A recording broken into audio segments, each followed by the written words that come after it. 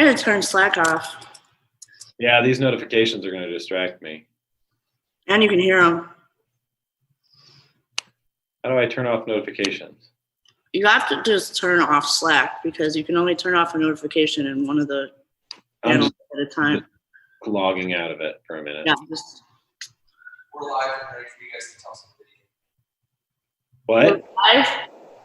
I think we're live. Welcome. Hi, Ethan. How you doing? Hey, great to be here, Jen. Super excited. This is the Streamathon for Pets, and we want to welcome everybody. This is a virtual, small and independent pet business fundraiser, also raising money and awareness for rescue organizations across the country. We are so excited to be here, coming to you live from the studio in St. Louis, Missouri. Jen is our executive producer. You have been working really hard on this. I have been talking to rescues and small businesses all week long, and we've got tons of video to share with you. We're super excited to have you guys meet everyone that I've had the opportunity to meet this week. And Jen and I are both very huge pet advocates. We both have rescue pets. You'll get to meet Rex a little bit later. He is a terror, but a wonderful terror. And she's going to be doing some live virtual training. We have all sorts of program coming to you for the next 24 hours. So definitely stick around, check us out, share this with your friends. It's a fundraiser, again, for small and independent pet businesses who are struggling as a result of the COVID-19 pandemic. This relief fund is managed by the Players Philanthropy Fund. So all of your donations are 100% tax deductible. And then small businesses across the country, pet businesses specifically, and rescue organizations can apply for grant funding through the Players Philanthropy Fund. So if you have the capacity to donate, we would love if you could donate $1 or $5 or $10 anytime throughout the programming. We are so thrilled to be able to do this. So many great businesses and resources. Jen, highlight some of the things that we have coming up in the program throughout the next 24 hours.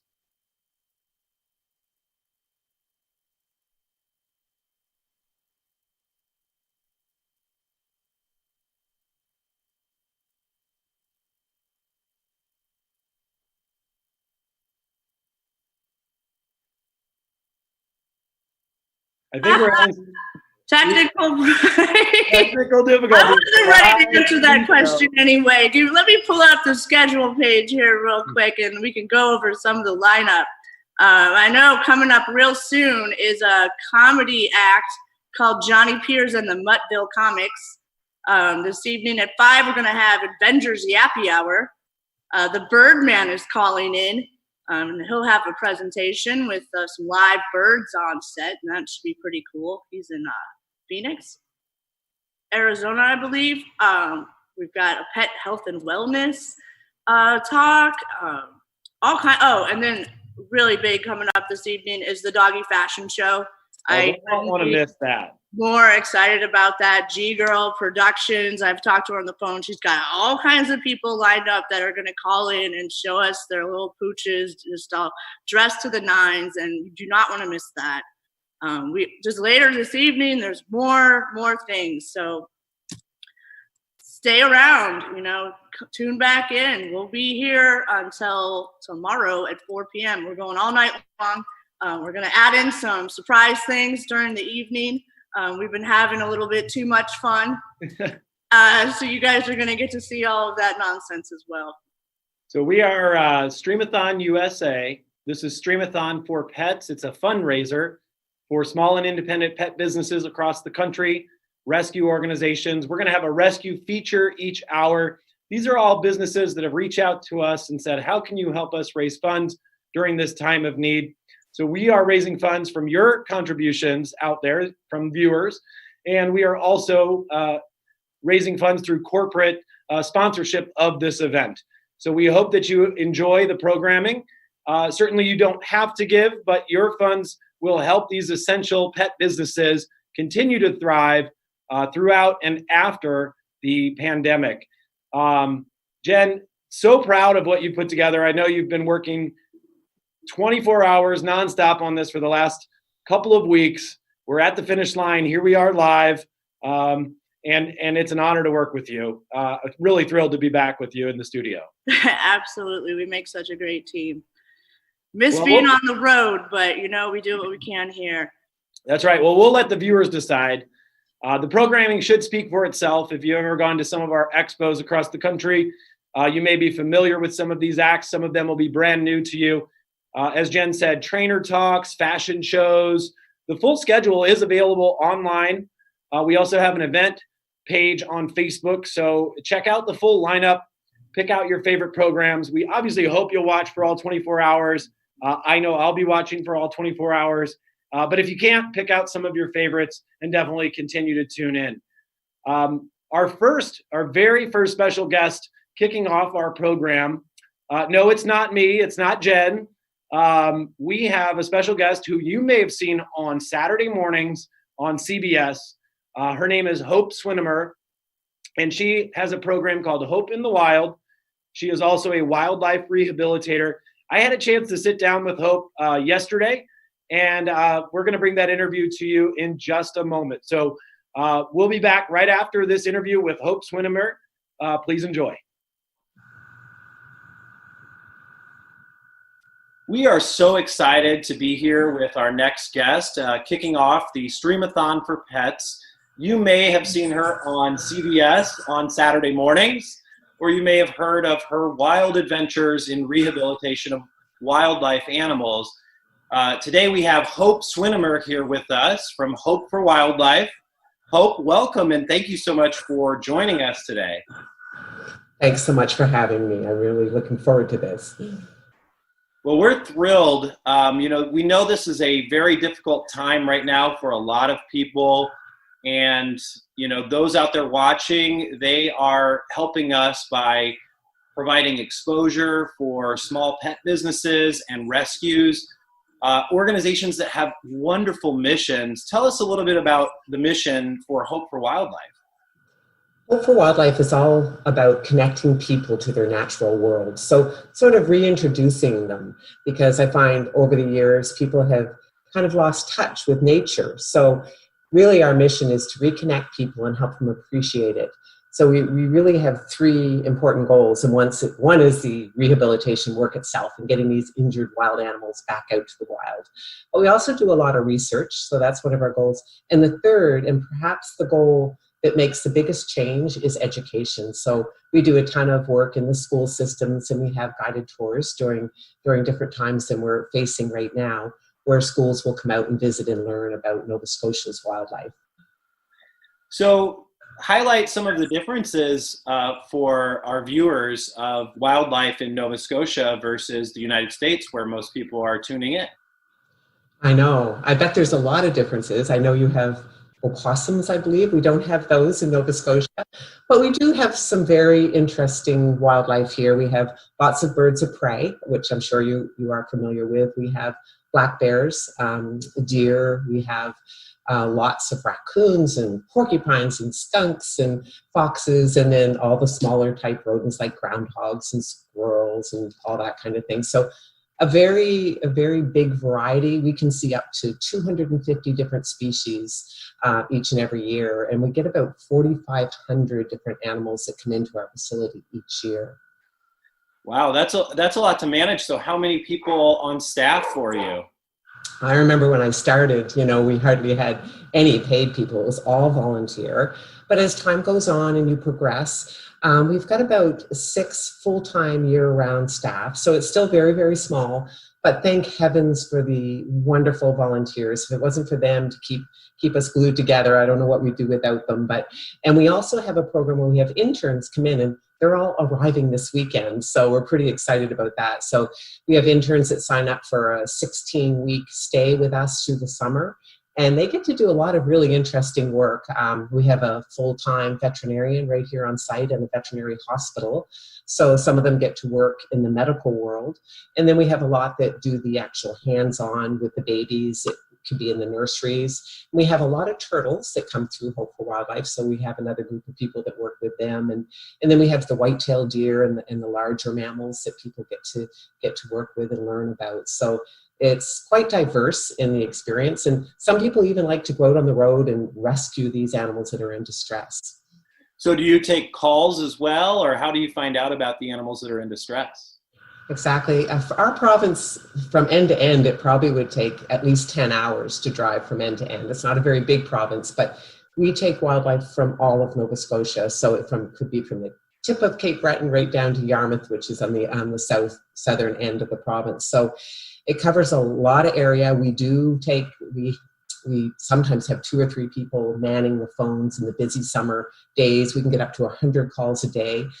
When we count at the end of the year, we have over 30,000 phone calls. So, and it's a really good avenue to educate people too, because sometimes they call just with questions and wondering what's normal in the natural world, and we're able to help them out, and they realize that the wild animal isn't in distress, or they may find a fawn that's sitting quietly in the bush without any mother, and we can explain to them that that's perfectly normal and that's the way it should be. Yeah, and one thing that is interesting, and maybe one of the few positives, and we'll talk about the negatives or the impact that the pandemic has had on rescue organizations like yourself, but one of the positives that we've seen, and I'm wondering if you're seeing the same thing in Nova Scotia, that with people under stay-at-home orders and not being out and about as much, we're seeing wildlife reemerge and sort of taking claim of land that was once theirs. Have you experienced the same thing, or have you heard about this sort of phenomenon? Absolutely, and it is interesting, and we as rehabbers wonder what kind of effect it will have on our season. If people are at home more and they're not out and about on the roads, there's probably going to be less hit by cars, and that's one of the main reasons we get wildlife in. But we're also seeing the other side of the coin, where people are into gardening and landscaping, so they're out, cutting down things and finding little nests of babies. So it's important that if you're going to be enjoying your backyard, you do a good walkabout first to make sure that you're not going to be disturbing a nest or something that you didn't even realize was there. So it is a good opportunity to check things out. We're also receiving calls because people are staying home more. They might only use their car once a week now, and they don't think to check under the hood, but little squirrels might have decided to nest inside your car. It happens more than you think. So different kinds of wildlife issues with the pandemic. So it's really interesting to see. It's going to be interesting to see what the season is like. Yeah, as we're able to reemerge from this, obviously everyone's watching the fallout and the impact it's having on businesses.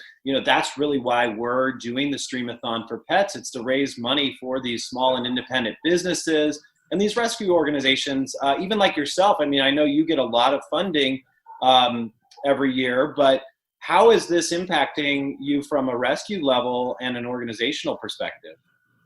It's really difficult. We're not government funded at all, as most wildlife facilities aren't. So it's that $20 donation someone might give you when they drop off an injured wild animal. And we used to do a lot of our fundraising through our education work. And sadly, we aren't able to do it in the same way.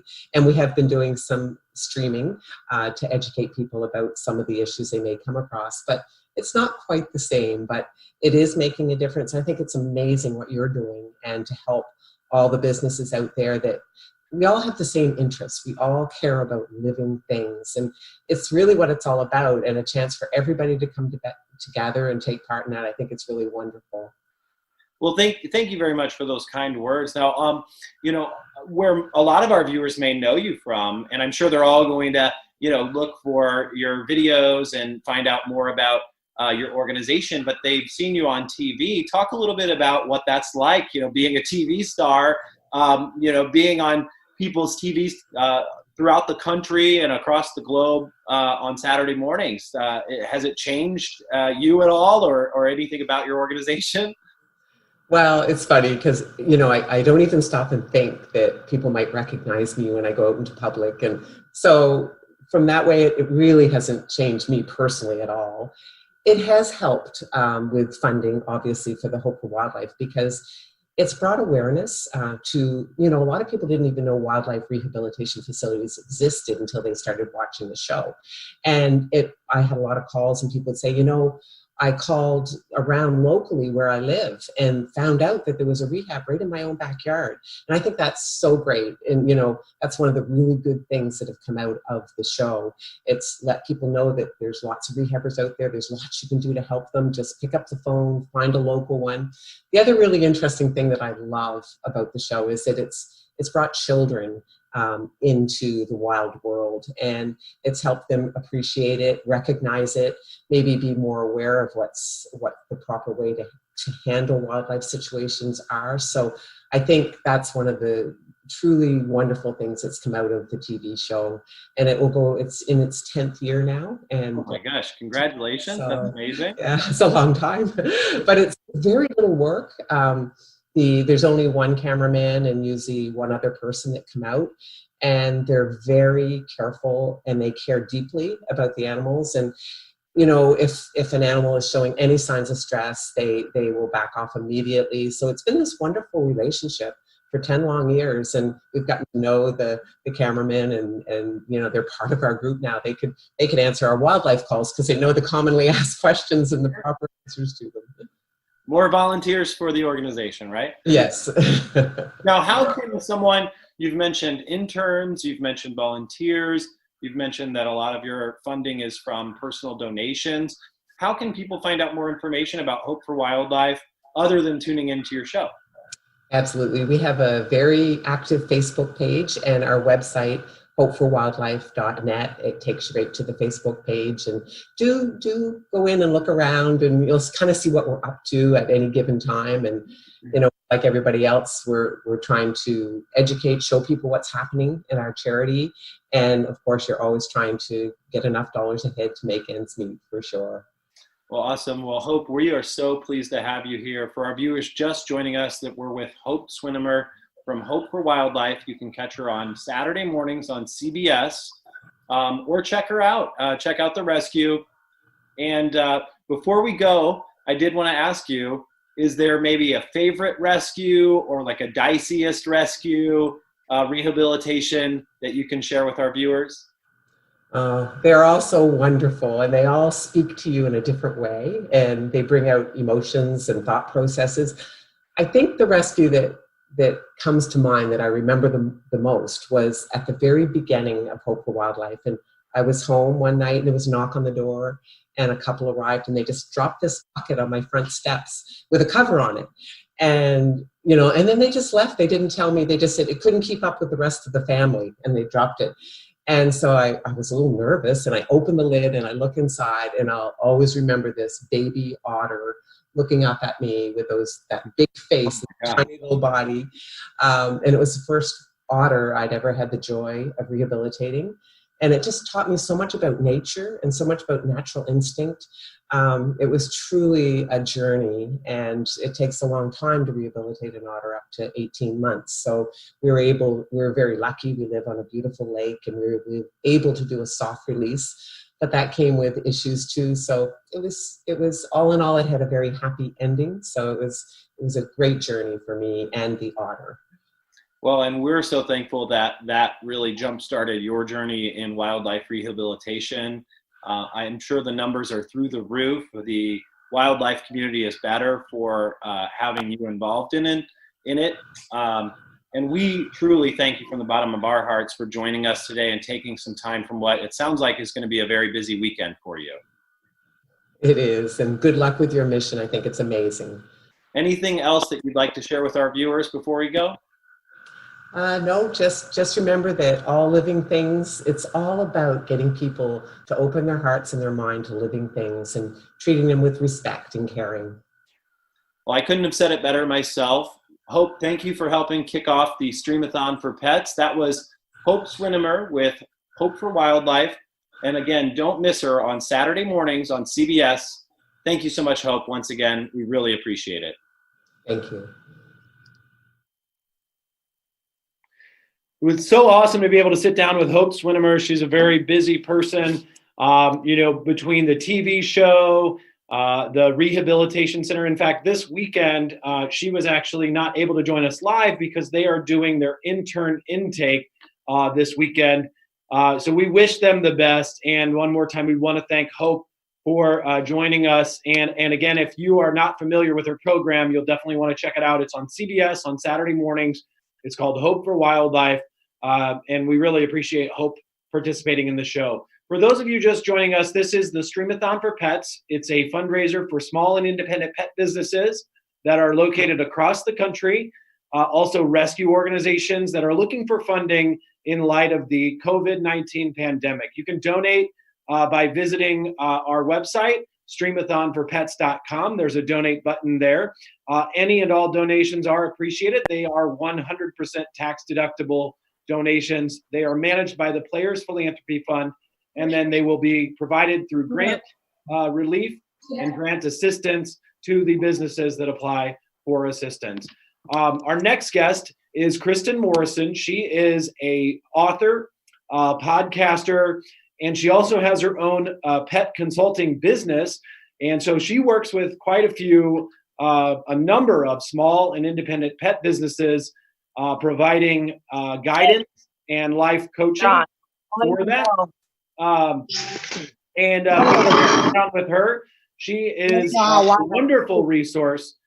So please enjoy this next video, a quick interview with Kristen Morrison. Our next guest on Streamathon for Pets is Kristen Morrison. She is an author. She is a pet business coach and a podcaster. We are so pleased to have you here, Kristen. Thank you so much for joining us and for supporting Streamathon for Pets. I'm happy to be here. Well, let's dive right in. So a lot of what we are doing today is raising money and awareness for small and independent pet businesses. And that's exactly who you work to uplift on an everyday basis. So tell us a little bit more about what you do and how you help uplift businesses regularly. Well, first of all, I just want to say how much I appreciate what you're doing, Ethan. I think it's so needed right now. I am hearing from a lot of pet business owners that are really struggling. You know, their businesses have slowed down or even shut down. So I just want to commend you for jumping on this very quickly and helping pet business owners out there. It's wonderful. Well, thank you. Yeah. So what I do is I am an author. I've written 5 books for pet business owners, dog trainers, groomers, pet sitters, dog walkers, service-based pet business professionals. And I do coaching and monthly webinars. And, you know, I really like to blend life coaching with business coaching because I feel like we can't really run our businesses without having it impact our personal life in some way and vice versa. So when I'm working with people, I'm really working with them both in their life and their business. And before the pandemic happened, a lot of pet business owners were really struggling with burnout. So that was a very prevalent theme that I was working on with a lot of pet business owners. That has shifted to, you know, some financial fear. And so I am really working with pet business owners now on self-care during this time because it can be really jarring to go from working really hard many hours a day to just it basically stopping. That can affect mental and emotional well-being, but also action steps you can take now to begin to either prepare for when your business begins to run again or to begin to get business flowing again. So that's really what I've been working with lately with pet business owners. Well, fantastic. I mean, it's very needed right now. I think a lot of the small and independent pet businesses are looking for resources, not just financially, but also for support in transitioning. Because right now, everything has transitioned, you know, into a virtual space, much like with the Streamathon for Pets, you know, and other virtual fundraisers. So a lot of businesses are now trying to reach pet parents and retailers, and you know, not only on the having pet side, but also running a pet business. So everybody's turning to the virtual world, and I'm sure there's a lot of consulting on your end about this is the best way to do that, or here are some tips on how to transition? Mm-hmm. Absolutely. I'm working with a lot of dog trainers who are actually training their human clients on how to train dogs. And so that's been a real strange and wonderful occurrence for a lot of dog trainers who are used to working in person with animals. Okay, wonderful. Well, yeah, I could use some of that myself. I think I've got 2 rescue pets at home, 2 dogs and a cat, and one of my dogs could use some training. So I may have to check out some of that virtual training. So tell us a little bit about how you got started in this. The business right now is 6-figure Pet Business Academy. Mm-hmm. And tell us a little bit about your mission, how you got started, and what your background is, Kristen. So I started my own pet sitting and dog walking business in 1995.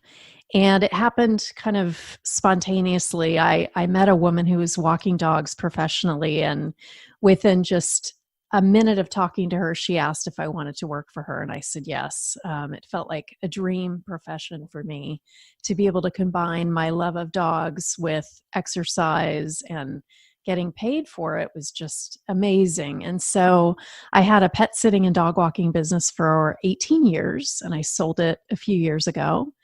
And I started coaching pet business owners in the year 2000. It's amazing to think that was 20 years ago.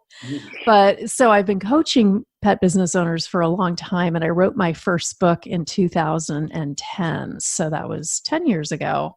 And, you know, like I said earlier, I really like to blend the life with the business, because I feel like we can't have one without the other. And a lot of times when people are running a business, their personal life suffers. And so how can we create a really balanced life while having a very profitable, successful business? And, you know, it's a dance, because what happens is, for a lot of people when they start to get very successful, is their personal life suffers. So I really work with a lot of pet business owners around creating work-life balance, and for people that are just starting out that don't know how to create a business. You know, they've never taken business classes before. So I hold their hand through the process of start to finish of actually creating a successful business. That's amazing. Certainly a very valuable resource. And it really is unbelievable how fast 10 years goes by, isn't it? Yes.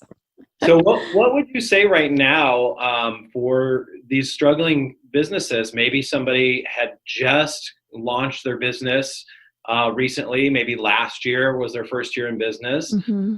And then, of course, we get hit with this pandemic that nobody really saw coming. And it's amazing how much it's impacted just every industry. There's not an industry across the spectrum that has not been hit by this. But the pet industry specifically has such a diverse group of companies. You know, you've got your small and independent businesses that really are the livelihood of the pet industry, all the way up to your large companies that are international brands. You know, I don't think there's a business that has not been impacted from small all the way to global. You're right. Yeah, it's been profound, the impact that it's had on businesses in general, but especially pet businesses. So there are a number of things that pet business owners can do right now to begin to both get ready for when business begins to open again, as well as to begin to get movement happening. So the first thing that I recommend is, if pet business owners don't have administration software, that they get it for their business. A lot of people put that off because it's time consuming to actually enter all the data, to get used to the features. So that's something that I recommend, as well as if you already have administration software, to really get fluent in the features that your software has. The other thing that you can do is you can begin to connect with your clients, both on social media as well as through an email newsletter. Just keep them abreast of what's happening for you, when you anticipate opening again. You know, if you don't know, be transparent about that. It can be a great way to also ask for reviews. This is a great time to actually create the foundation that's solid so that you can then jump off when business starts to open up again. So asking for reviews on Yelp, Facebook, Nextdoor, don't ask the same client for reviews across the board. Get really specific with them and ask for, like, Mrs. Jones, would you be willing to write a review on Facebook? Here's the link. Make it really simple for people to do that. It's also a great time to organize your office and your computer files. That's something that a lot of people don't want to do or don't have time to do when they're very busy. So if you're not busy now, it's a great time to do it. You can also create a local pet business owner group on Facebook or a pet owner group on Facebook. That can be a great way to expand your reach, to both connect with local pet business owners as well as to connect with pet owners who may not know about you.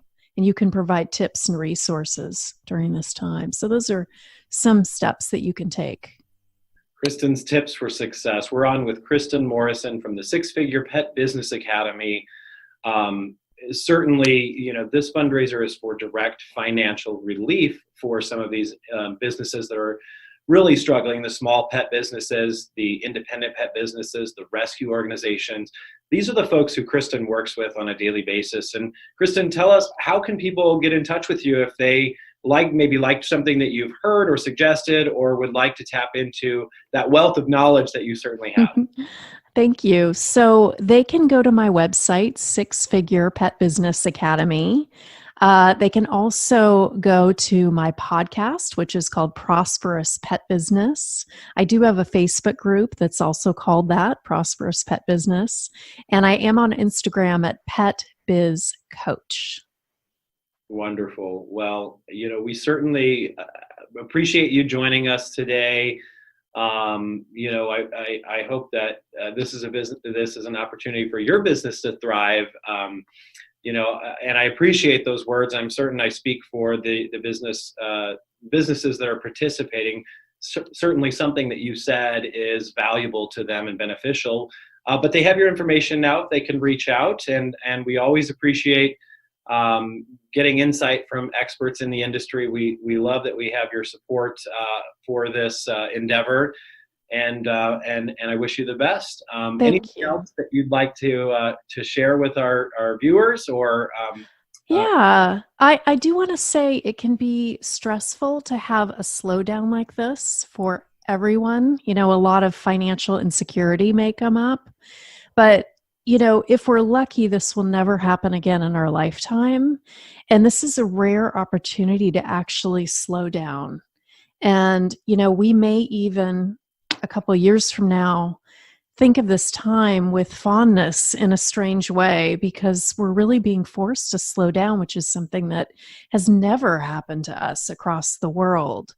So we're all in it together. And even if we're feeling alone, we can support each other just by being there, and I'm on social media if anybody wants to reach out and if they're struggling. Well, I could not have said that better myself. I've even had conversations recently with friends that even though we're socially distant from our neighbors and our, coworkers and our support network, certainly it's bringing families closer together. Mm-hmm. If they're in the same household, people are relying on those networks right now, and I think it's strengthening those bonds. So there is a positive to all of this, and I love that you highlighted that. I'm always a glass half full type of perspective. It sounds like you are as well. Really great to have you on. Again, this is Kristen Morrison.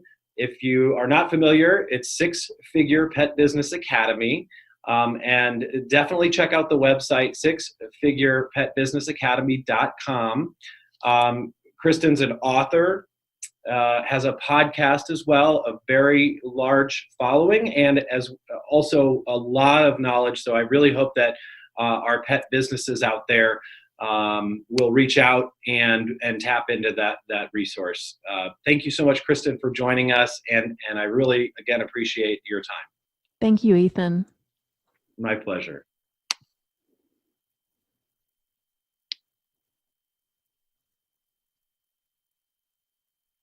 Hi everyone, Romeo and I are at Fosse Studios with Fosse Sideman. Hi! And we are about to start our photo shoot for the launch of America's Top Dog Model 2020 contest, Fairy Tales. And Romeo, as America's Top Dog Model Ambassador, will show top dogs how to portray our theme, Fairy Tales. And you can visit americastopdogmodel.com for contest details. Who will be America's Top Dog Model?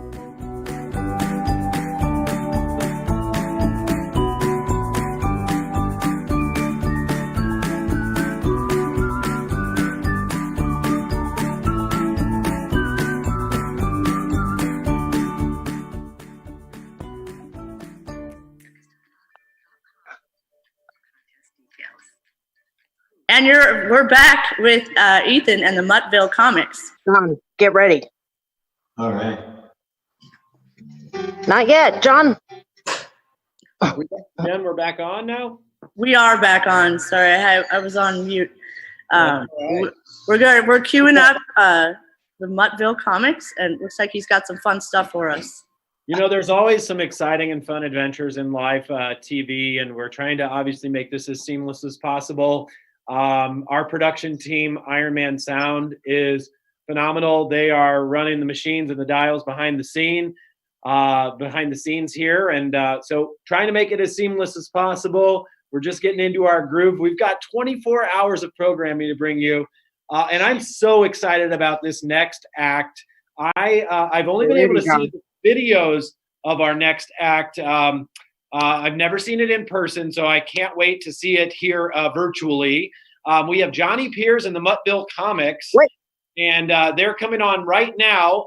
They have appeared on Ringling Brothers and Barnum and Bailey, Circus. Also, you might have seen them on Late Night with David Letterman. That's going back just a little bit. And they have performed at expos and festivals across the country. Johnny, we are so happy to have you here. This is Johnny Piers and the Muttville Comics team. All right.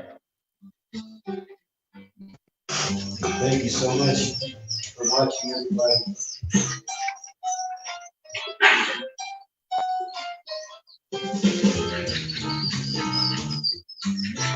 Let's welcome everybody to the show. Junior.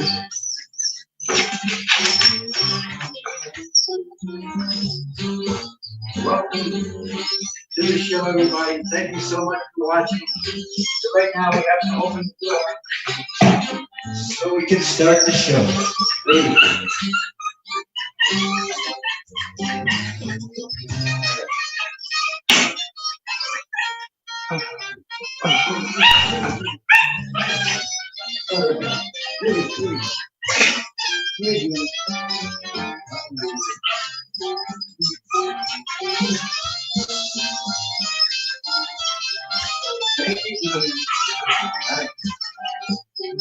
And now we're going to do one magic trick.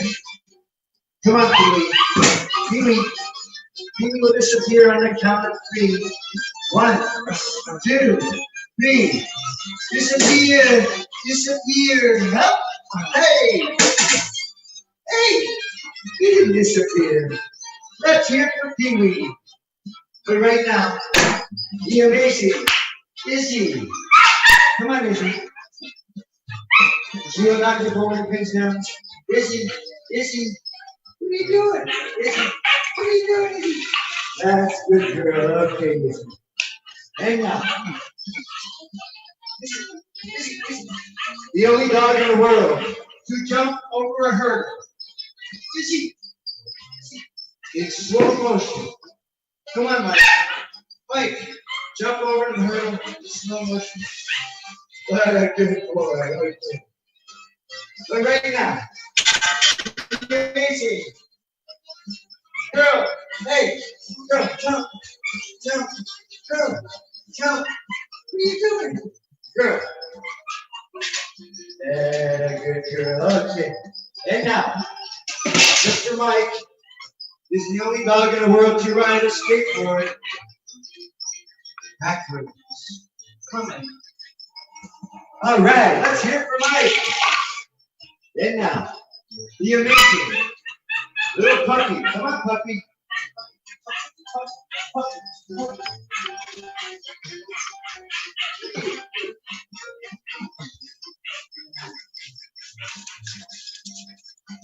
All right, let's hear it for Puppy. Where's Noodles? Come on, Noodles. This is our skateboarding basset hound, the amazing Noodles. Come on, Noodles. Come on, Noodles. Good boy. Let's hear it for Noodles. All right. And now, on with the show.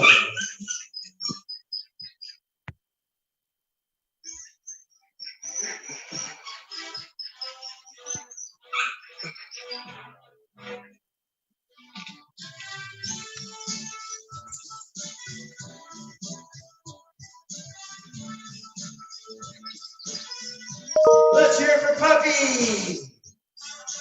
Say hello to Pee-wee and Jenny. And maybe, come on, Sandy.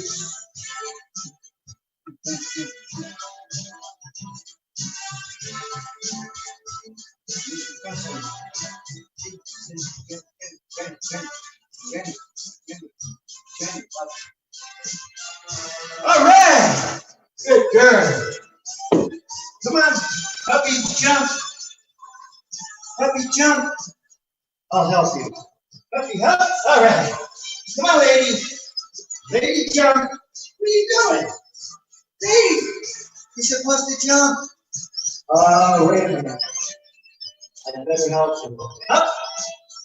All right. Let's hear it for lady. Come on, girl. Jump. Good girl. Come on, girl. Going. One more. Come on, girl. Jump. Hey. And now the star of the show, Mr. Noodles. Come on, Noodles. Come on, Noodles. Come. Noodles, you're a bad boy. Noodles. Noodles. You're a bad boy. You're a bad boy. Okay, Noodles, jump. One more time, Noodles. Noodles. Noodles, one more time. Come on.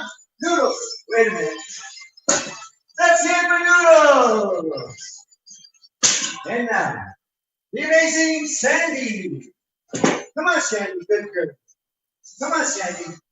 Good girl. Come on, Sandy. All the way up. What a good girl. Come on, Sandy. Come on, Sandy. Come on, Sandy. Good girl. Come on, Sandy. Easy does it. Good girl. She's almost to the top. The amazing, incredible little Sandy. What a good girl. But right now, say hello to Julie. Come on, Julie.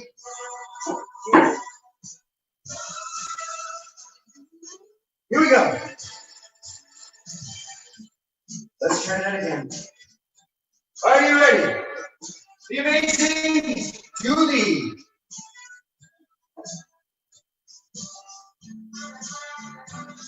There we go. All right, let's hear it for Julie. And now, on with the show. Here we go. Say hello to Luigi. Come on, Luigi. Come on, Luigi. What a good boy. Up. Up.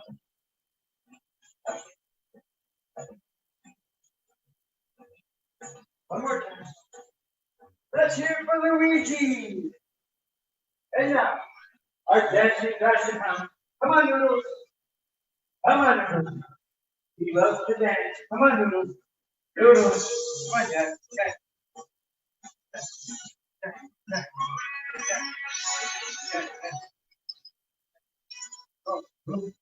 Come on. The amazing Noodles. And now, say hello to Sandy.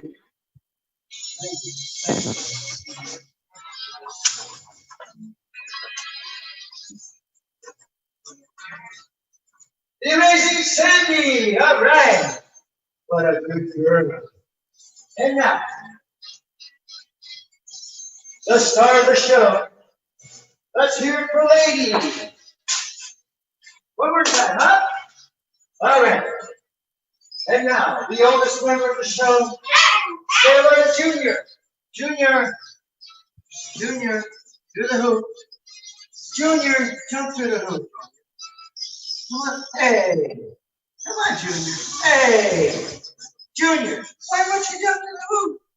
Junior, why won't you jump? Oh, no. He quit. Let's hear it for Junior. Maybe we can get Izzy to jump. Come on, Izzy. Izzy, jump to the hoop. Izzy. Hey! That's okay. I think it's time to get this show rolling. So here we go. Come on, baby.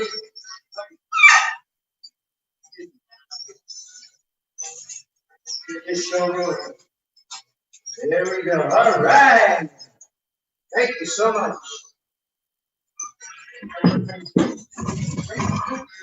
And now, ladies and gentlemen, at this time I'd like to explain. A lot of people ask me, where do you get your dogs? It's not your turn. And how do you train them? Well, it's very easy. We start off with normal treats. What are you doing, Frankie? Frankie, it's not your turn. But you know what? We're going to go right to the chase with little Mike. Come here, Mike. Mike will perform a back somersault right in front of your very eyes. Mike, you fell asleep. Wake up, Mike. Wake up, Mike. Hey! Let's hear from Mike, everybody. All right. And now Mike will do his world famous handstand trick. Come on, Mike. Are you ready? Up, up, up, up. All right. This world famous handstand.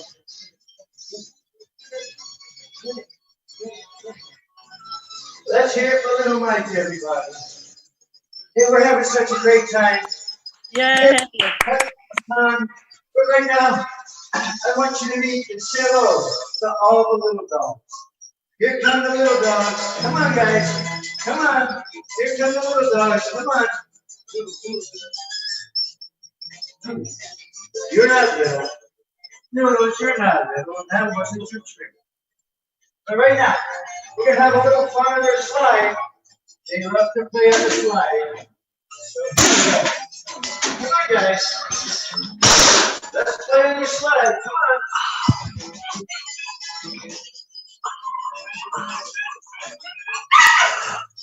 Come on, Noodles. Come on, Noodles. You can do it. Come on, Noodles. Come on, Noodles. You can do it. Izzy, help him out. All right. Let's hear it for Noodles. All right. Come on, Mike. Come on, Mike. Jump. Mike, go down the slide. You're going the wrong way, Mike. Mike, going the wrong way. Mike. All right. Let's hear it for Mike. Lady, no, it's not your turn. Lady, it's not your turn. Hey, stop, lady. Tell her to stop. Oh, no. Oh, hey. Tell her. Hey. All right, let's hear it for Lady. You know, ladies and gentlemen, Lady was found running down a highway, and I was so happy to find her and adopt her as part of the show. But you know what? Lady is a big show-off. So she will now perform her world-famous trick, the amazing Lady.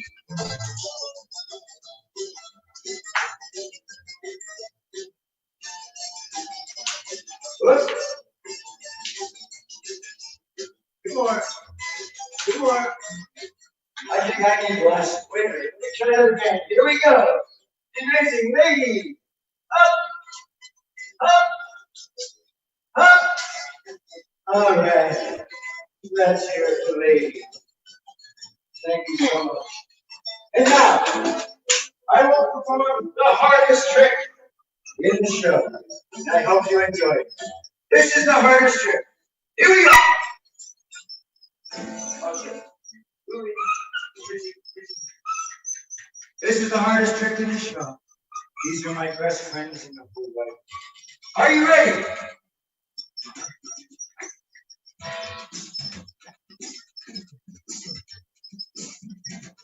Okay, I think we're ready.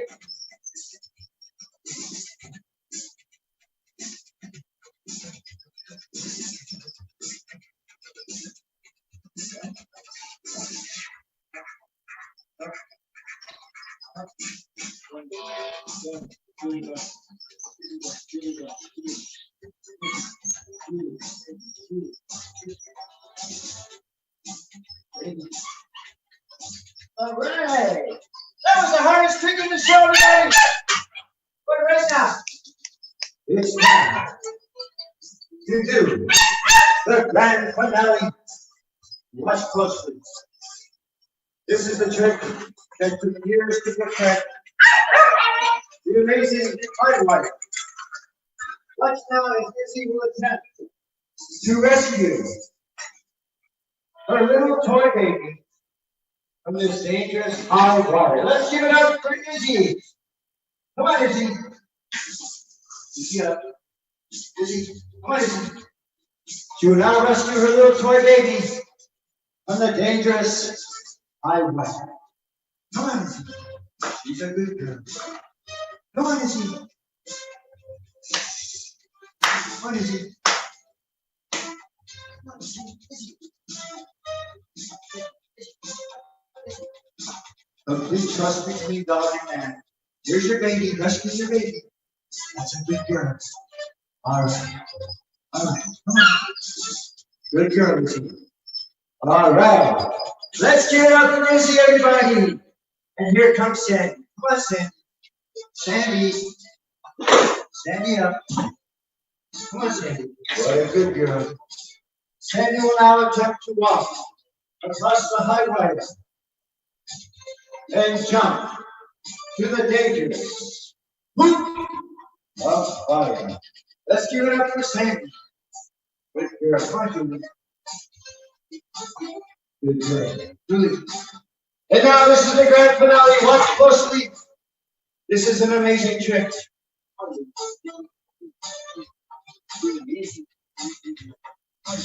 Easy does it.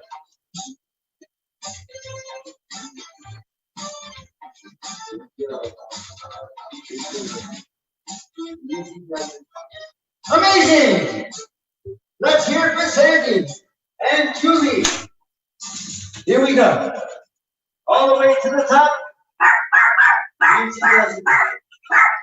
Easy does it. She will now do her incredible hand dive. Julie up. And now. Here we go.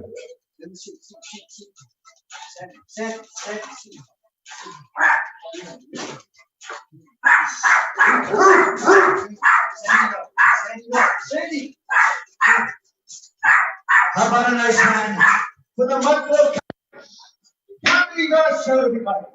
We hope you had a great time here at the Streamathon featuring the Mudville Comedy. Thank you so much. All right. Johnny, that was amazing. Did you like it? That was one of the coolest things I've ever seen. Yeah. I just want to know, because I know you're doing that from your garage. How big is your garage? That's like the size of my house. Yeah, this is my garage. This is my garage. So is this the first time? Is this the first time that you have ever done your show live from your garage? First time. It went very well. I'm super impressed. Yeah, no kidding. Wow. So you've been on all kinds of different late night shows, and I mean you're a really famous team. So how'd you get started doing Disneyland?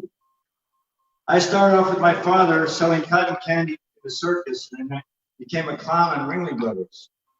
Went to the clown college. And it was a common Ringling Brothers, and that's why I call it the Muckville Comics, because a lot of it's comedy stuff. And So, and how many of your little stars do you have behind there? I was trying to count, but I couldn't tell exactly. 16. 16. Is that even legal to have that many dogs in one house? No.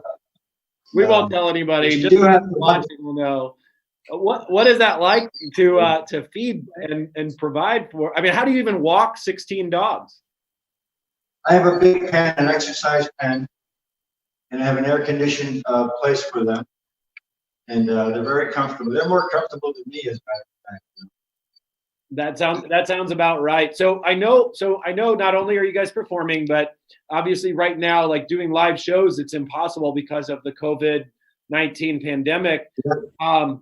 You're one of the benefiting businesses that have applied for a grant. So just tell our viewers who are considering donating, like, what would a grant for you guys help you with? And like, That would be so wonderful to have them help, because all of our shows got canceled, have no work. So we really don't know what to do. So we just appreciate everybody viewing and tuning in and supporting this great event. Well, we appreciate you being on the show. I mean, that's a high caliber performance team. My dogs are super lazy. They're probably sleeping at home right now. I don't think they would do any of that.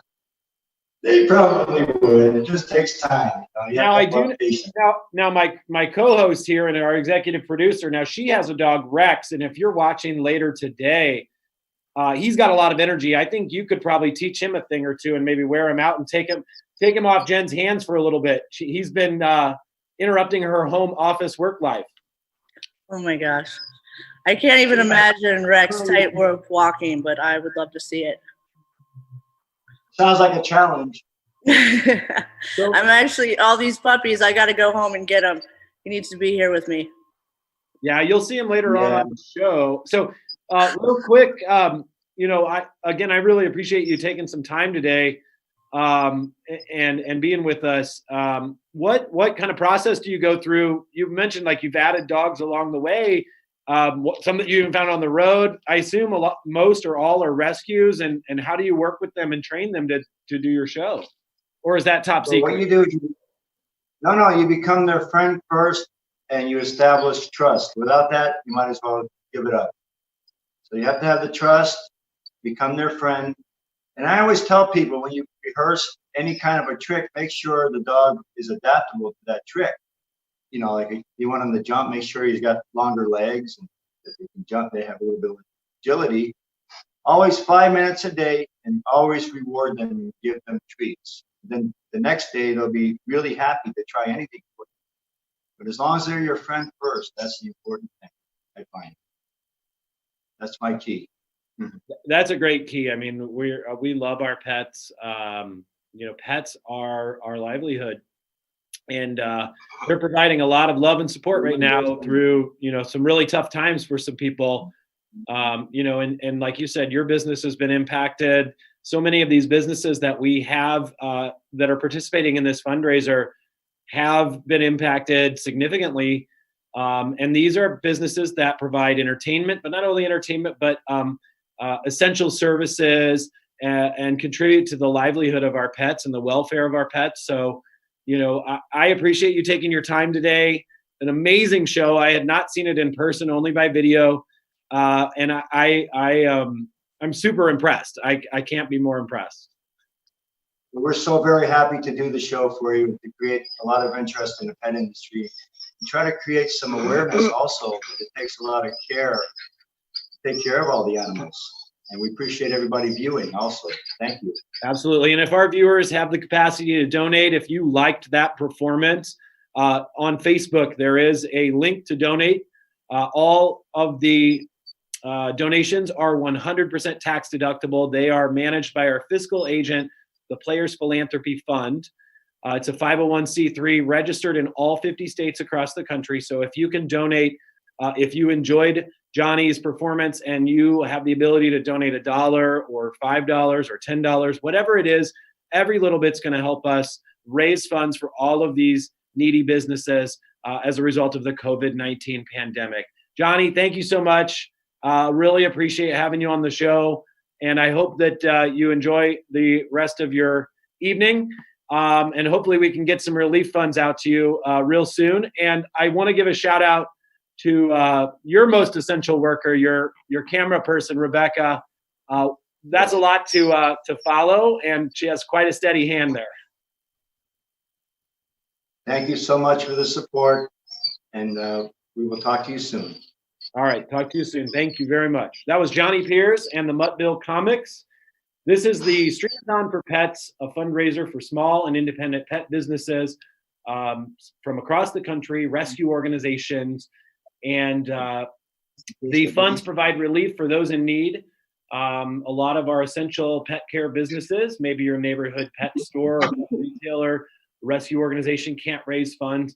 This pandemic has impacted pets' livelihood and pet businesses, and we hope that you can donate. But at the very least, we hope that you learn something from this conversation. Tuning in and enjoy something. You might hear something that you like. The dogs you were just hearing were from the Muttville Comics.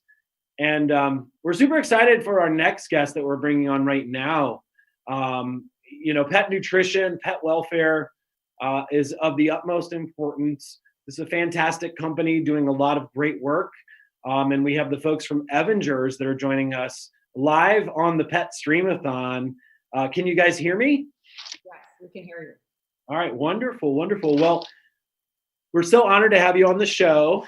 You guys are what I would call, and what most people would consider, an essential pet service. I mean, our pets, at least mine anyway, most of the time eat better than I do. And certainly that's probably the case right now during the pandemic. We are having a little bit of a low audio on our end. Is there a way that you guys can project so that we can make sure that it's carrying through the broadcast? Well, can you hear us now? Yeah, that's great. That's perfect. We weren't talking, that's why it was such a low audio. So introduce yourselves for our viewers. Who do we have with you with your team? Again, these are the folks from Avengers, bringing you high quality nutrition and an essential daily diet for your pets. And you guys are the experts, so I'm certainly going to let you share your wealth of knowledge with the viewers. We're calling this Yappy Hour. It's the perfect timing. It's right around dinner time for a lot of people's pets out there. Okay, so I own Avengers. But it really is a family business, and we are a manufacturer. My name is Holly Scheer. This is Joel Scheer sitting next to me. Chelsea Scheer is here. She is a twin that works in the plant, and my quality control engineer is somewhere around here. And there's a whole bunch of family that's working here, but they're probably in the plant. But we manufacture the food, so we are essential. So that's good news. We get to go to work every day. We're working actually longer hours because there's only, like I said, a couple of us that actually manufacture the food. We private label for people. So when you go to the stores, you might be buying our brand, or you might be buying a brand that we make, or you might be just buying marketing. But anyway, so I'm here to help support all the boutiques that we sell through. We need the boutiques. They educate the consumer. Actually, we love our boutiques, and we send people to the boutiques to buy our food. Joel is really the expert on how we come up with our ingredients and what we use in our food. And Chelsea here is in charge of marketing. And there's a lot of there's so many family members that everybody wears we all wear about 20 hats. So I'll let Joel start. And if you have any questions, please ask, because we don't know what you don't know. Absolutely. So I wanted to give a shout out real quick. They weren't able to join you on the program, but they are great friends of yours and also huge supporters of the brand, and a friend of mine personally as well. Preston, that pesky little Westy, I think he's watching right now, even though his parents aren't able to join us on the program. So Preston, if you're out there, We hope you're enjoying this this program and this Yappy Hour. We know you're a big fan of Avengers. That's Preston with PrestonSpeaks.com. Rachel and Brad are great people, and they've been huge supporters as well. So a big shout out to them. I know they're trying to tune in right now. And Thank you to our plant. Yeah, we were recently able to host them in Chicago, and I felt bad because it was so cold out. We were all bundled up, but Preston has been here. He actually participated in the quality control process with us. It was really adorable, and he did a lot of taste testing as well. He's a picky dog, which is good too. unless you have bacon. If you have bacon, it's over. We do a beef and bacon. That's probably his favorite brand, honestly. Well, I'm excited to learn all about Avengers, so I'll let you guys take it away. And I'm here, and I'm more than happy to jump in with any questions that I see come online. I'll be along with you for the presentation, but the floor is yours. Okay, let's start with canned food, because if you ask a manufacturer, us, we'll tell you if you can afford it, Canway is the way to go. So go ahead, Joe. Well, of course, we're happy to be here to support the brick and mortar stores, which is really the base of our operation. You know, our most of our distribution goes through the independent stores. You know, we're not really in Petco and PetSmart or anything like that, but because for what Holly said, you know, the independents seem to be able to interact more with the customers and give them more information, and maybe they're more informed. And that's what we really kind of predicate our part of the business on. As Holly may have indicated, our strong point is really the cans. So we're big on the canning side of it. We have our own line. We have the dry food and treats and everything else.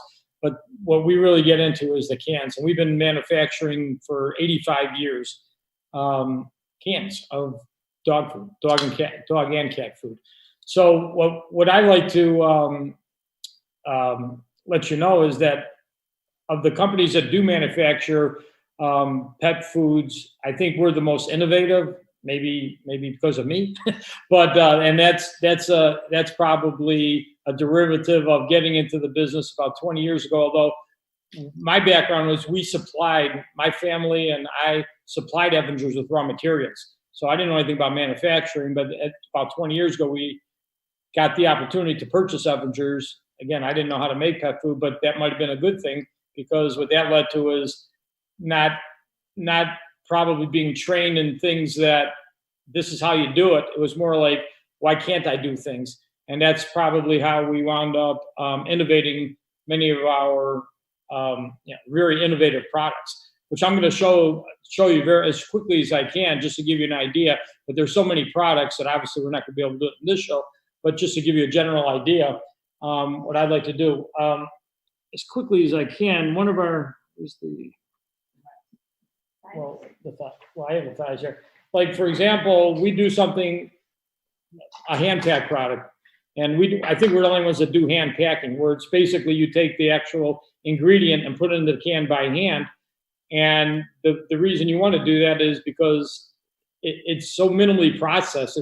It's people food into the can, and the can itself is the preservation system. So there's no preservatives in canning. It's perfectly safe. I mean, it's sterilized, so you can never have like a recall from something like salmonella or listeria if a can has been processed properly, and we do, of course, process them properly. So you're never gonna have a recall for anything like that in a can of food.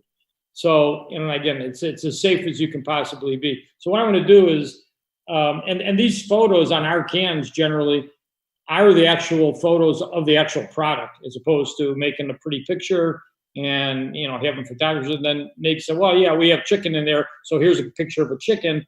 This is chicken first, but this is the actual product. So what I'm going to do is just open this as quick as I can. I'm going to point this down while I do it, just so that you can actually see the product. So you can see the bowl there. All right, so I'm going to open this can up just for the way everything looks. There is natural broth, that's because the food is cooked in the can. All foods are cooked in the cans. As an example, we're going to put in this case, the chicken thigh in the can. and we're going to seal it, and then it's going to be cooked. And by the way, we don't really heat it for the purpose of cooking it. We're heating it for the purpose of sterilization and safety.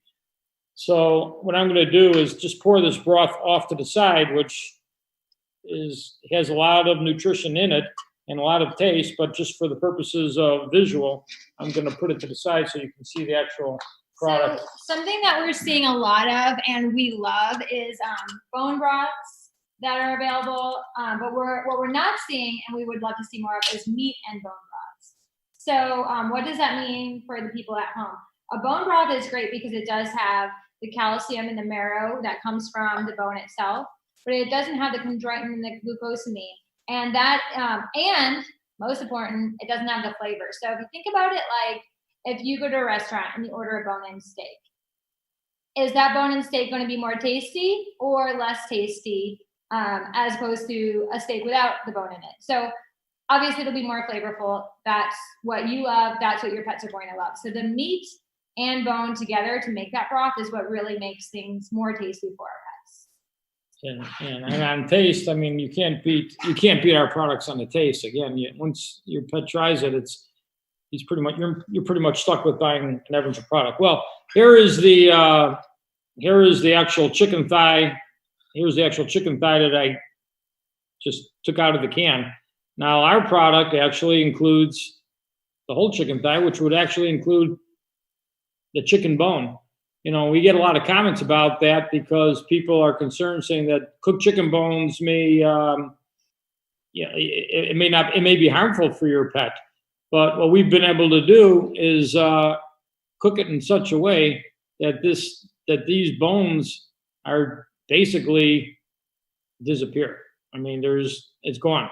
It's so soft, aside from the nutrition, but the safety and the softness is 100% there. So, it's a very unusual, if you will, unusual product that typically, like, we like to do things that people say you can't do. We like to do them, and that makes it more interesting for us. It's a little bit harder, but that's where we get a lot of our satisfaction doing things like this. In the canning, Chelsea mentioned the chondroitin and glucosamine and things like that. I mean, this is all the natural vitamins and minerals and benefits when you go into a can that you really can't get it all from, let's say, a dry food or something that's highly processed. This is minimally processed, and aside from the flavor and the nutrition, there's no preservatives. The canning is preservative system, and we just enjoy doing these kinds of products and bring them to the market and seeing the reaction of the pets and, of course, the pet owners.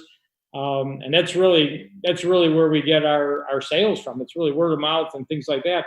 But once you actually stumble across our product, you're a customer. So that's what we like to see, and that's how we like to build our business. And I'm going to talk a little bit more about a couple other products. I know I only got a few minutes, but that are the most innovative, again, in the industry.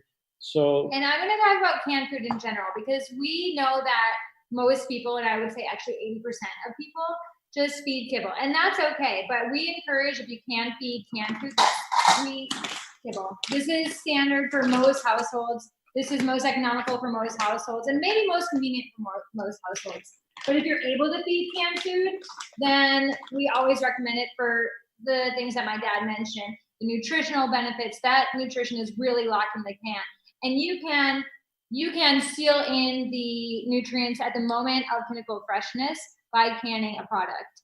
And your pet is obviously going to enjoy it. I know when we're at home and our pets are around and we have our food on the plate, the pets always want to come and eat off of our food. So canned food is essentially like home cooking for pets, but it's a very safe option so that you're getting the vitamins and the minerals. I do want to add that we do sell more dry food. We do sell more dry food than we sell cans, but that's just the nature of the consumer. But we're here to educate, and that's what this program is about, education. And when you call us, we try to educate, and that's why we are stressing the importance of canned food, because you love your pet, it brings you happiness, but no one really thinks about the health and well-being and what you feed your dog. You might think you're doing the right thing because you really don't know. So we do canned food for allergies, for weight control, for struvite crystals. There's a whole variety of reasons why canned food is more beneficial than dry. One thing is for overweight and allergies, and even pancreatitis. We recommend the vegetarian. We know dogs and especially cats are not vegetarians, but there's a purpose for why we do this. So I will talk about in a minute. And by the way, what Holly was saying about the cost and the reason that there's maybe more dry food, maybe it's kind of thought of that it's maybe cheaper and to feed dry food and more convenient. It may be more convenient, but it may not be cheaper because the amount of nutritional absorption from a canned food versus a dry food, there's much more nutritional absorption in a canned food because of the moisture content. So these products are easily absorbed into your pet or human's system when it's already hydrated. If you consume or your pet consumes something that's dried down to about 5% moisture, before you can start absorbing the nutrition, your system has to rehydrate. And you probably can't rehydrate it as quickly as it's going through your system. So a lot of it is just going out the back end and it hasn't been used. So, you're sort of wasting money. So you're getting a bigger bang for your buck per ounce or per pound for a product that's already either canned or even raw. We don't do raw, but we feel this is a lot safer than raw. I mean, most of our products are the same as raw, other than the fact that it's put into the can and preserved. But it is a raw food. Other than the can, it's been it's safer and it's been preserved. So not with a preservative, just the process itself. So in any event, Holly mentioned this vegetarian, which we're really excited about. I'll get a little bit closer. It's called vegetarian side dish. Side dish is the important part because really what you would want to do is add this to, like, for example, what I just showed you a moment ago was the chicken thigh, which is basically meat and all of the elements that are associated with the protein, some fat, which is good, and all of the other, just protein nutritional elements. Well, this is sort of like your little pyramid when you went to school. This are all the other ingredients that you want to eat in conjunction with that to get all of your little pyramid of vitamins and minerals. So, this is in a lot of areas in the world, in the United States, the number one selling product of Evangers. We made it about 18 years ago, developed about 18 years ago, and it's just been growing every year over year over year. Unlike some other foods or dry foods, all of the ingredients that you see on this label, we only use fresh ingredients. And I can give you the ingredient list on this, which I'm reading right from the back panel. And these are all fresh ingredients. There's nothing dry, dehydrated, processed, pre-processed, or anything. We just get them in as we manufacture the food right from either a farm, the main ingredient in this is sweet potatoes, and that comes in every week from a farm down in Mississippi, down to the the blueberries and the cranberries and the peas that we get from the local distributor of fruits and vegetables, who really does all of the grocery stores and all of the restaurants. That's their main business. So this is all, people food for your pet. So let me give you the ingredient list very quickly for this product. This is sweet potato, white potato, little brown rice, fresh carrot, fresh tomatoes, organic olive oil, peas, fresh blueberries, fresh cranberries. We do have a dry egg in there, but that's for the protein. Some brewer's yeast, vegetable oil for your the oil content, and of course taurine, because being that it is, and then there's vitamins and minerals. Being that it doesn't have a meat in it, your taurine is natural in the meat products.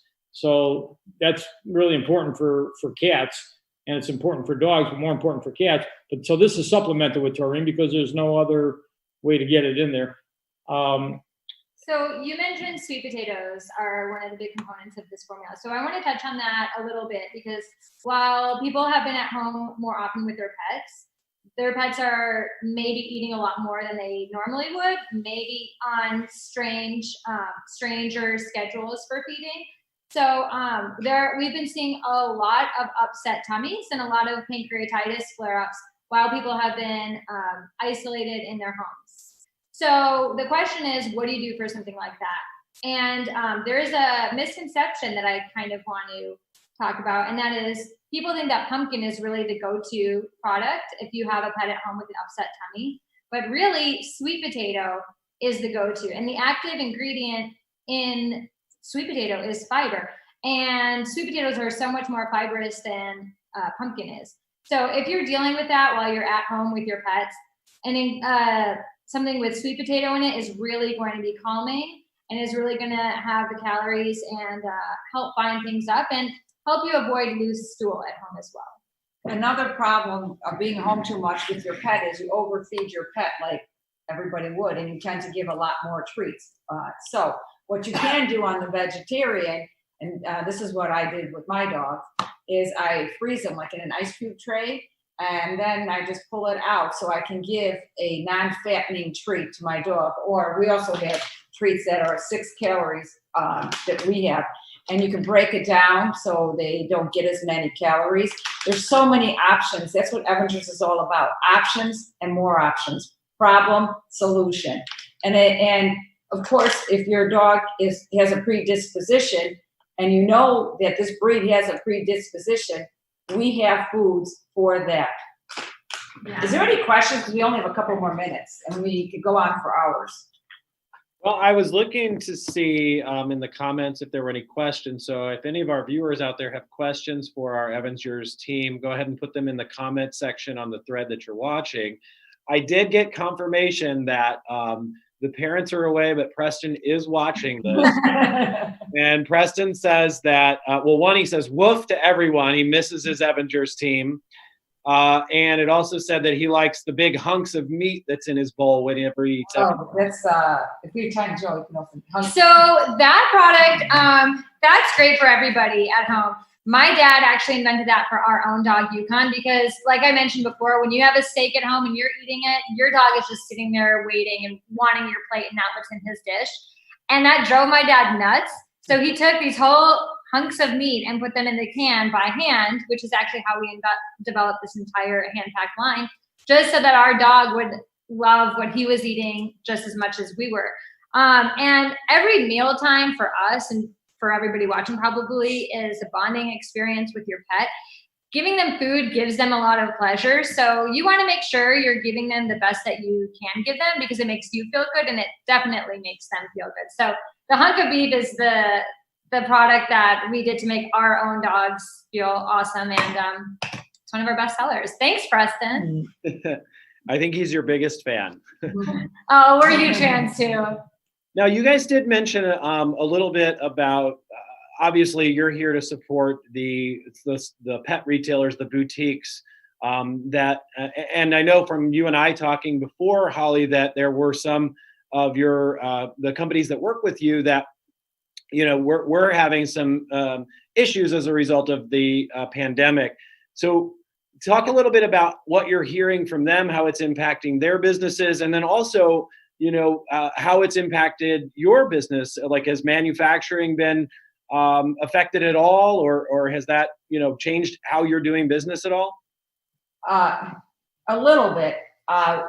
What I could tell you, what we're experiencing here is we're working harder and longer hours. We had to hire more people. Like I said in the beginning, there's only a handful of us that manufacture canned food, a little bit more on the dry and a little bit more of that and the treats. So we are okay. Our specialty is, even though we make treats and we're a cannery, is canned because it lasts forever. So in the raw ingredients, I'm knocking on whatever this is.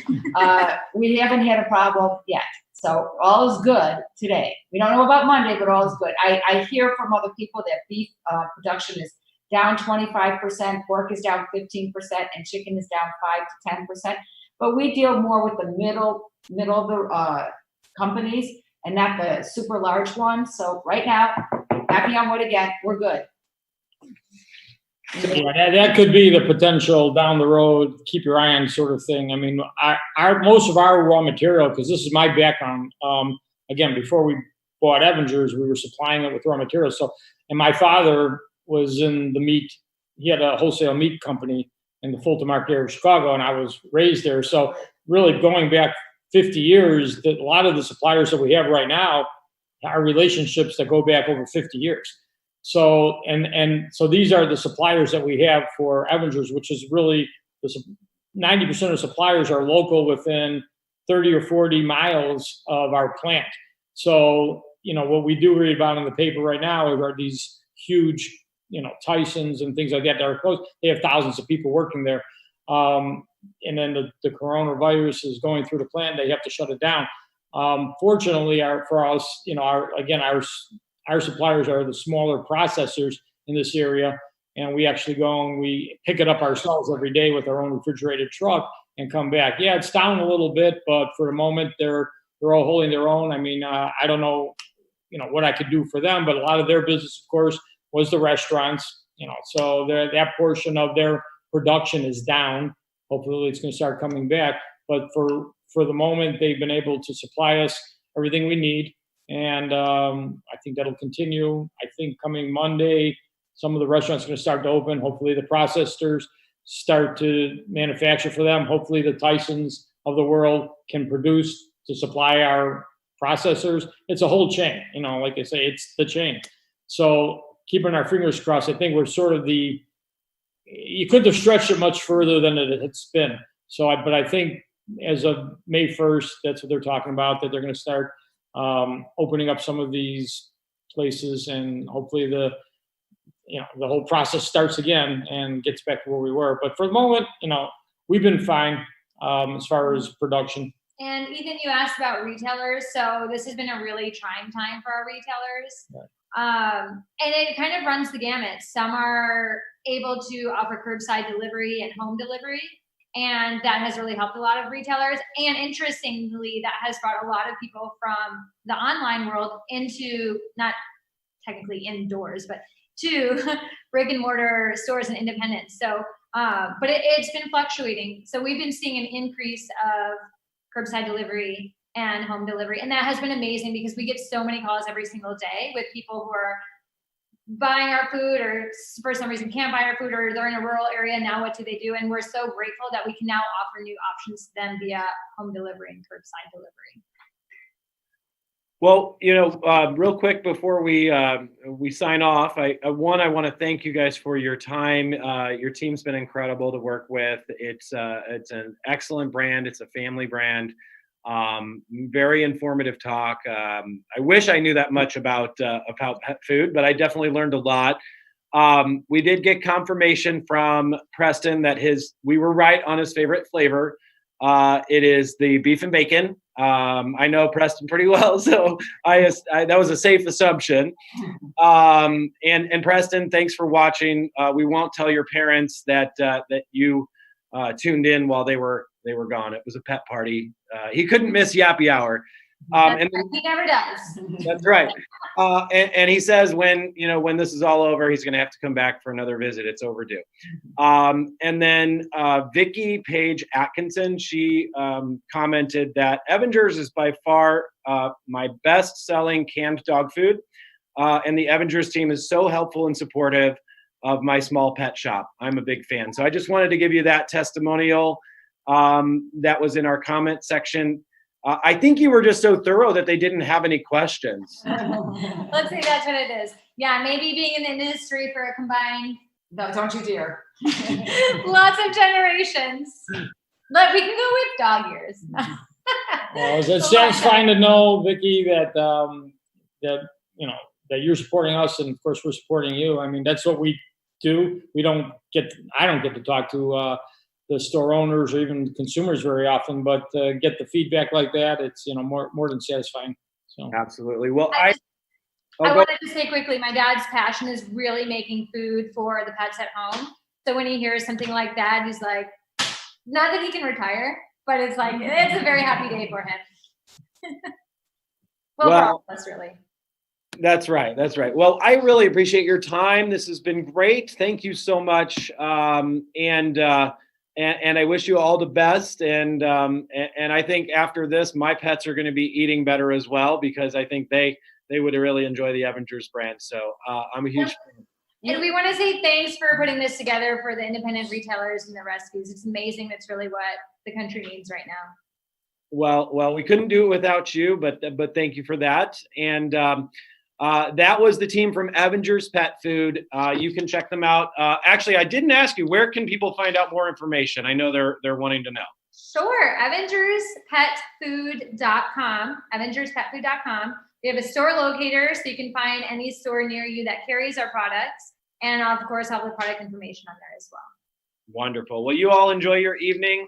Thank you so much. Thanks. We have a lot of great programming coming up in just a bit, so don't miss that. But first, before we go to our next guest, we do have a couple of messages from our sponsors. We're going to bring you a few minutes of programming for your pet, courtesy of Mirage Pet Products.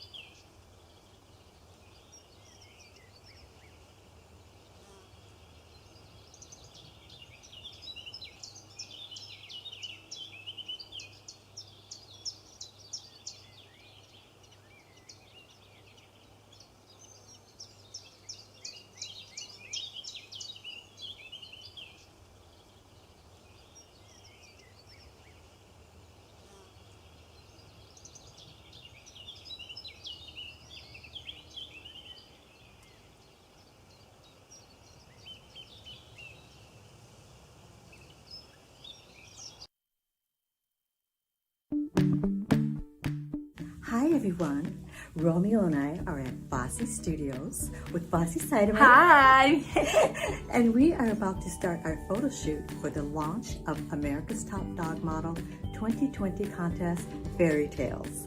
And Romeo, as America's Top Dog Model Ambassador, will show top dogs how to portray our theme, Fairy Tales.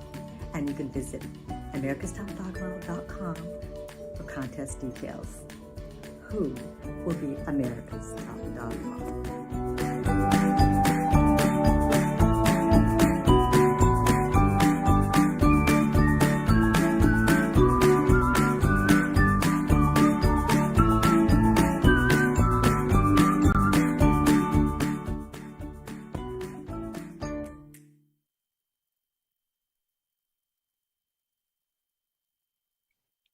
We're going to take a moment here to talk with Dylan Jameson from newlifecanine.org. New Life Canine provides free, highly trained service dogs to veterans and first responders with PTSD and other disabilities. So we are located in San Luis Obispo, California, and we provide free service dogs to veterans and first responders who have PTSD and other disabilities.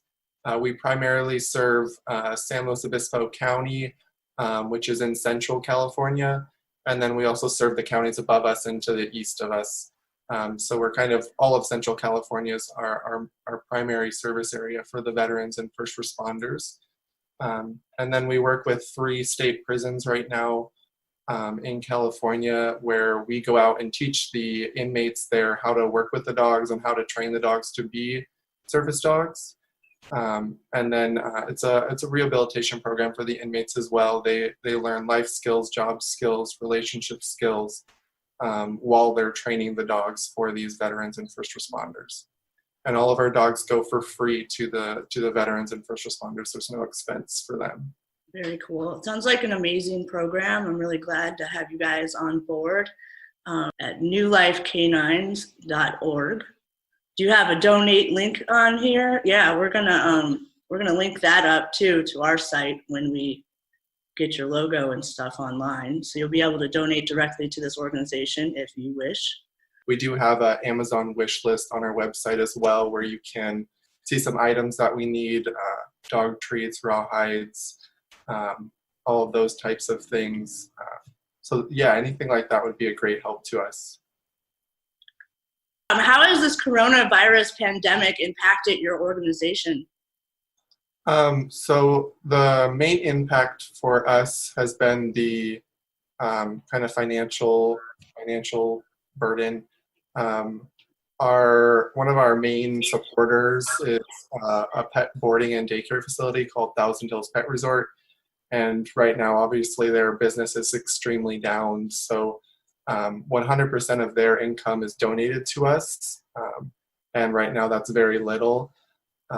And then we did have a couple fundraising events scheduled that have been canceled that we're not able to have. So any help with income would be great. Another thing that has happened to us is due to the pandemic, we're not allowed to go into the prisons to work with our handlers out there. So we're doing that all remotely over the phone and that kind of thing. So that's caused a little bit of struggle with us, but our guys out there are very, I've been in the program for a while, so they know what they're doing, even though we're not able to be there in person. But that has been a little bit of a struggle for us as well. Yeah, I bet. It's like the whole world is upside down. Yes. So how have you been adapting? Have you guys been doing anything virtual with the prisons, or is there some that direction? So, the prisons typically, the inmates don't have internet access at all. But we do have some of our liaisons that work for the prison that are able to FaceTime us. It's very limited though, because only certain people out there are allowed to even have phones, even the workers. So when we get a chance, we do, but otherwise we can call in and call on their office phone, and then everybody kind of huddles around the phone to talk to us. But yeah, that's kind of the main thing. We still send out kind of packets of information and DVDs and stuff just to help them keep learning, because it is a rehabilitation program for them as well. But as far as the dogs, they're definitely in good hands out there still. It's just we're not able to see the dogs that we usually get to see all the time. So. Are they all in individual foster care? So during the week they stay at the prison. Right now they're at the prison full time. Okay. And how the prison is set up for us is more like barracks style. So there's no cells. For the most part, there's no cells. They're just kind of like bunk beds in a big room. So all the dogs still get to play with each other. They have outdoor access, that kind of thing. So it's kind of a lower level security, and they're still able to work with the dogs and get out and exercise them and that kind of thing. Very cool. Well, thank you, Dylan. It was a pleasure speaking with you. I'm going to go back to the studio now. Ethan, what's going on?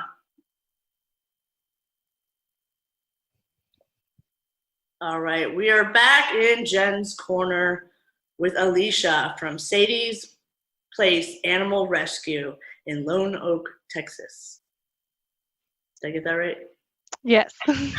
All right, can you start by introducing yourself and telling us a little bit about what Sadie's Place does out there in Texas? So my name is Alicia. I work with Sadie's Place Animal Rescue. I'm a volunteer with them. I am kind of the do-aller.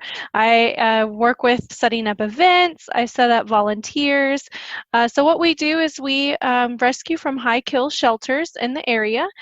We do take in some animal surrenders, but most of them are from the high-kill shelters. We have over 30 dogs in our cares. We do have a couple of fosters, but not very many. But that's the main thing that we do. We just had some puppies dropped off and we took those in.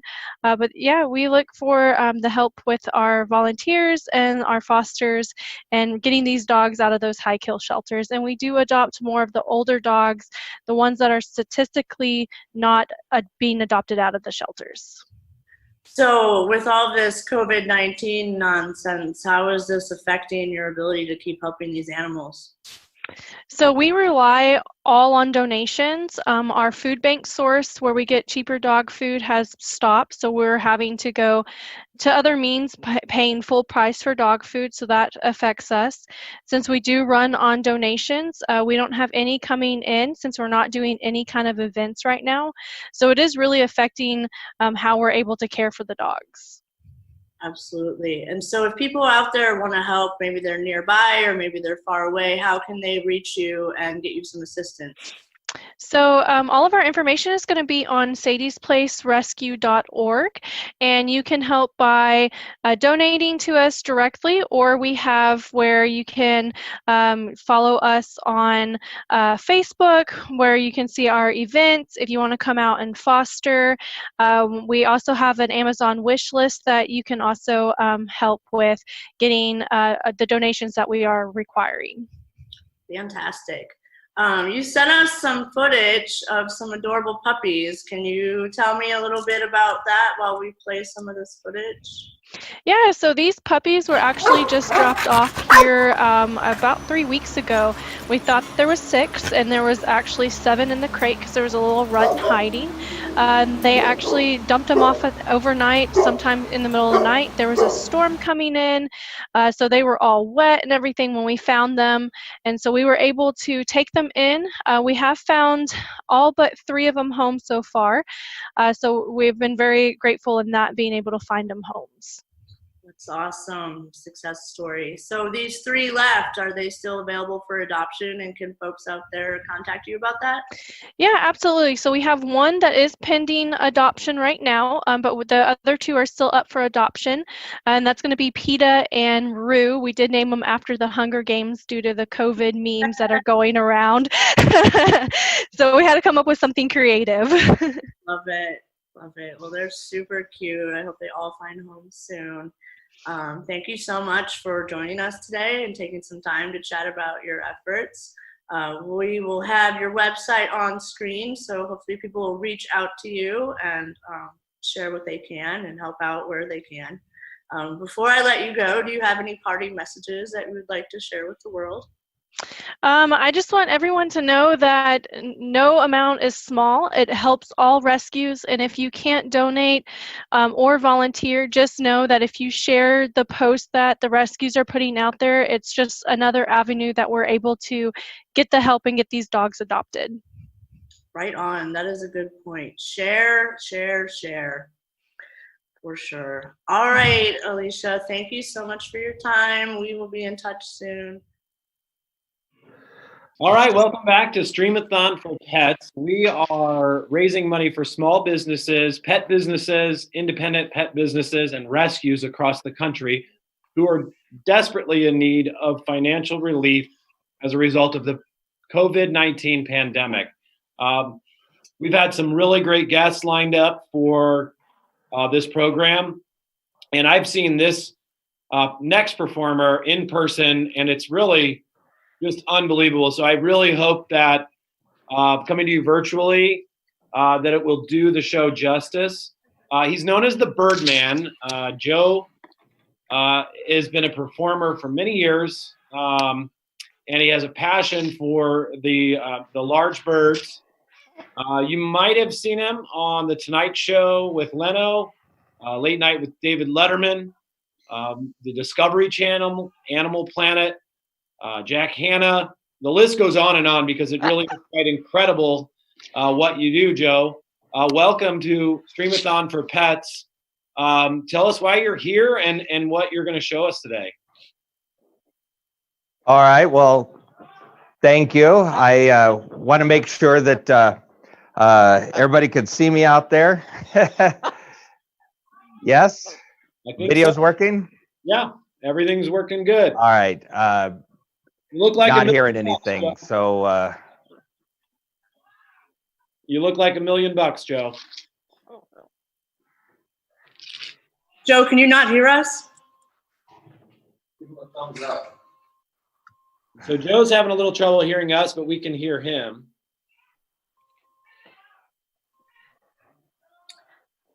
We've got to love live TV. It's technical. Give him a thumbs up. So Joe, we can hear you. If you want to just go ahead, if you can hear us at all. He's got quite the system set up over there. So again, Joe is the Birdman. He's known as the Birdman, and I apologize for the technical difficulties we're having on that end. If you're just joining us, this is Streamathon for Pets. It's a fundraiser for small and independent pet businesses that are struggling as a result of the COVID-19 pandemic. You can donate to the cause by going to the link on Facebook. Click on the link, and if you can donate $1 or $5 or even $10, every little bit helps. It's going back to support rescue organizations and nonprofits, as well as small and independent pet businesses across the country. Joe, can you hear us now?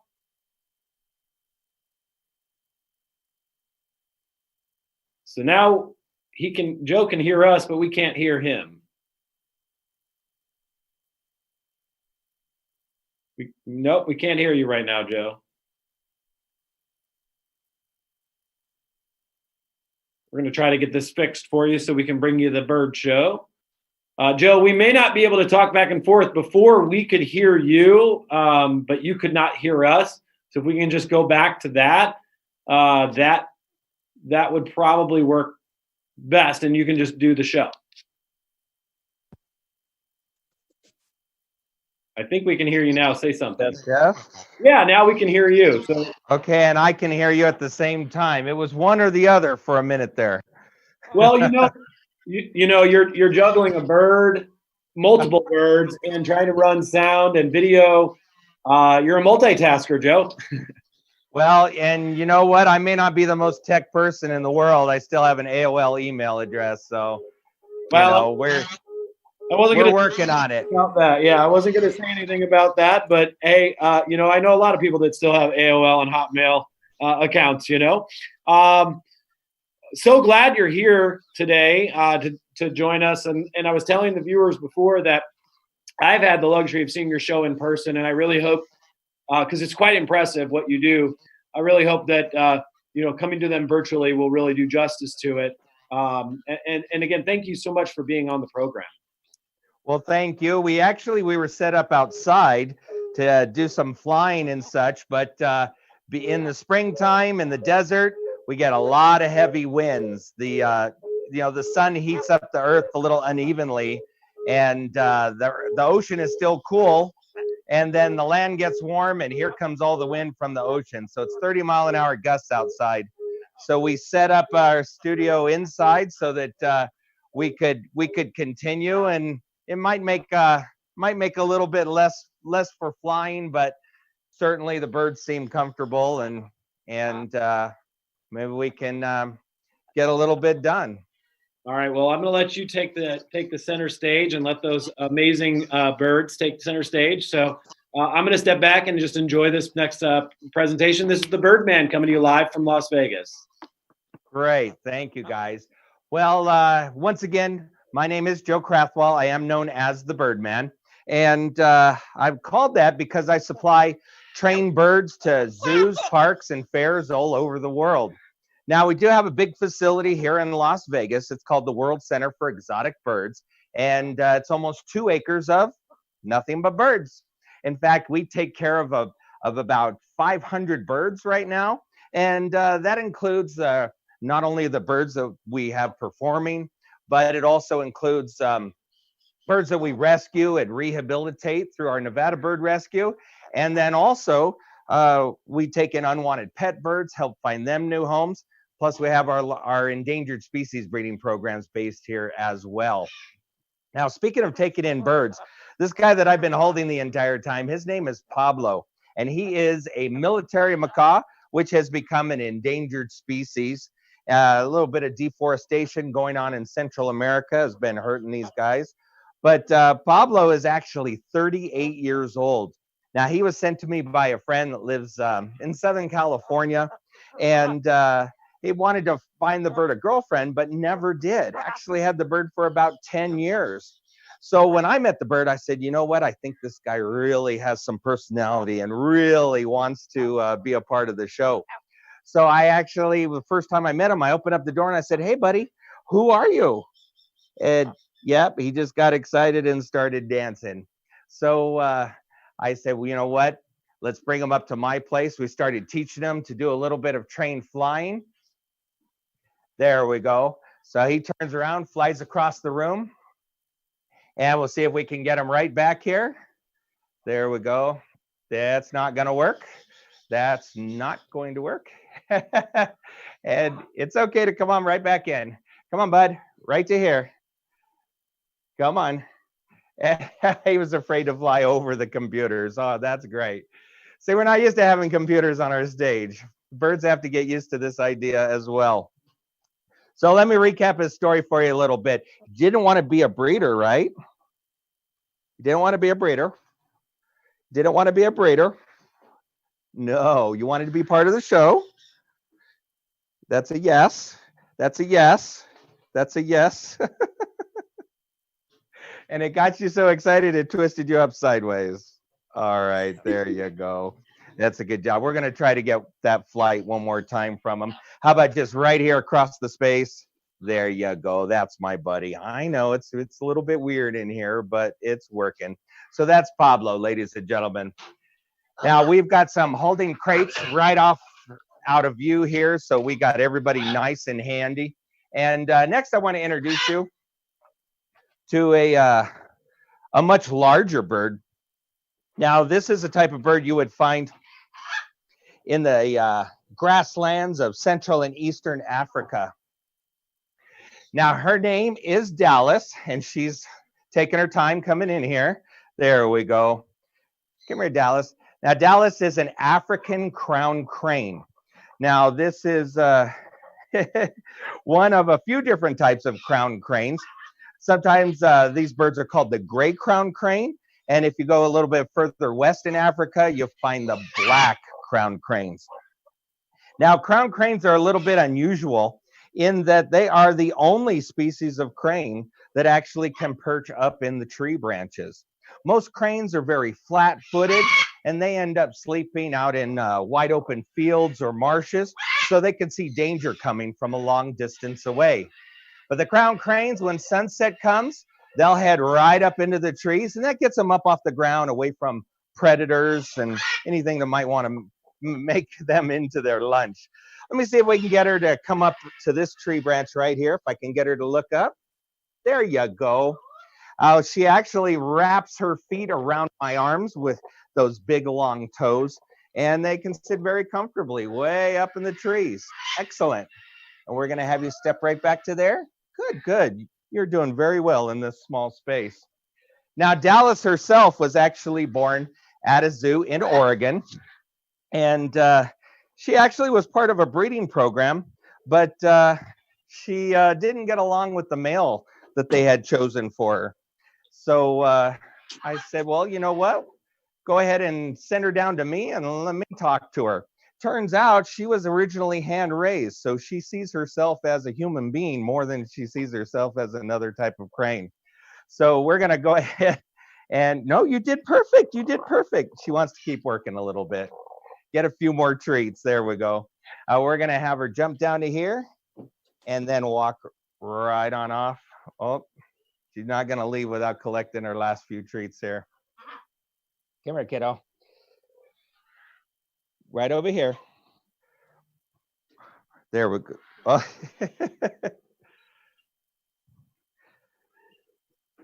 All right, kid. We're going to walk you right over that direction. There you go. You found it. All right. Now, next I want to introduce you guys to a very unusual looking bird. This is a bird that was originally given to me by the first friends that I made when I moved to Las Vegas many years ago, and that was Siegfried and Roy. Now, they had originally been given this bird by a small zoo in southern Florida, and very quickly came to realize she might be better off with somebody that has a little more eagle training experience. She only weighs about 8 pounds, but she has a wingspan of a little bit more than 5 feet. Now, her name is Sheba, and she is a battler eagle. Now, actually, she's one of only 21 battler eagles here in the United States. There's only thought to be a couple thousand of these birds left in the wilds of Africa. They're found in Tanzania, South Africa, Mozambique, and the Republic of Zimbabwe. Now, in the wild, they eat a variety of things, including venomous snakes like cobras, but they can also catch bats in midair. Maybe that's because battlers can hit speeds of up to 160 miles per hour in flight, and that makes them one of the fastest flying eagles in the entire world. But even at their cruise speed, which is closer to about 45 miles an hour, these birds can actually flip all the way over into a 360-degree barrel roll. And they'll even do some flat spins. You know, that's how they got the name battler. It's the French word for tumbler or acrobat. Now, battlers are also very aggressive birds by nature. This helps them in the wild with hunting snakes, but in captivity makes them a little difficult to work with. You see, we do have a male for Sheba. His name is Sinbad, and he's also about 35 years old. But every time we put the two together, Sheba tries to kill Sinbad, and then she tries to eat him. I know it's pretty rough, but we do keep them in side-by-side flight cages whenever they're here at home. And since they live to be into their 40s, there's still a chance they may become friends. For now, I'm just happy that she's willing to come out here and show off for us. That way I get to show you guys one of the coolest short flight of all the eagles in the world. There you go, kid. Good job. Ladies and gentlemen, that is Sheba, the battler eagle. There you go, kid. Good job. All right. Now, next I want to introduce you guys to a type of bird that has been made very famous thanks to the Hollywood movie industry. And actually, it's the sound effects departments that have done this.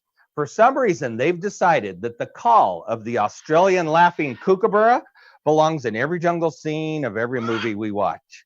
it is really annoying when you know your bird calls, because it'll mess with even the fun films. One like Indiana Jones, Raiders of the Lost Ark. In the very opening scene, all it says at the bottom of the screen is South America. Now, this is when they're walking through that jungle up to the cave with the big boulder in it. But as they're walking, I count 9 different times, I hear Australian kookaburra in the background. And what makes it worse, they filmed that scene in Hawaii. So we're really hoping there's not that many kookaburra living there. Now, kookaburra are the largest of the kingfisher family. Kingfisher kingfishers are generally about this big, and many of them do catch fish off of rivers and streams. But the kookaburra, they like to hang out in woodland areas, and they're looking for rodents, bugs, and small reptiles. Now, I do have a kookaburra I want you guys to meet. He's about 10 years old, and he got a little bit to eat right before we started this, but let's see if we can get him going here. Come here, buddy boy. Come on right to here.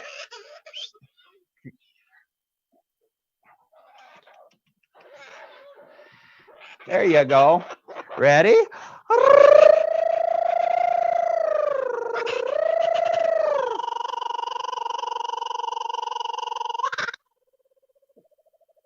There you go. Good job. See, you notice I had to get him going because I hand raised him, and he thinks I'm also a kookaburra. But you still going, huh?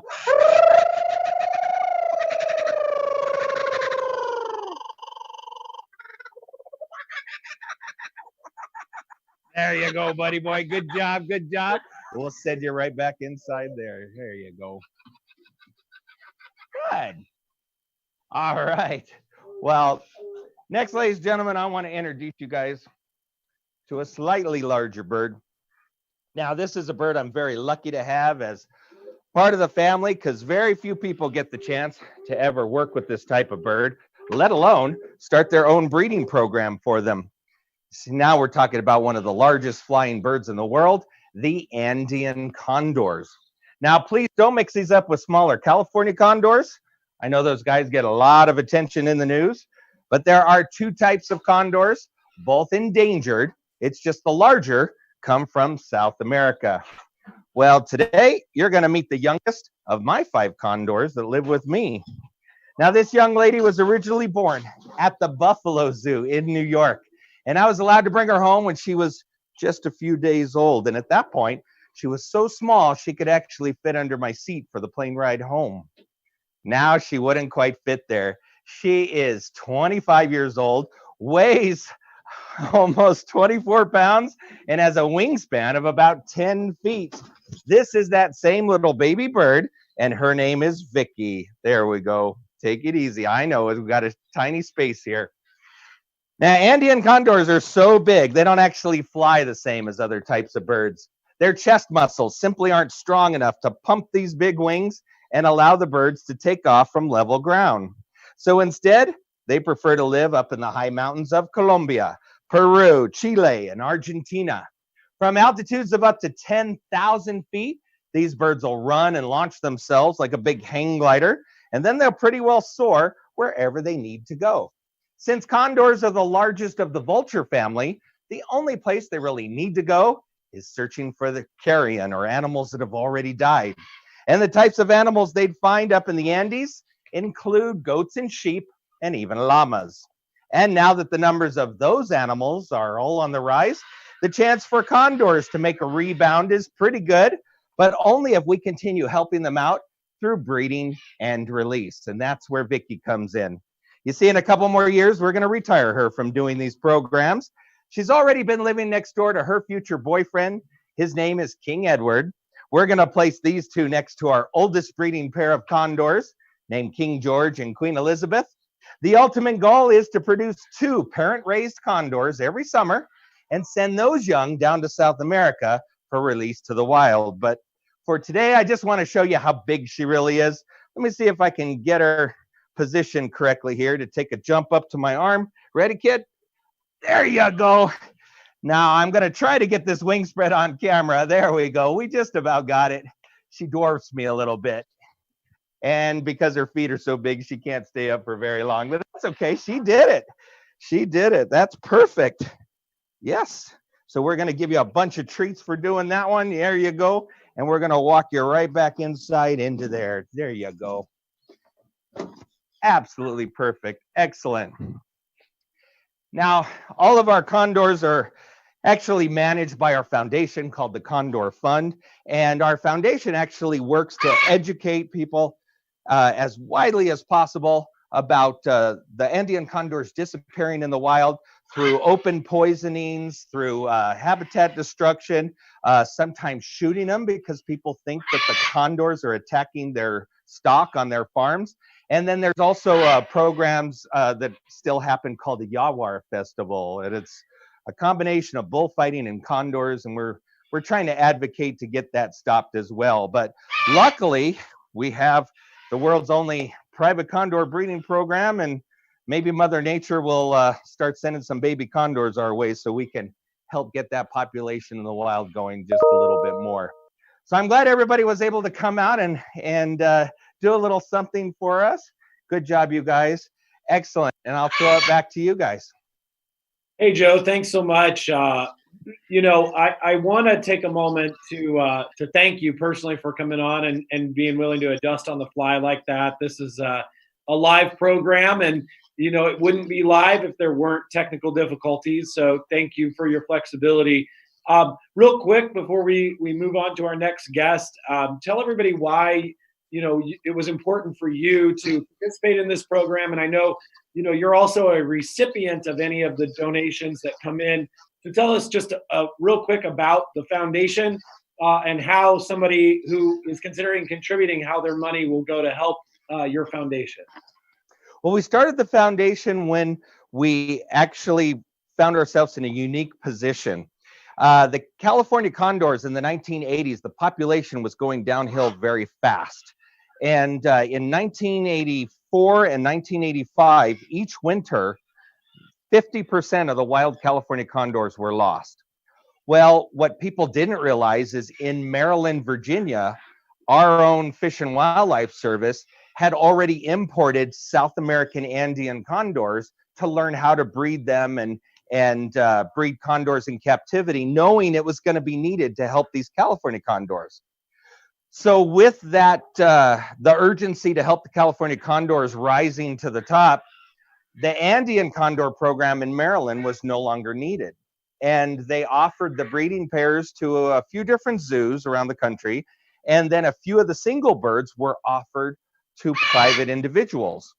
And I was 24 years old when I received one of those condors. And it was King George, our biggest condor as well. He's 11'2" wingspan. He's huge. And I remember letting him out in the living room, and he stepped up on the coffee table and flapped his wings, and it blew everything off the shelves in the room. And I thought, that is the coolest thing in the world. That is amazing. Why would anyone want to hurt these birds? And from that moment on, I became just a huge advocate for condor conservation and breeding and release. Meanwhile, the California Condor program took off, the pun intended, and they began releasing California condors in California in 1992, and then started releasing them at the Grand Canyon in 1996. Well, that helped to show us that captive bred condors can be released to the wild. So now the goal is to help educate and help fund release programs in South America.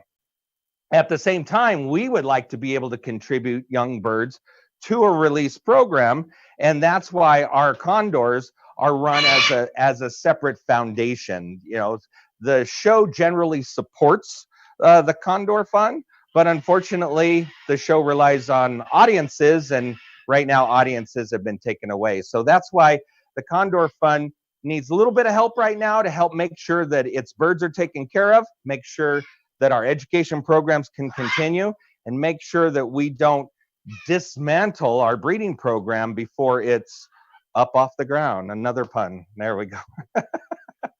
We'll start calling you the pun man. Well, Joe, thank you so much. It's a pleasure to see you. I can't wait to see you in person again. Thank you for your time and your flexibility. And let's raise some money for those amazing creatures that you just showed us. Excellent. Thank you very much for your help. You're very welcome. It's our pleasure.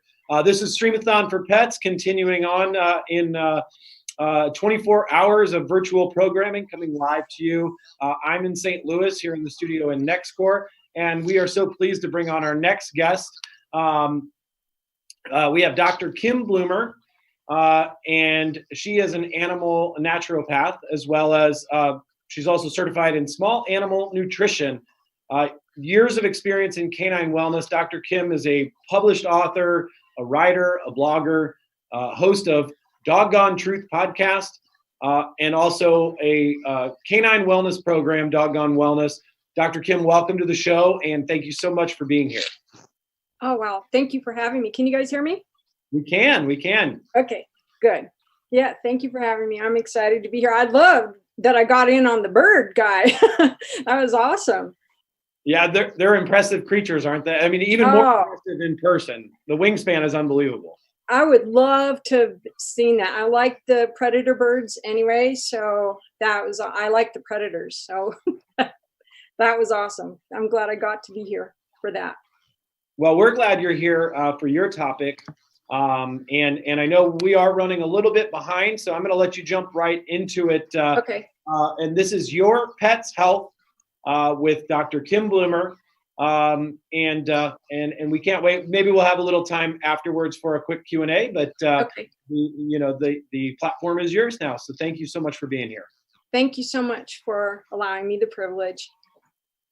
All right, so my topic is always going to be on natural health for pets, and I got to just do a little disclaimer here to start off that, and this is what we have to do. So I'm not a veterinarian, holistic or otherwise.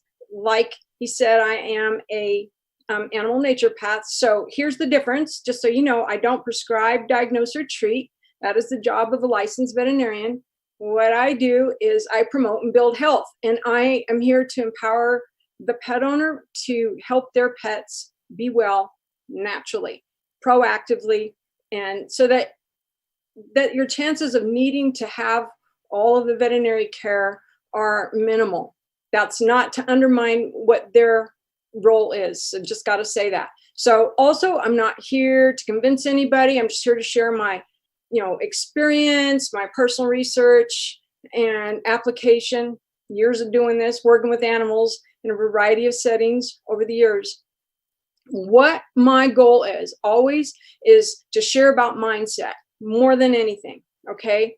Albert Schweitzer, and you can look him up. He was a very well-known man. He said the greatest discovery of any generation is that human beings can alter their lives by altering the attitudes of their minds.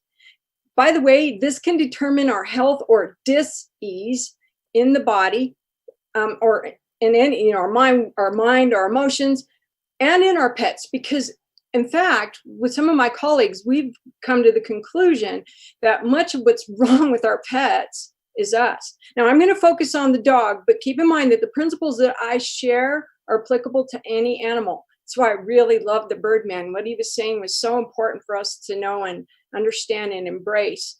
Richard Schultz said, there are no incurable diseases. If you're willing to take responsibility, there's the operative word, for yourself and your life, you can heal yourself of anything. Your body, and I would add our animals, has the ability to heal itself completely of any disease. Here's the thing, and during such a time as this that we're paralyzed by fear. And that's what immobilizes us in our minds. And then it creates a dependency on something without us thinking through things and getting responsible. When I work with people, my whole goal is to help point them to where they're going to make the decisions, regardless of the information like what I share with you today. It's up to you to make that decision if you're going to receive it or not, and to use for your pets or not.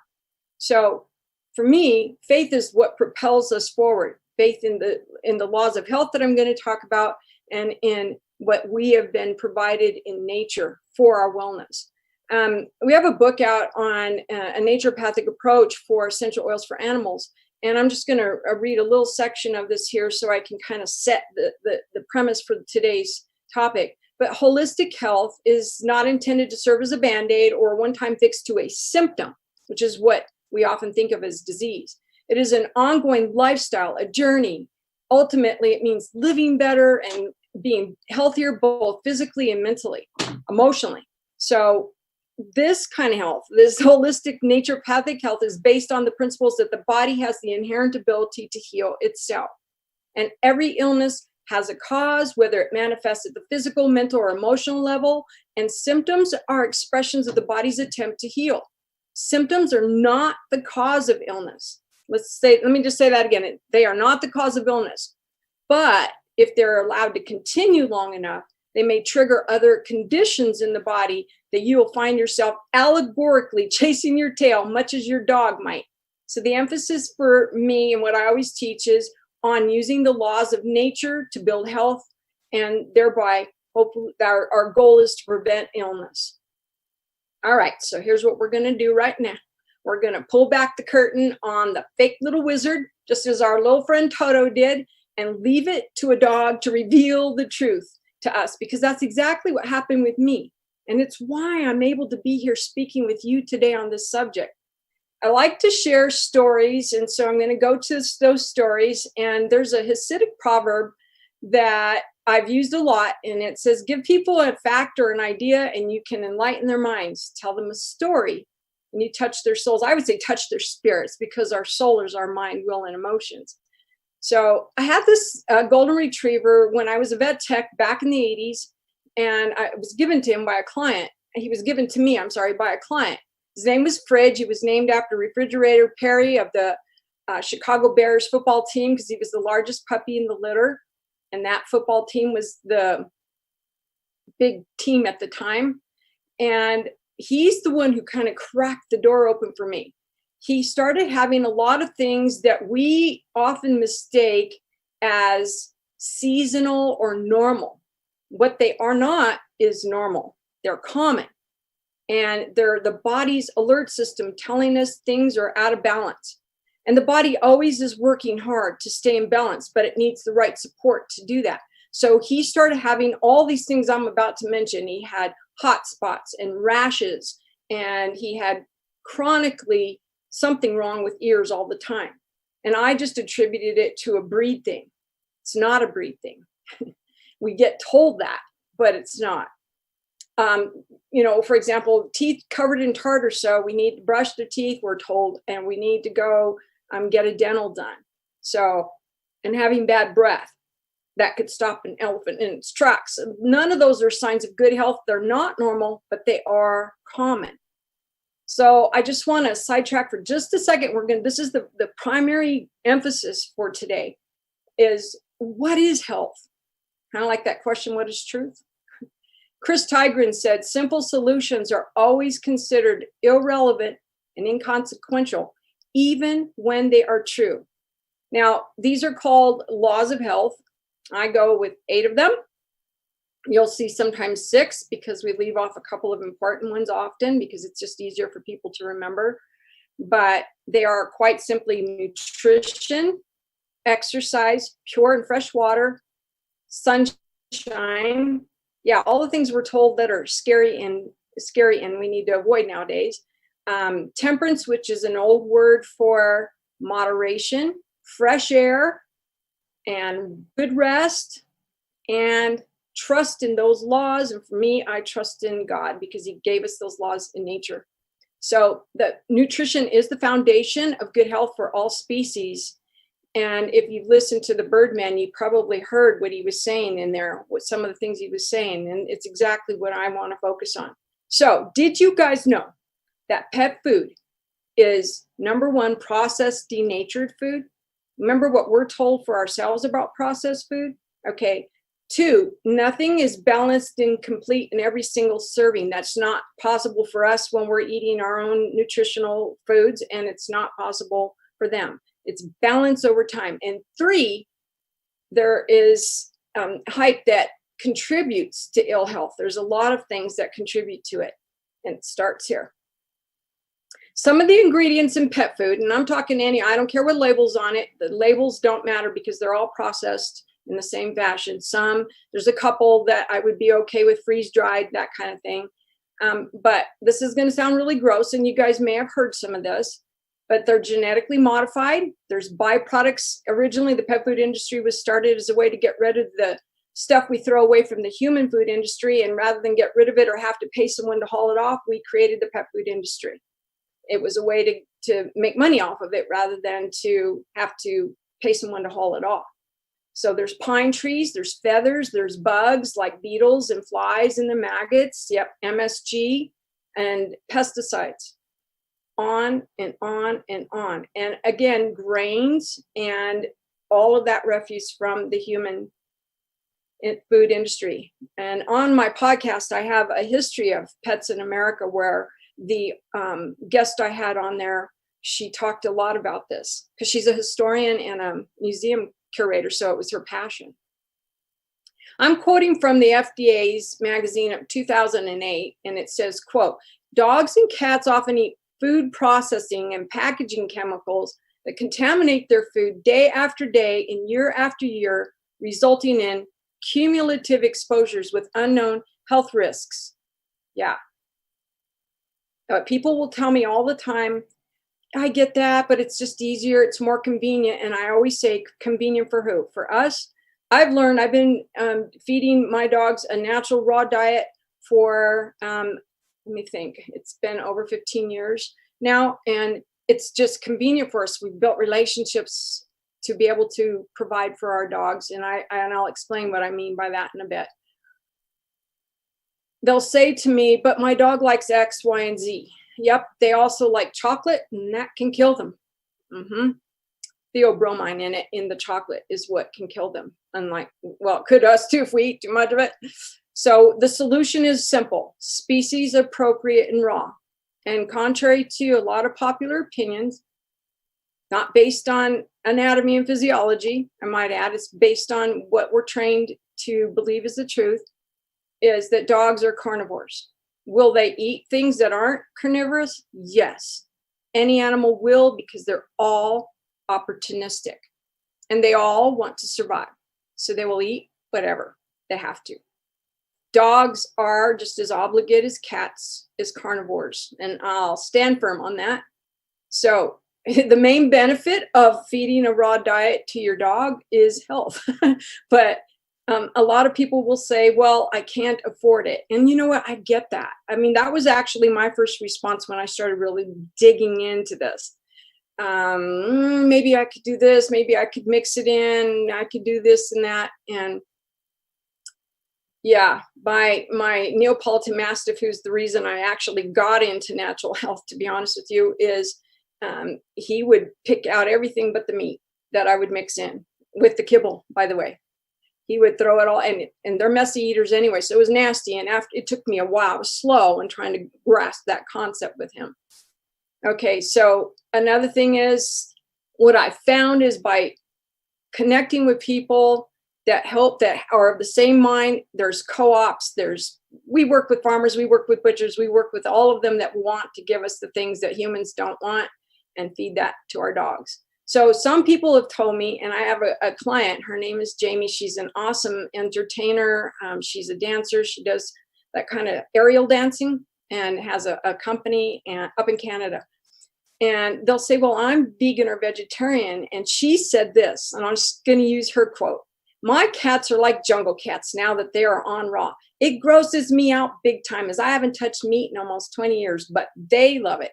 And their litter box doesn't smell anymore. Crazy. So that's why I created the course that I did. It's what Ethan, what you mentioned was the doggone wellness, and I call it doggone because we just want to get to the doggone truth about this stuff, right? So some of the other things, and this could be a whole topic in itself, is just getting to this whole, raw feeding and everything. And I think a lot more people know about it now, so I'm happy about that. But there are some of the other things that contribute to their ill health, and toxins. We're loaded with them. Cleaning products, air fresheners, yard products, personal care products, pet shampoos and conditioners, fluoride and chlorine. We could go on and on and on and on. There's a whole lot of that. I'm going to talk about my dog Shadrach, but let me just mention, I'll go back to Fridge in a little bit, but my dog Shadrach, Neapolitan Mastiff, the one that made the mess with all his food, he's the reason why I'm an animal naturopath, why I started podcasting and blogging and doing all this stuff. He's the reason, because he came to me at about 4.5 months old, came out of a bad background. I think he was, from what I know, he was being raised with drug dealers. So he was abused. He looked so emaciated when I got him. I thought, this poor dog. And I got him at a really bad time in my life, just a tragic loss in our family. And right at Christmas, I mean, could you guys think of it was all at the same time. And I thought, oh, but he's not at all like a golden retriever, which is what I had. Completely different breed dog, and he was a mess. And I had never had a mess like this before. And when I got him, I just thought, after getting a good dressing down from one of my friends who's a vet tech and telling me, this dog deserves to have the best, you need to run with this and just get over yourself and handle it. And I went, you're right, I do. He is a beautiful dog. And in the process, I started really, I focused, I don't know what it was, but I bonded with him. We just started growing. And about the time he was, I don't know, a couple years old, he started having all kinds of allergies. Now, remember what I mentioned earlier, allergies to this and to that. And I started trying all different kinds of dog food. I tried everything. We were going to the vet for anal sac issues. And if you've ever had to deal with that, it's gross, stinky. And then it just different things and always on medication. Well, until one time when he started having these weird patches of skin on his skin, on either side, they were going bald. And I thought, wow, he had looked so good for so long. What's going on here? Well, we went to the vet. He put him on antibiotics and he had an allergic reaction to those, ended up in emergency care, sicker. They gave him more antibiotics. And I was really angry by now. I said, this poor dog has suffered so much at the hands of people. And now this, and it was because I wanted to go back to what I learned as a vet tech instead of digging in, because I had already started looking into alternative and natural health, knowing for myself, and there's got to be a better way for them. And in the process, we figured out what was wrong with our dog. Our vet was great. He was a great guy, but that was what he knew to do. That's what they're trained to do. And in the process, my husband figured out, well, it's weird. The vet could find nothing under the slides, nothing. But we prescribe because that's all we know to do, right? What happened was I had painted and the paint was toxic and he was leaning against the paint. We stopped letting him lean against the paint. I went on a search, found an amazing skincare product for him that was sent to me free by this guy in Young Living. And then here I am, that's what got me started. And because of Shadrach, I went all the way. I went back to school. I had to learn, I had to know for his sake to help him. And he lived to be almost 12, even in spite of his poor beginnings. And he was raised completely naturally from that time forward. Got him on raw diet. He was in chiropractic. I did weekly massages on him. I used essential oils on him. And that's what turned him around. I started looking into these things. Hey, if this is helping him, what about me? So we started, because of my golden retriever Fridge, who was having petite mal seizures, we noticed that they would trigger every time we would use a pesticide in the house or in the yard. We went organic with him. So we had already done that.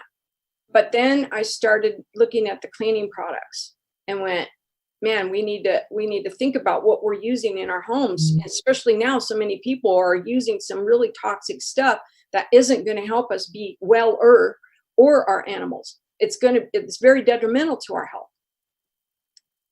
And air fresheners, I was a big one on that. I make my own now, and I make them with good ingredients: water, purified water, and the essential oils I use. Personal care products that are on us, but everything off gases in our home. So I could go again on and on and on. And I know there's other people coming here, so I want to cut to this chase. a lot of things that we've been taught are good for their health and their safety isn't. Safety is an illusion. And that includes pesticides, medications, and a lot of other things. Microchips, and I could say a whole lot more about a lot of this. Daniel J. Burstein said, the greatest enemy of knowledge is not ignorance, it's the illusion of knowledge. That's a form of knowledge. A friend of mine, she's a veterinarian, naturopathic veterinarian, and she said, it's important to see how the use of antibiotics in veterinary medicine is responsible for arthritic and neuropathy symptoms and pain. These pharmaceutical companies flood the animal health market with drugs that have been found unsuccessful for human use, detrimental, in other words. So in order to not take a loss, they put those into the pet health. Antibiotics destroy the gut flora, steroids destroy the liver, NSAIDs do the same. I ask you guys this question: how is any of this healing or proactive or preventative? Medications also upset the natural acid-alkaline balance in the bodies to be well. They mask and suppress, but they cannot heal. So I'm going to use my dog Shadrach again for a story on that. I used to use the topical flea and tick pesticides on him, and he would run from me every time he saw me get the vial out. Every time I'd say, this is for your own good. As soon as he could get outside, he would roll in the dirt, roll in the grass while trying to get that stuff off of him. And when I know what it is now, there's no way I would ever use that on him. I hear people tell me all the time, oh, well, in my area, it's endemic for Lyme disease or mosquitoes or whatever it might be. There's all kinds of things. But did you realize that ants, caterpillars, aphids, all those things have a balance in nature? And when we support that, I let the ants hang out because they eat the aphids, and they support the caterpillars so they can become butterflies. There's a whole lot of things that we need to learn about that I really don't have time to go into today. I do have a free ebook on pest-free dogs. And so when you sign up for my newsletter on my website, you can get that book. I had a commentator say to me one time about fleas, well, you have coyotes in your area because I live in the high desert in New Mexico. And I said, yeah, but let me ask you this question. If you have them, are you using pesticides in your yards? Are you using chemical fertilizers? Are you using all of that kind of stuff? And I got no answer. And I don't use any of that stuff in my yard. And so there's a balance. There's a natural balance. So the yard's healthy. It has a good immune system. And I do the same with my dogs, the exact same. I have a great quote by this musician. I've used this guy's quote so many times, and the name of his article is Understanding the True Meaning of Disease by Mike Donkers. And he says, pathogens and microorganisms are part of life. They are the original life forms, and they fulfill a very complex function. All forms of cellular life on Earth share genetic links. Humans are genetically linked to so-called pathogens or microorganisms. Listen to this real carefully. We actually consist of bacteria, fungi, viruses, parasites, and other microorganisms. And I might add, there's more of those than there are cells in our bodies, in us. So they form part of our system. Plants and animals are also made up of these. Antoine Beauchamp discovered that if he stopped fighting these microorganisms and instead improved what he called the milieu, the environment of the cells, or the so-called pathogens, then did not disappear, they actually aided in repairing the cells. By not focusing on the disease, but on healing instead, Beauchamp witnessed the pathogens doing the same. When he concentrated on disease, however, and literally tried to combat it, fight it, war it, right? The pathogens proved themselves to be the worst enemy. And he showed that microorganisms are the bridge between life and death and every stage in between. So here are the solutions, you guys. The 8 laws of health that I mentioned. And they seem too simple. Like I said, those simple solutions. That's what we follow for ours. Our dogs get all of those.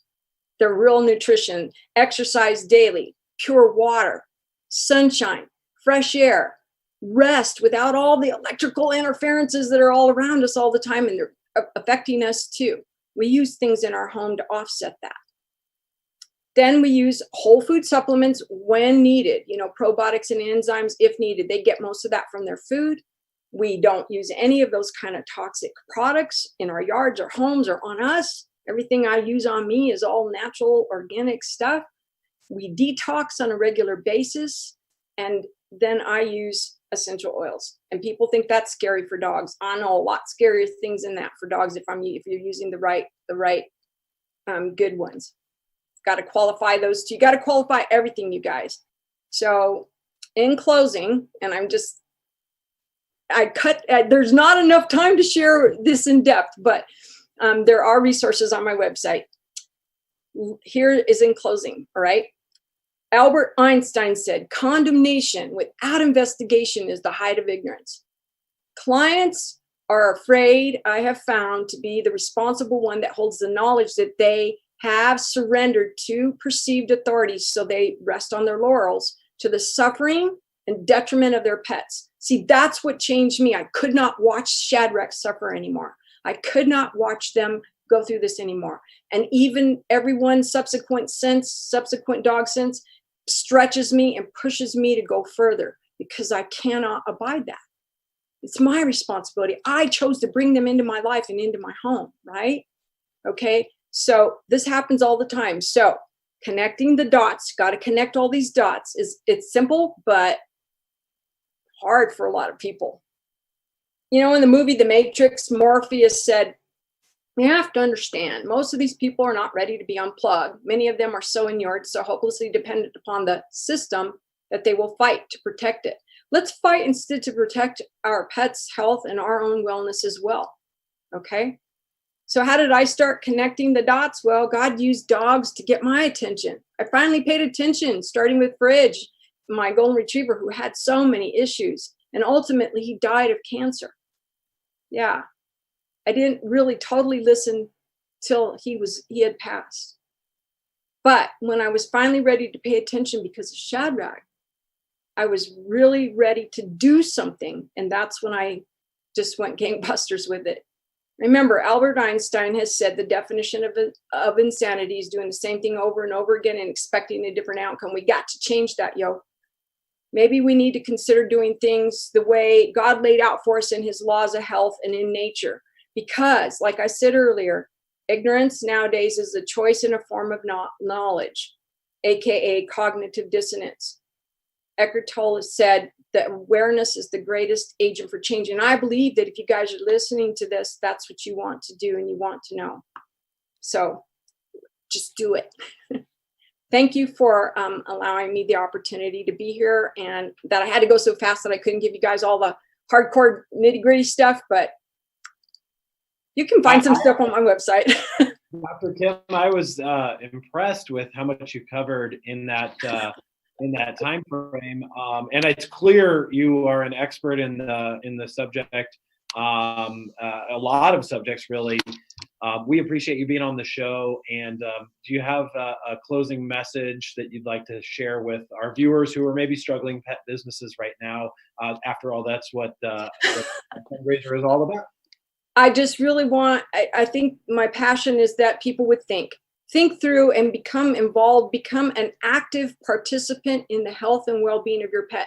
Don't surrender it. Don't just say, okay, my vet said. And for the veterinarians who are on here, that is that's no diss on them. But I think, because I have that same discussion when I go to a vet. I'm gonna advocate for my pet because they're the ones, they live with me. They're mine. So I'm the responsible one. So are you, because you chose to bring them into your life. That's what I want them to go away with. Well, that's amazing. And again, I appreciate you actually leading into what our next segment is, and being a responsible pet parent. Awesome. And the next topic is actually about service animals and therapy animals, and we have a couple of special guests that are coming on and joining us right now. We have the vice president of Missouri Patriot Paws with us, and we also have Kelly and Bandit. Bandit is the first, I believe, USO therapy dog. Bandit's also up for an award, the American Humane Awards.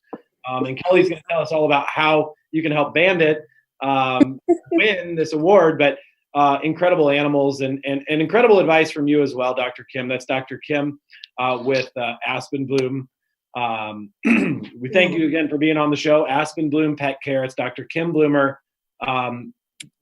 Where can they find more information about you after this?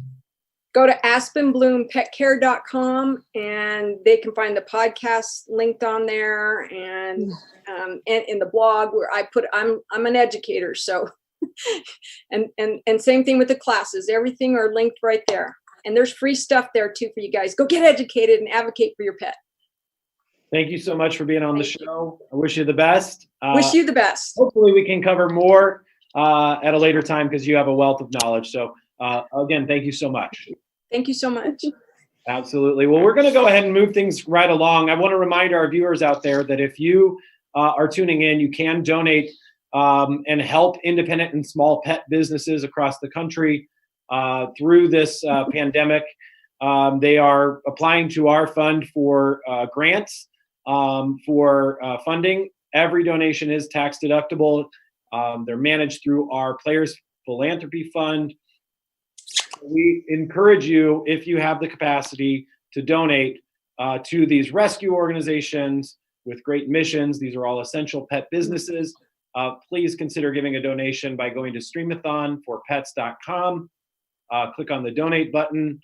And we appreciate in advance any donations you're able to provide. Our next guests are really special guests, and we've covered a lot of topics already. We've got a lot to go in the 24-hour program. I want to welcome to the show Kelly and Bandit. Kelly is with the USO of Missouri, and Bandit is a therapy animal. We also have Sandra, Sindeldecker, the Vice President of Missouri Patriot Paws. Ladies, welcome to the show, and thank you so much for joining us. Thank you for having us back. We're excited. Yes, hello. Hello. So Sandra, you're with Missouri Patriot Paws. And Kelly, thank you for mentioning that. We had Kelly on our Streamathon for STL. It was a small business fundraiser. This one is national. This one is your favorite topic, pets. And I see Bandit right there. What a good boy he is. Sandra, thank you for being here. This topic is really important. These animals do amazing things. Excuse me. A lot of talking, but provide a lot of support, a lot of services for other businesses, for people that need this type of support. Talk a little bit about Missouri Patriot Paws. So Missouri Patriot Paws is a nonprofit, and we were founded in December of 2013. And what we do is we provide veterans and first responders that have been diagnosed with PTSD or brain injuries with service dogs. What's good about this is that we primarily rescue all of our dogs and then pair them with the veteran from day one, and then work together to create a good bond with them through their training to become their service dogs. Wonderful. Well, so talk a little bit about the process for those animals and how you go about training them for the work that they perform. So our program is about 9 months, 6 to 9 months long. We do provide training for the Good Canine Citizenship Test, which is all basic obedience, things through AKC. And then also we follow all the standards for advanced dogs, international, Service Dogs International. So we do the training for the obedience and good dog, behavior. We make sure the dog is, of course, not aggressive in any way. They're calm and friendly. Kind of put them through a little bit of a test even before they begin training to make sure that they're, nice and good. And a lot of dogs too, service dogs spend a lot of time not, they don't get to run and do a lot. They spend a lot of time sitting with their handler, or they do, of course, help with opening and closing doors and maybe picking up or retrieving items for the veteran or first responder. But so we train them to do the Good Canine Citizenship, and then we also train them during that time to have their public access. So this is what makes them as service dogs, be able to go anywhere their handler goes. So they're allowed to go anywhere the public is allowed to go with them. They learn how to wait to go through the door with their handler or get in and out of the car and things of that nature. So like I said, it's about a 6 to 9 month program. What we kind of actually do is we train the veteran or first responder to train that dog. So we work together to train the dog to do these tasks with them. And one of those animals I understand that you trained is actually Bandit, I believe. Is that right, Kelly? Bandit was one of their trainers did help donate their time, but he is a therapy dog, so he's not a service dog, but they did donate their time. And they have with all of our dogs, both Maverick and Apache, one of their trainers has been kind enough to donate their time to help train for them to do some of the tasks that we do with our military troops. So Missouri Patriot Paws has been great, and it's a great way to introduce our military to dogs, which usually segues into, you know, I can't believe how much Bandit or Maverick or any of our dogs, Shadow, anyone has had an impact on them, and then showing them and, you know, giving them that information and those referrals to reach out to know how to get a service dog. So the therapy dog program with the USO Missouri has really opened up the eyes of the soldiers and just the impact the animals have on them. So it's been great to team up with Missouri Patriot Paws since they help us out so much. So I think it's having an impact all around. Yeah. So talk a little bit about Kelly, the work that they do, that the animals do for the USO, and what that sort of looks like for people who aren't aware of what that program is. Well, the USO Missouri was the very first USO in the nation to implement an on-site therapy dog program. It all started with this young man, I'll call him young, but Bandit is 9 years old, so he's been doing this for most of his time.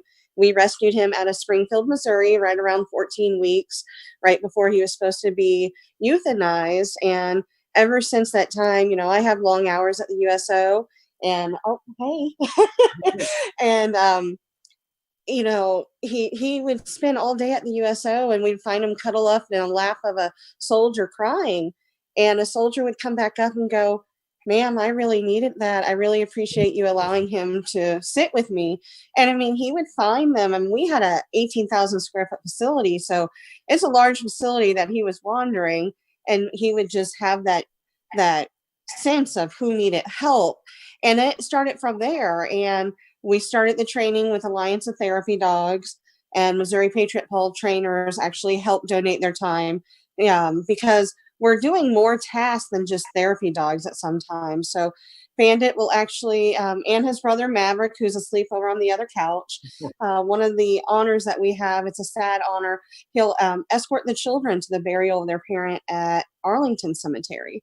Or even our wounded warriors at Walter Reed, we will be by their side while they're having their new legs fitted on. So if that leg slips, you have a 200-pound plus dog here to be your stability. So they'll lean on them for support.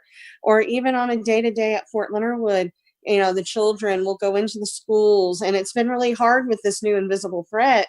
So we're doing a lot of Zoom meetings with our students and stuff in this area where kids, our military children, can work on their reading skills because, you know, a dog's not going to judge you. And sometimes they just need to be able to read out loud and feel comfortable and know that they're loved. And we even will take Bandit into the suicide watch ward at times just to remind soldiers of that unconditional love is sometimes all they need. So it started from just having him in the facility to expanding to traveling the nation at times. We stay primarily in Missouri, but then we do those special USO tours where we'll go out to the East Coast and visit military that have requested us. It's just been our honor that we've been able to start this program, which has led the way for many other USOs to follow in our suit because they see the impact it has. And so I'm just glad that we had this incredible dog to help lead the way. And because of all of his work, he has been up for the Hero Dog Awards for several years in a row. He's made it to the top 3 in the country for several years in a row. So we voting will end May 7th. So we're hoping to get them in the top 3 again in the country, and then hopefully to that #1 spot and send him out to Hollywood. We just think it would be a great send-off. He'll be retiring soon, and what a great way to thank him for his service, what he has done. You know, there's been times where I almost need therapy after the sessions we do, you know, from sitting on the stands when children are testifying. I can't imagine what those children go through, and to see Bandit in action and see a child pause on the stand and to watch Bandit nudge her hand from below going, it's okay, you can say it, you can do it. Just that impact, you know, and just, we've had soldiers before that came up to us after the fact and said, ma'am, I want you to know I was going to take my life. But Bandit came up to me in the hallway and nudged me, and I could see it in his eyes. And I didn't think anyone was around at the time. And he found me in the hallway, and, you know, he changed my life. So hopefully this is impacting the military, you know, potentially saving lives. So we really appreciate it. And, you know, we're hoping people are getting out there voting each and every day for Bandit. We have multiple links to go vote for him. So where can they find those links? Because I'm sure there are some people out there that want to make sure to vote for Bandit. You can find the links on our website, usomissouri.org, or you can also go to his Facebook page, which is Bandits Brigade, The Legacy Continues, and we have a link pinned to the top of his page as well. So this year, Facebook has made it very easy to vote. So you can just click on it and it will generate your information every day. So you don't have to sit there and type in everything every day. I'm glad they have done that. Or you can even go to our USO Missouri Facebook page. So we're trying to put it out there everywhere for people to see. Okay. Well, I wish Bandit the best of luck. I want to shift back over to Sandra real quick. So Sandra, talk a little bit, if you will. And I'm going to try to show some pictures here, if I can get my technology properly, that you sent me of Missouri Patriot Action. But talk a little bit about the role of service and therapy animals and how they are helping people right now during this pandemic. Excuse me. Yeah. So so my husband actually went through the program a few years ago, which is how I got involved with service dogs. So he has a service dog here in the house with us. And especially even seeing with him with having PTSD and a brain injury, it has been, so my husband's on the far right of that picture if you're seeing it. But it's, you know, like she was saying with the therapy dogs, they learn their handlers' emotions, and, you know, they just come up to them. They're there for them to interfere with some of that PTSD, anxiety, and stress and depression. Our service dog certainly saved my husband's life as well. And we hear that from a lot of our veterans that we pair their dogs with them. So a lot of these guys too, their dog is all that they have in their home with them. They may not have a spouse or children or, you know, anybody in the house with them. So these dogs are alerting to their behaviors, you know, their disabilities that they need help with in the home, especially during a time like this when they're home, you know, for long periods of time and can't get out. Then that dog is there for them emotionally, and they provide that comfort. The good thing about therapy dogs is that they're out helping others. That's kind of how we teach is, you know, they're helping others. Service dogs are staying at home or going out with their handlers, but are helping an individual that's with them all the time as well. So it's, you know, it just is really amazing the bond that they create and how they interact with one another. And like she was saying, you know, how Bandit goes up to people that, you know, you or I wouldn't have any idea that that person may be suffering. and he goes up to him and he's there for him. And service dogs are the same way. In a lot of ways, where they can sense that emotion and they're going to go up to their handler and they're going to, provide whatever assistance they need. So sometimes that's interfering with a bad response to anxiety. Maybe they self-harm or something of that nature, things that we don't really like to talk about. But, they stop that behavior and they make the person feel better, and they're able to prevent suicide and self-harm and other things that they're going through.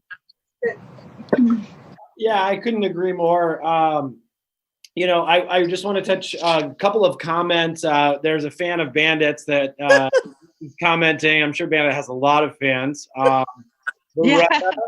Loretta says, love Bandit. He has helped me just by his cuddles. So I wanted to send that along. And ladies, is there anything else you'd like to add before we switch gears a little bit? Up next, we have an amazing, and I hope you can watch, definitely a different topic, but a doggy fashion show. Incredible. I've seen this fashion show before.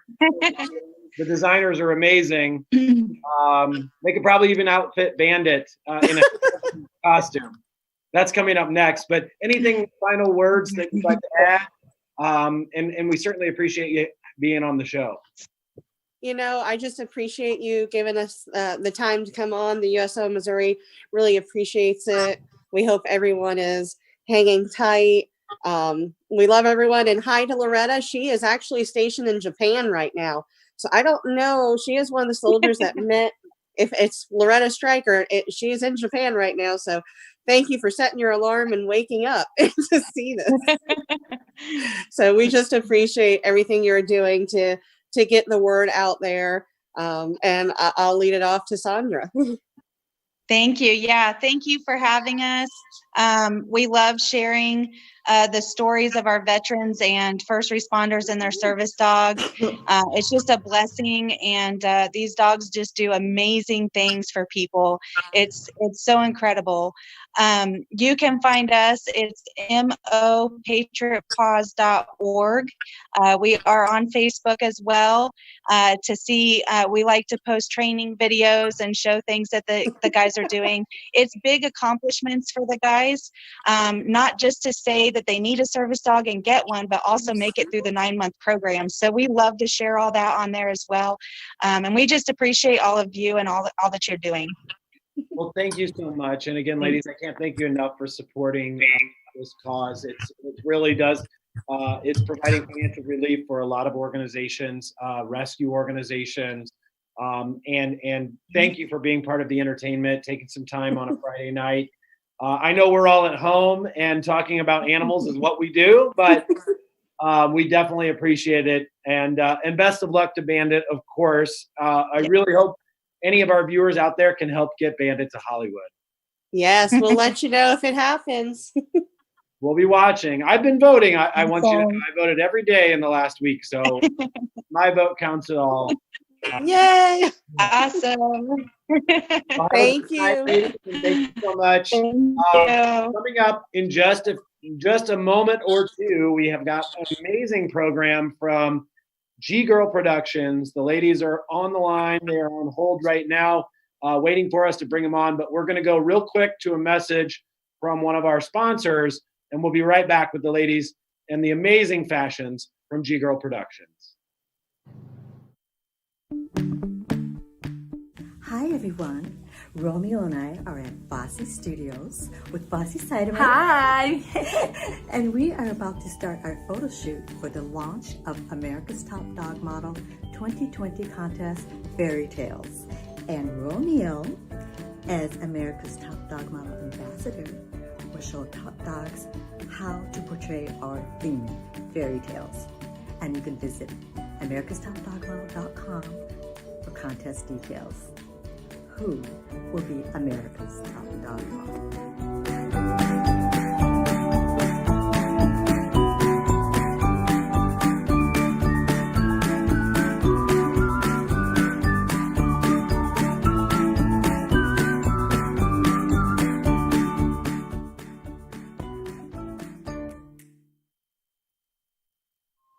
Go. You're on live. One at a time. All right, we're back on live with the Streamathon for Pets. That was a message from one of our wonderful sponsors that we hope you will support.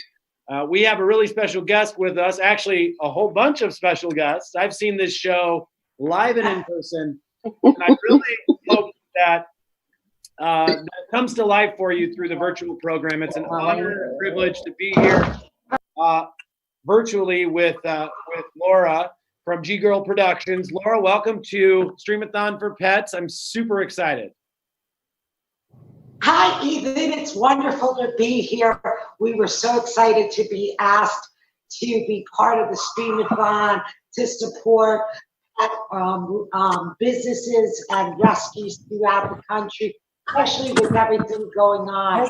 You know, my business is events throughout the country to raise money for rescues. And right now with COVID-19, I'm not able to do my type of events. But I wanted to be able to share some of the designs. I've got Gia here. She is in a beautiful gown from Shenanigans. And Gia is the original G Girl. And she is retired, so I showed her first so we can let her go and relax. And then I have Gabriella with me, so I'll show you her quick. We have raised $350,000 for rescues throughout the country over the years of G Girl. And one of the rescues that we are very dear to heart with is Canine Rescue out of Augusta, South Carolina. Barbie Yance is still in the trenches going out there and rescuing her babies as we speak. So the first guest that I want to announce is Barbie Yance. But before I do that, I'll show you little G Girl, Gabriella, and she is wearing a custom gown from Shenanigans. And Shenanigans is a fabulous designer that is based out of South Florida. You can find her on Facebook, Shenanigans.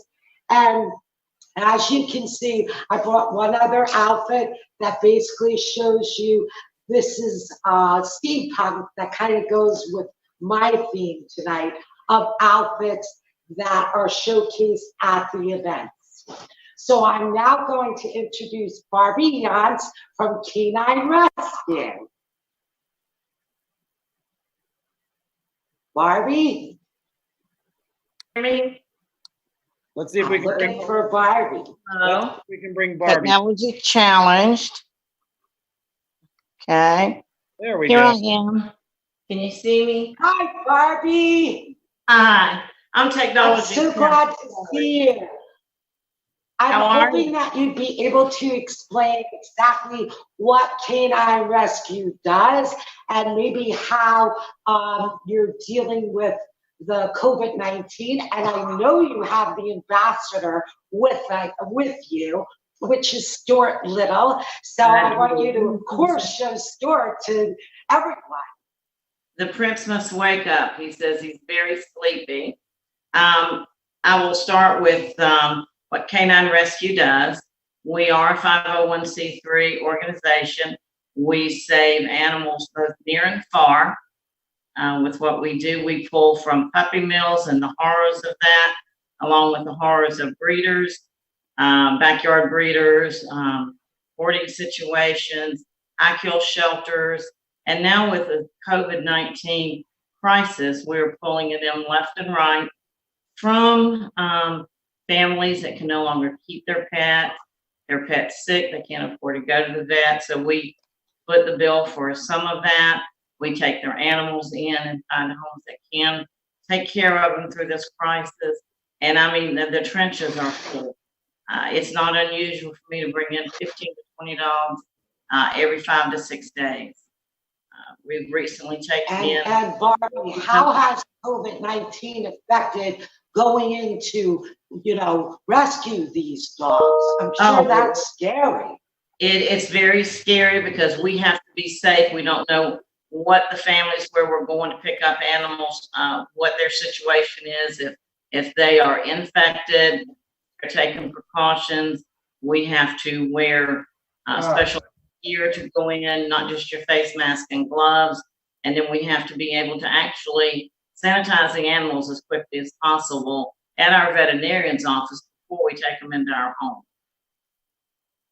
So it And has. how can somebody find you? Did you let everyone know your website and if they're interested? And I think you have some babies that are looking for forever homes, don't you? I do. Our website is www.canerescue, RESCUE1.org. And I do have one little baby with me tonight. We don't have a name for this baby yet. It's a little Yorkie boy. He is 3 months old. Oh, he is just yummy. He loves to play. He barks. He squeaks toys. He cannot walk using his back legs.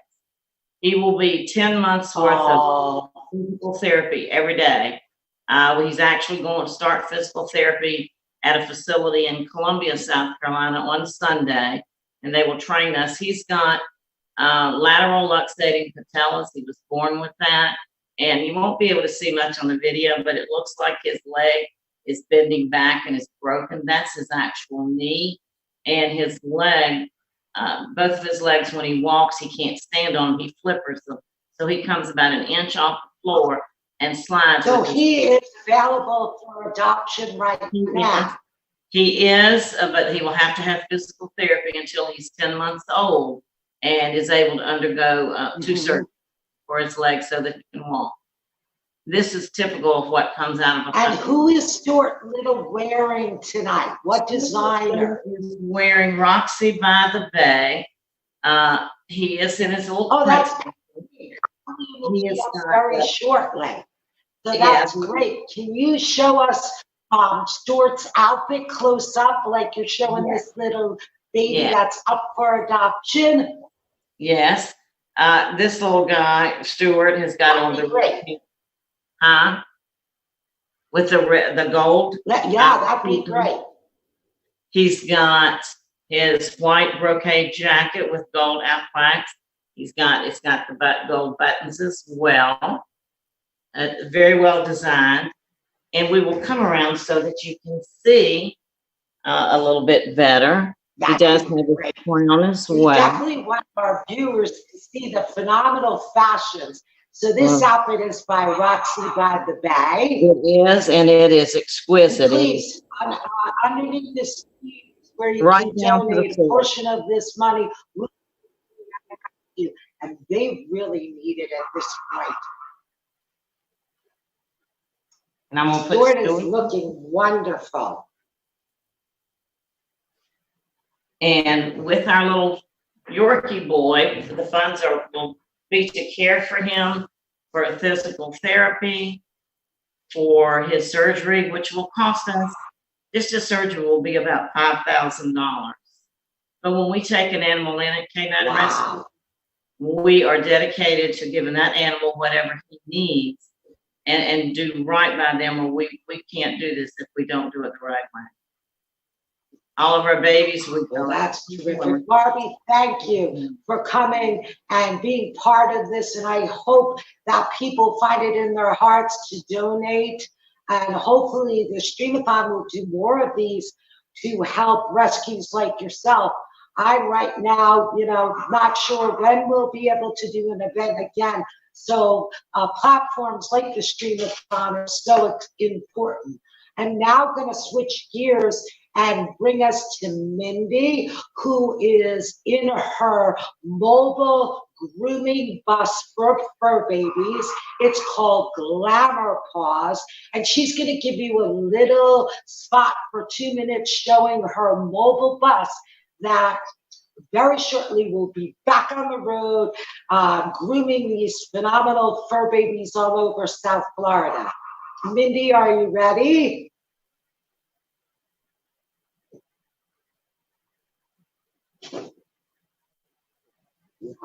I think it would be better.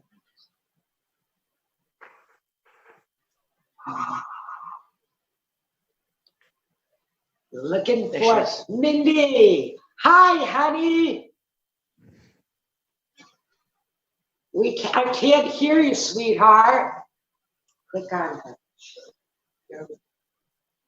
There we go. Can you hear me now? Can you hear Hi, me now? Mindy. And Mindy's from Glamour Paws. And we're going to take about 2 minutes for Mindy to show her mobile bus. And she is ready to get back to work. What's wonderful about her business is she comes right to your house.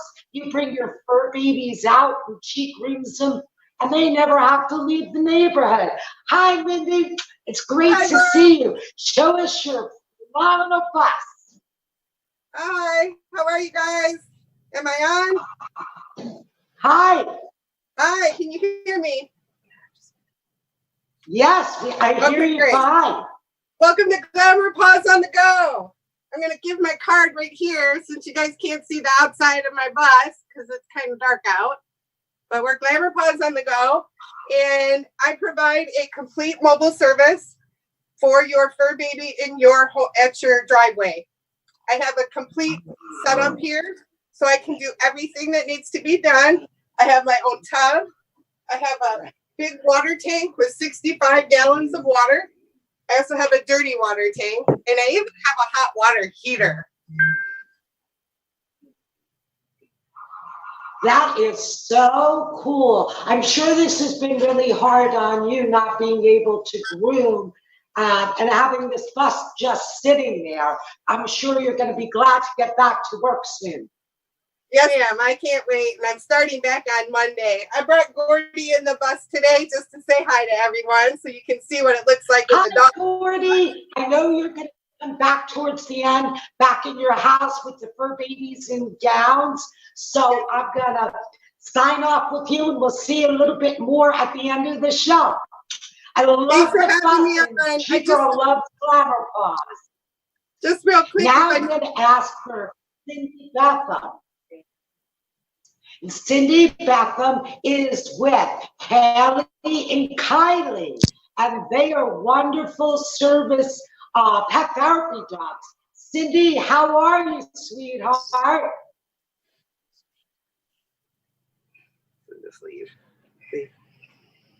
Are you there, Cindy? Is she coming up?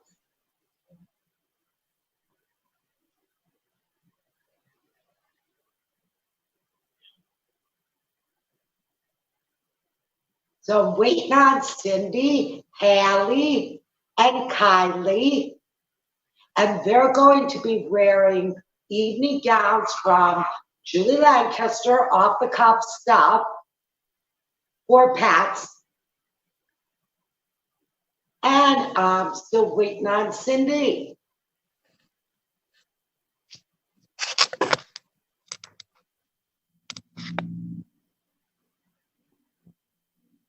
Should I move on to the next person? She's not there, Laura. Okay. All right. So then if Cindy is not on right now, we'll get back to her, and I'll go right with Eileen and Zizi from New York. Eileen, it's wonderful to see you. On. And what is Zizi? Wait, hold on. I have issues. Hold on. Okay. Hi, everybody. How are you? We're coming to you from the epicenter of COVID-19, but we're having a great time. Zizi tonight is wearing, something happened here. What happened here? Tonight, Zizi's wearing, hold on, Eileen. We're getting there. Okay, I got you now. You got me? I got you. I don't know what happened. Something happened here. Hold on. Shit. I just went off for a sec. We're good. I know, but I can't see you. All right, whatever. It doesn't matter. As long as you see me, that's the important thing.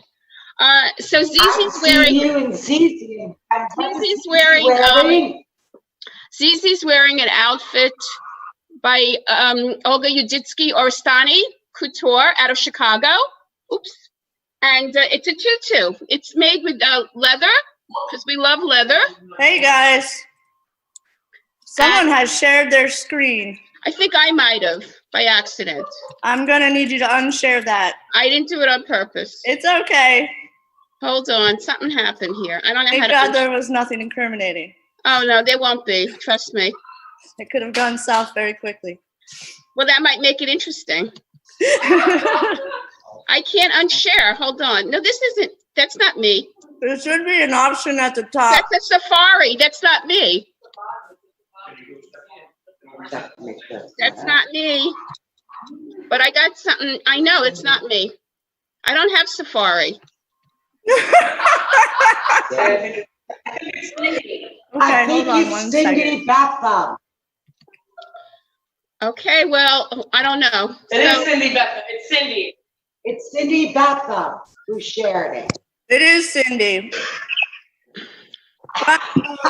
Go. Cindy, get it off.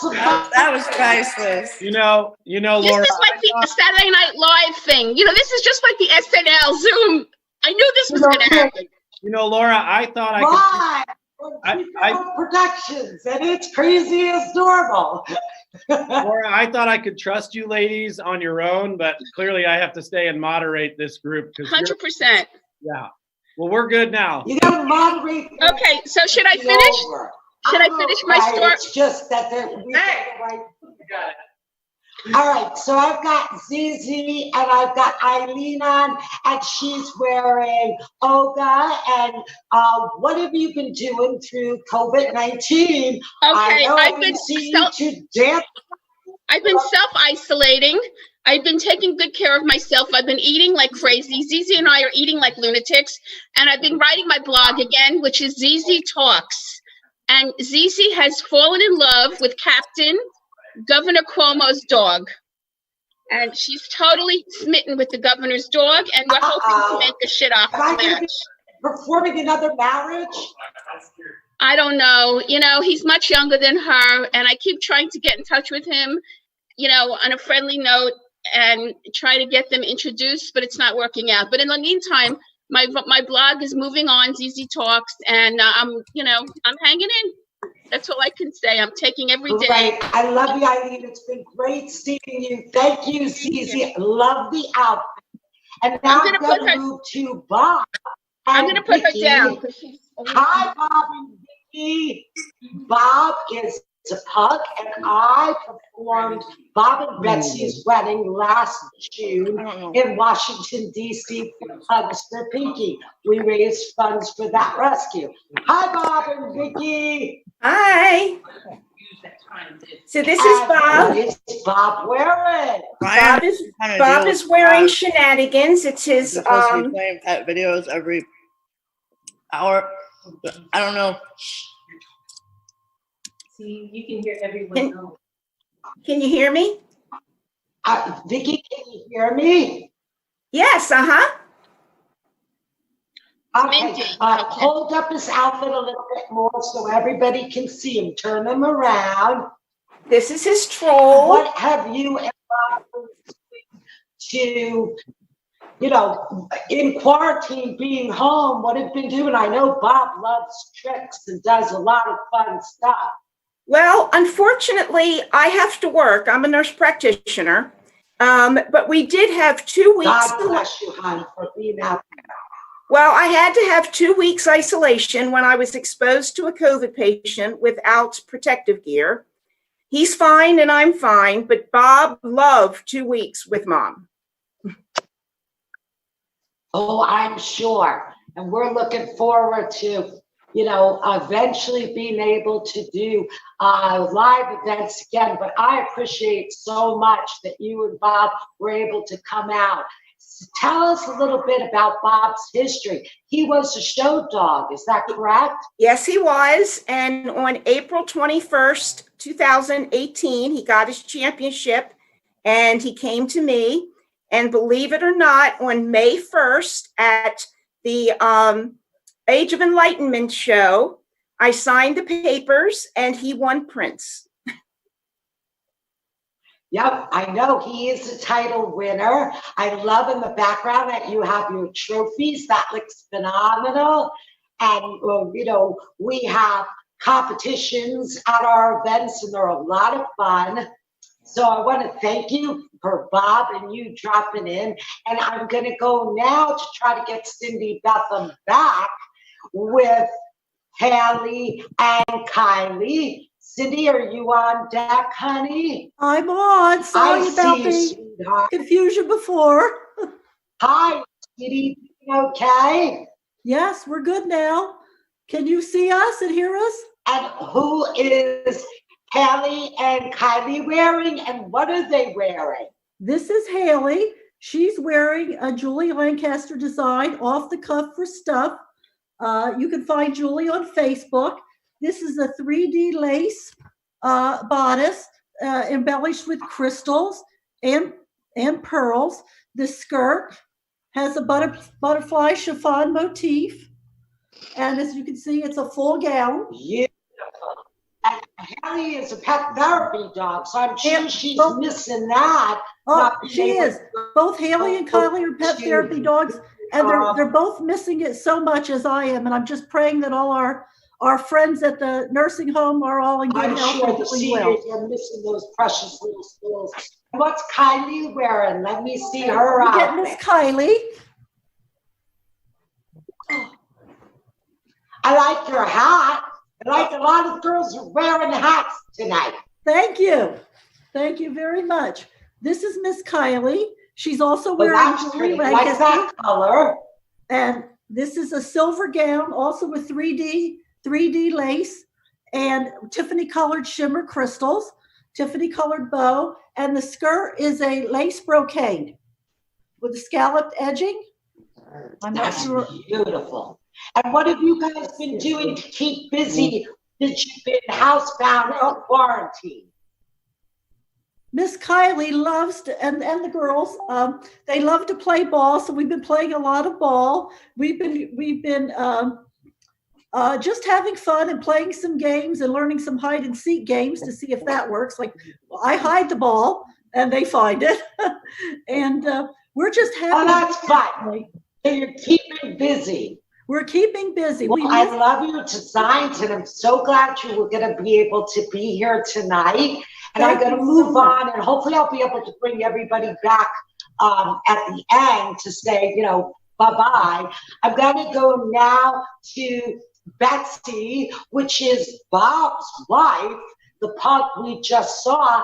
And Betsy was the bride in Washington, D.C. for the event we did. Hi, Lisa, and hi, Betsy. Can you hear me? Yeah, can you hear me? Yes. And what's Betsy wearing?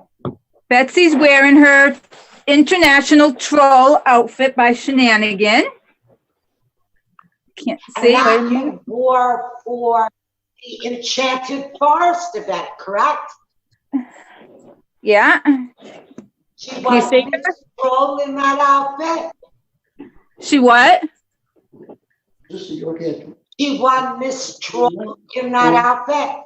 She won Miss Troll, yes, and Miss the Miss International, was it? Oops. Uh-huh. Can't Oh, hear. she wore that in Chicago for the International Light. Yes. And then she also wore it at the Enchanted Forest event. Right, yeah. So I want you to tell everybody what Betsy's obsession is. Purses. What does Betsy collect? Pocketbooks. How many does Betsy have? Can you see them? I love it. Those She are has her, quite a collection. that's her collection, yep. I'm sure Betsy's going to be thrilled to be able to go back shopping with mommy for more purses. Yes, she can't wait. And how is she feeling about being estranged from her husband, Bob, since they're both you're in separate quarantine? Right, he's in Maryland and I'm in Massachusetts, so they FaceTime a lot. Oh boy. Oh, that's good. Well, thanks for coming in, and I'm going to move on to Angie, with Cooper Gardner, Lily, and Harley. Angie, are you out there, sweetheart? I see you, doll face. There's Mr. Cooper. I can't talk now. Can you hear me, hon? Yeah, can you hear me okay? Yeah, I hear you great. I see the cheek girl me behind. Just so the audience knows that most of these fur babies tonight are title winners. Cooper has won a numerous amount of titles. He was our Mr. Cotillion, he was an ambassador. A lot of them will be featured in Lick magazine that comes out next month. So tell us a little bit about what Cooper is wearing. So, All right. So it First looks up, like we have good. Harley. We'll wake him up a little bit. Did I show the gowns? Perfect. Okay. Harley is a I rescue. can only see a little bitty. He'll be 3 years old this month, and he is wearing Shenanigans. Okay. Which has won a. Hi, Harley. Harley won what title did Harley win? He won the Enchanted Forest title, His Highness. That was, I knew it was one that was just he has recent. on won Best Designer for Fur Boy. And he's been asleep, so he's just now waking up for everybody. I know, it's getting a little late for these guys. Yeah. And you want to show me Lily or Cooper next? We'll show you Lily next, and then I'm gonna save Cooper Turn for that last. around so everybody can see the outfit. Hold Harley up so they can see the outfit. All right, come here, buddy. All right. You know, backwards so we see his back. This is a faux leather hand-painted stencil outfit. Got studs to help represent armor. It was at the leather and lace outfit it was made. Beautiful. And then, of course, he's got his cute little muffin All hair. right, now let's move on to Lily. Okay. And Lily is actually rescued from Canine Rescue, along with Gabby, who's asleep on my lap. So she's one of the fur babies that Barbie rescued. And what is she wearing and who is she wearing? All right, she is wearing Shenanigans. It was her cotillion gown, her very first cotillion. It's a hand-sewn, hand-beaded applique bodice, and it has a bustle of lightweight metallic stripe with hand-sewn appliques. Nanette does wonderful work. She made this very lightweight because Lily is only like 4 pounds, and I didn't want the gown to overtake her. So we'll hold her up and let you see the back of it. I love those colors. It's showing up so It's beautiful gorgeous. on my screen. And then it's got the nice, pretty bustle. That is beautiful. And I love the fact that it's lightweight. It's very Shenanigans, you can find Shenanigans on Facebook along with the other designers that are being showcased tonight. They're all on Facebook. Yeah. And then last we have Cooper. And last I have Cooper. Here, buddy. And Cooper is our largest title winner throughout the G Girl family. He's won the most titles. And Cooper is quite stunning. And who's He's Cooper wearing? Shenanigans. This is his wizard outfit that we had for the Enchanted Forest event. Yeah, buddy. Oh, that's quite stunning too. He won King of the Fairies with this outfit. This is one of my favorite outfits. It's so detailed. It's just amazing what she did with this outfit. And he just wears it well.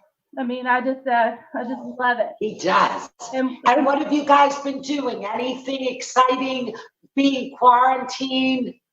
No, not really. Are they learning any new tricks? He could do some tricks if I had the space to show it to you. But I've been working through the quarantine, so okay. All right. It was great seeing you guys. Thank you. I'm gonna move on to Terry and Nevada in Miami. Hey, Nana Terry, Cooper. are you there?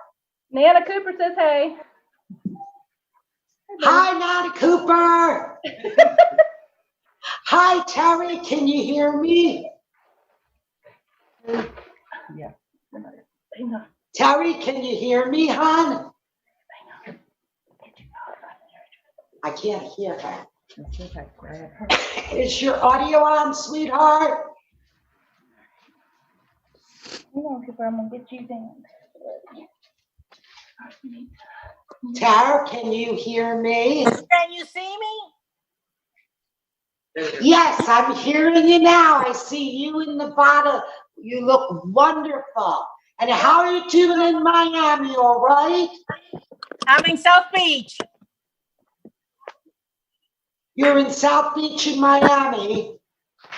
And you're with Miss Nevada. And what is Nevada wearing and who is she wearing?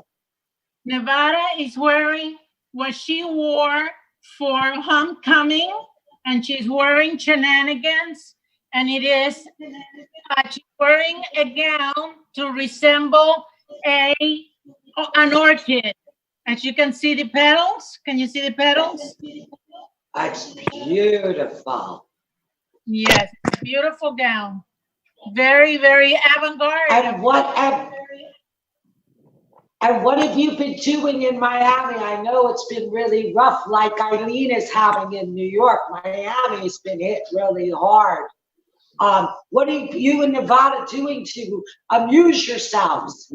Well, we are lucky enough that we have had a park that has been open throughout this whole ordeal every day. It's right on Ocean Drive. Oh, that's wonderful. And we are able to walk it and meet other puppies, even though we don't get close to anyone. And that's where how we cannot get to the beach. The beach is, we're not allowed on the beach, but we can see the ocean. Right. Well, I'm so glad you were able to join us. Nevada's looking wonderful. Just so the audience knows, Terry is one of my first followers when I started many years ago with only 10 ladies coming to these events. I met Terry, and at that time she had, bless her little heart, Aspen, who passed. And then she got Nevada, and she's back doing events with us, and we are thrilled to have you back. And I'm thrilled that you were able to join us for the Streamathon. Thank you, honey. Thank you so much. I hope to see both of you very soon. I'm going to switch now to Wendy DePinto, who is at Gigi's Pet Market in Jupiter. It is a phenomenal pet shop. She is with the Gigi, and this is a great shop that has stayed open through this entire COVID virus. They've had curbside. You can get your dog food there.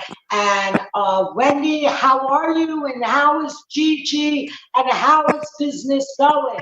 Well, this is the Gigi. You can tell she had a rough day.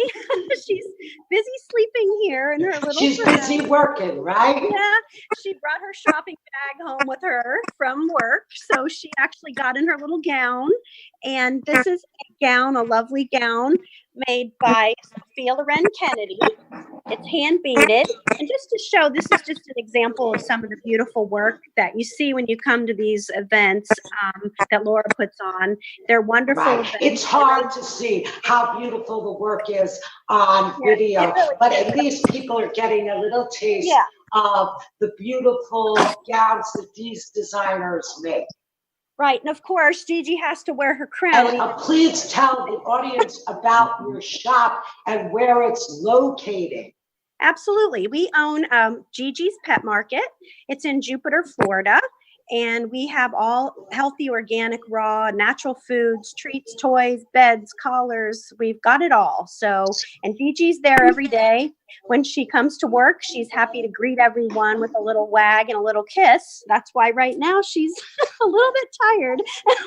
Gonna say hi. So anyhow. Hi, Gigi. Say hello. So anyway, this is her time. And I'm glad to let everyone know, if they are in South Florida, that you are open for curbside and shortly inside too, correct? Yes, we have not been restricted. We do have a small store, so we do let people in. It's absolutely open. We have cleaning procedures in place so that everyone can come right in. And this is the name of it, Gigi's Pet Market. And like I said, this is located in Jupiter. So we're happy to be able to service our customers. We do offer curbside service too if someone needs it and request us to bring it out. We're happy to do that. So yeah, back Perfect. to you. Thank you, sweetheart. I'm going to move on now and introduce Pascaline, Roxy by the Bay. Pascaline, are you on deck there, ready to showcase some of your work? Pascaline was the designer that I showcased in Washington, D.C. And we did a wonderful event there with Bob and Betsy's wedding to benefit Pugs for Pinky. Pascaline, can you hear me?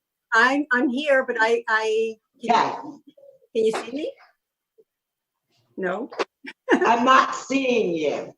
Hold on. Is she showing up? She has to share video. Hold on. Share her video. You need to share your video.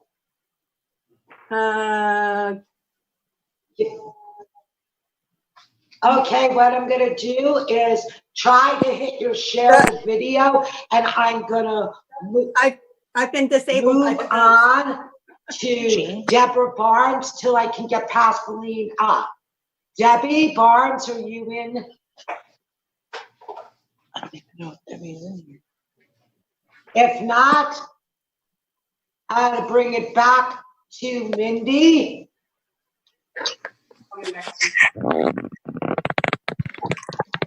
Hi, Mindy. Hi. Are you hearing me? Yes, I am. Okay, so who do you have with you and what are they wearing? Well, I don't know if you can see Carly on the floor, but we have Dino here and Carly, and they're wearing Darlene Hatchie. She's a designer out of Canada. And they're wearing their Chilean outfits. And that's Princess Lily Apparel, correct? Princess Lily? Yes, Princess Lily. Is the name of her company, Darlene Hatchie? Right. And what they're wearing is their cotillion. And I'm going to ask each one of you to come back on, say goodbye, and announce your designer and where to find them on Facebook. Okay, ladies? So go on with Dina. Okay, so Dino is wearing this vintage wedding gown. This was a very old wedding gown that the designer turned into a beautiful tuxedo. I'll bring them up a little closer. You can see all the beadwork, all the flowers are great. And of course, Dino's signature glasses, the G-Girl glasses. It's sunglasses. He wears his sunglasses at night. Yes, he does. Yes, he does. And Dino's about 7 years old. And now, who do you have next? Anyone else? We got Carly down on the floor, and this is her gown, made from the same material, and everything is hand done on here. Oh, that's wonderful. So they have matching outfits. Yeah.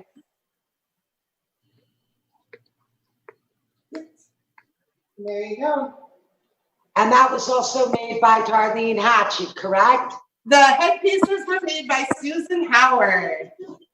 The hats and the headpieces were made by Susan Howard. Were made by Susan Howard. You can find her on Facebook too. Susan Yeah, Howard the joint makes venture. the sunnies and makes a lot of the hats for the fur babies. Yeah. And then Darlene Hatchie, Princess Lily, it made the gowns. I'm going to move on and see if I can get back to Pascaline because we've got about 10 minutes and I want to be able to bring all of you guys back. So Pascaline, did you get your camera up and rolling? I can't. The host has to do it. It's click on that, Sam. I'm not the host. Oh, So it's Ethan that's got to get you live. Who is it that you're trying to bring on live right now, Laura? Pascaline Goalie. Okay, hold on. Roxy by the Bay it is. It's the email, Roxy by the Bay. Okay, here we go. Hi, everybody. I see you. Hello, sweetheart. Say hello. And what is Juliet wearing? Juliet is wearing Roxy by the Bay. It's a lilac metallic and a wine organza ruffle skirt, and it matches mine. This was what I was supposed to wear with her. Well, she was supposed to wear for the homecoming that we didn't make. We didn't make it. So. And I know that you have a lot of orders that you are doing, but I also know that you did a wonderful thing for your local old age home or nursing home near you. What did you do for them, Pascaline? And I just want to share that because I think it was something really wonderful. I joined the Mass Makers of Calvert, which is the county that I live in Southern Maryland. And there was over 50 seamstresses, and we made masks and donated to hospital. I chose to donate to all the residents at the nursing center where my aunt is. I also did all the children at the daycare whose parents are essential workers, because they're going to need to start wearing masks. And you sent one to G Girls. Thank you for that. I appreciate it. How can someone find you as a designer on Facebook? Or also your website? Roxy by the Bay Boutique.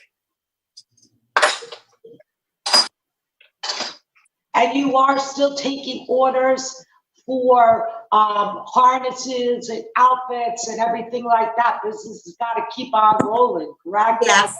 Yes, I've got some orders that I've actually put on hold so that I could do the masks for the people who really needed them. And now I'm going to go ahead and pick up the gowns again. I've had requests to make masks for babies. We have that we've done.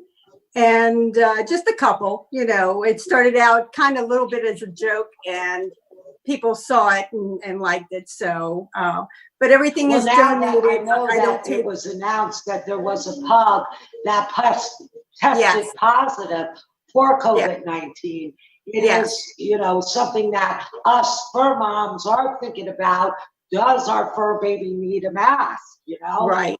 Right. So and I appreciate and the everything client you're doing. I appreciate all the designers who stopped making gowns and harnesses and turned their efforts to help people like me and nursing homes and daycares that need masks. All right, we've got about 9 minutes left. So what I want to do is go through the list and basically I'm looking to see if Deborah Barnes is on. Okay. Did Deborah Barnes make it on? Give Jean Carter. Give Jean. So, all right, what I'm going to do is take each one of you and have you, you know, say goodbye and say who your designer is. So I'm seeing Cindy Betham first. So Cindy, say where you're from, and say goodbye and who your fabulous designer was. Okay. Okay. Okay. Are you there, Cindy? Can you hear me? My designer was Julie Lancaster, Off the Cuff Stuff for Pets. She can be found on Facebook. So, so happy to see all of you. Thank you, and thank you so much for coming. We love you. I love Kaylee, and I love Haley, and I love you. Thank you. We love you too. Move on past the lead. Where are you right now? What state? And again, give your website or your Facebook page out. Pascaline is with. I'm in the state. I'm in the No, state of Julie, Maryland. sorry. I'm in the state of Maryland, and it's Roxie, Roxie, by the Bay, and Bay is spelled BAIE, boutique. And can I say one thing is that I have not asked anybody, to pay me for any of the masks. I have had clients that insisted on giving me money, and I've had them donate to Barbie instead, so that it would help her with her rescues and pay some of the bills a little bit.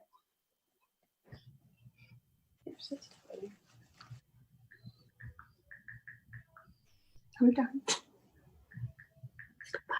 Kindness and the donations of people who did purchase the mask.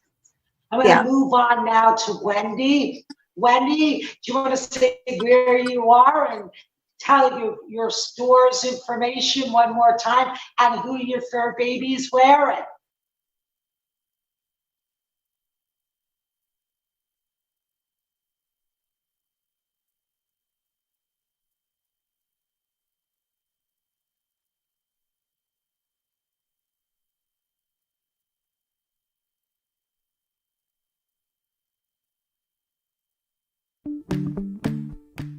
Hi everyone, Romeo and I are at Fossey Studios with Fossey Sideman. Hi! And we are about to start our photo shoot for the launch of America's Top Dog Model 2020 contest, Fairy Tales. And Romeo, as America's Top Dog Model Ambassador, will show top dogs how to portray our theme, Fairy Tales. And you can visit americastopdogmodel.com for contest details. Who will be America's Top Dog Model?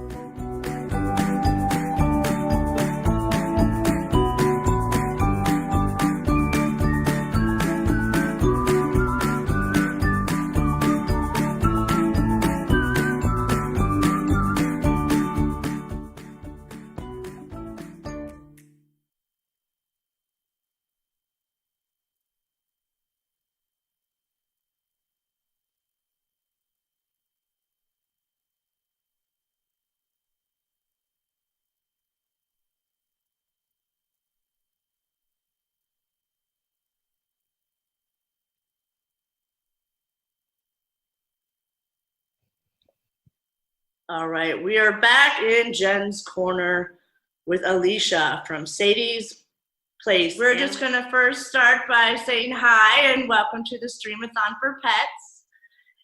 Hi, Jen. It's great to see you and meet you. We would love for you to tell us your name and a little bit about your business to start out with.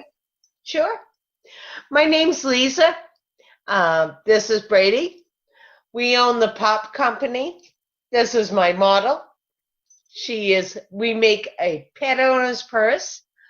So it's a purse that is made to put your stuff and the dog stuff in one bag.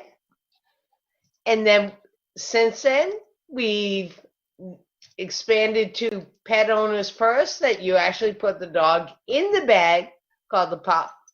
You don't happen to have one of those handy to show us, do you? I got a little one. Oh, wait. Hang on. I wish my dog would fit in a purse. This is called the pet owner's purse. So it puts my stuff and your stuff in one bag, not to put the dog in. Poopy bag, emergency leash made out of vegan leather. That's a great idea. So it has all these pockets. And then we have little ones called the dog walkers, which I happen to have. And then we make an airline bag and a pet purse that you carry the dog with you. Very cool. And how do we get these handbags? How have you been selling them, and what's your new plan to sell them? I sell them mostly on Instagram. It's my biggest seller. And how do we find you on Instagram? is the Pop Company 00. Okay, cool. We'll look into that. And my website, and I have a Facebook page. Awesome. Let me see if I can actually find you on Instagram real quick. All my pups. And here you are on Instagram. There we go. Yes. The Pop Company 00. No spaces, no hyphens, with a dot in the beginning. And this is, we can order right off Instagram. Uh-huh. Very cool. Lots of awesome designs to look through. Look at those monkeys. I mean, she is the best model ever. This little face. And I have 2 dogs. So there's the other one. She wears hats and sunglasses. You couldn't ask for a better puppy model. Oh, I just happened to have one of our beautiful pet owners' purse. So this one.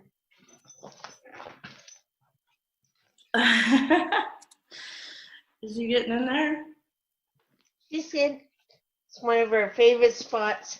So this is a pet purse. Tilt that down or lift him up. Oh my gosh, there he is. He looks very comfortable. She loves it. So it has a removable cushion in the bottom. It's also organic, vegan leather. Are you having these made in the U.S. or are you hand making them? Yes, they're all custom made here. She loves it. That's one of my biggest things is U.S. made products. So they're all, I'm a small cottage industry. All made in Maine. All my my suppliers are Maine, U.S. Keeps flashing out, so I keep freaking out. I'm trying to pull up your website here. I just wanted everyone to see visually where you were at on the internet. The Pop Company. There she is, isn't she cute? My best model ever. Oh, it's adorable. Awesome. Well, thank you for sharing.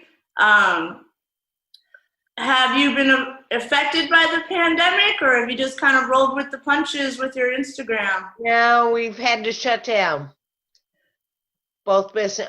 This is my side business. Because of the state of Maine, we had to shut down. So so I'm just now starting to open back up and be able to ship again. It's been a tough go. Are you taking pre-orders? Do you have any special designs coming up for the future? Oh, we got new fabrics coming in. It's fabulous. You need a face mask that matches your Italian leather dog. I know. That's a whole thing, a whole gig I want to do. Very cool. Awesome. Well, we're looking forward to seeing what is in store for you in the future. I'll definitely find you on Instagram as soon as we get done here. If you want to have any last final remarks for the world, a message from Pop Company? Please shop local, small. Keep it in the U.S. and be safe. Absolutely. Couldn't have said it better myself. Thanks so much, Liza. I'm gonna hit stop. All right. Well, thanks for your time. We will see you in the Thank you. I can't wait. This is so exciting.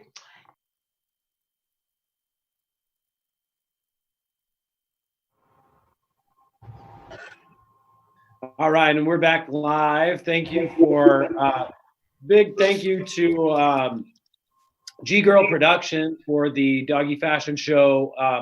Sorry for the technical difficulties we had there at the end. It did cut off quite right at the end. She didn't get to say a goodbye to everybody, but we hope you enjoyed the Doggy Fashion Show. We're back live now with our next guest. We have Angela Marcus with Get Your Pet joining us for an important topic about adoptions and adopting pets, during the COVID-19 pandemic. Welcome, Angela, to the event. We're super excited to have you here. Angela, you're going to be talking about adoption and rehoming during the pandemic, correct? That's correct. Awesome. Well, tell everybody a little bit about yourself. I know you have a guest as well, and we'll let you get right into the topic. But before you do that, I just wanted to say thank you so much for joining us. We're super happy to have you here. And I look forward to hearing everything you have to share with us. Awesome. Thank you so much for having me and my guest. I have Aurora Velasquez from the Animal Care and Control team of Philadelphia joining me tonight. And I'm really excited to talk to everybody about adopting pets during this pandemic, and also how rehoming a pet outside of the shelter system can be a really effective tool, not only during this time, but from before this all started and after. So thanks for having us. Yeah, it's my pleasure. We're really glad that you've joined us, like I said, and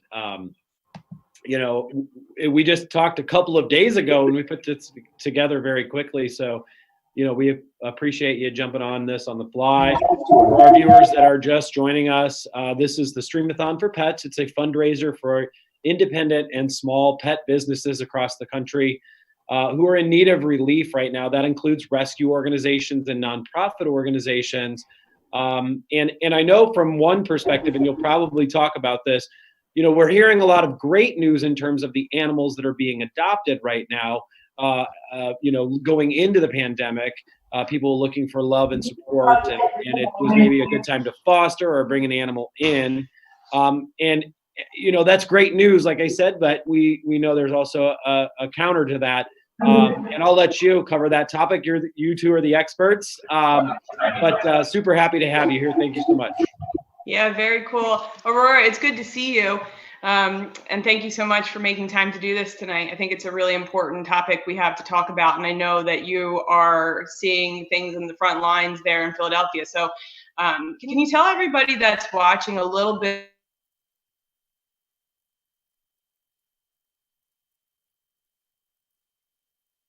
Oh.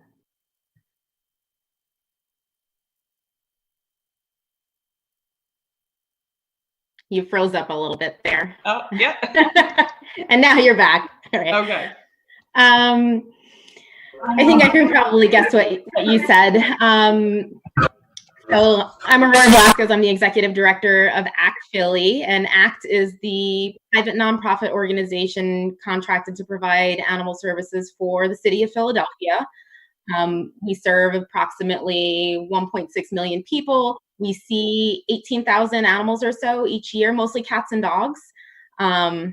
This whole COVID situation, I think, has been huge in so many ways for shelters all across the country, and definitely here in Philly. We're seeing tremendous response from the community when it comes to fostering and pet adoption, and really a flexibility in what that looks like and how the community and the shelter works together. That's really been pretty remarkable. Yeah, I mean, that's great. So the one thing I think that's interesting that not a lot of people understand, so maybe you can, define this a little bit. Animal control in Philadelphia is what people call, or what we call in the animal welfare space, an open admission shelter. What does that mean as compared to some of the other shelters that are out there? Yeah, so, at its most basic definition, an open admissions animal shelter is one that is available to take in any animal in need. There are ways that look different at different organizations.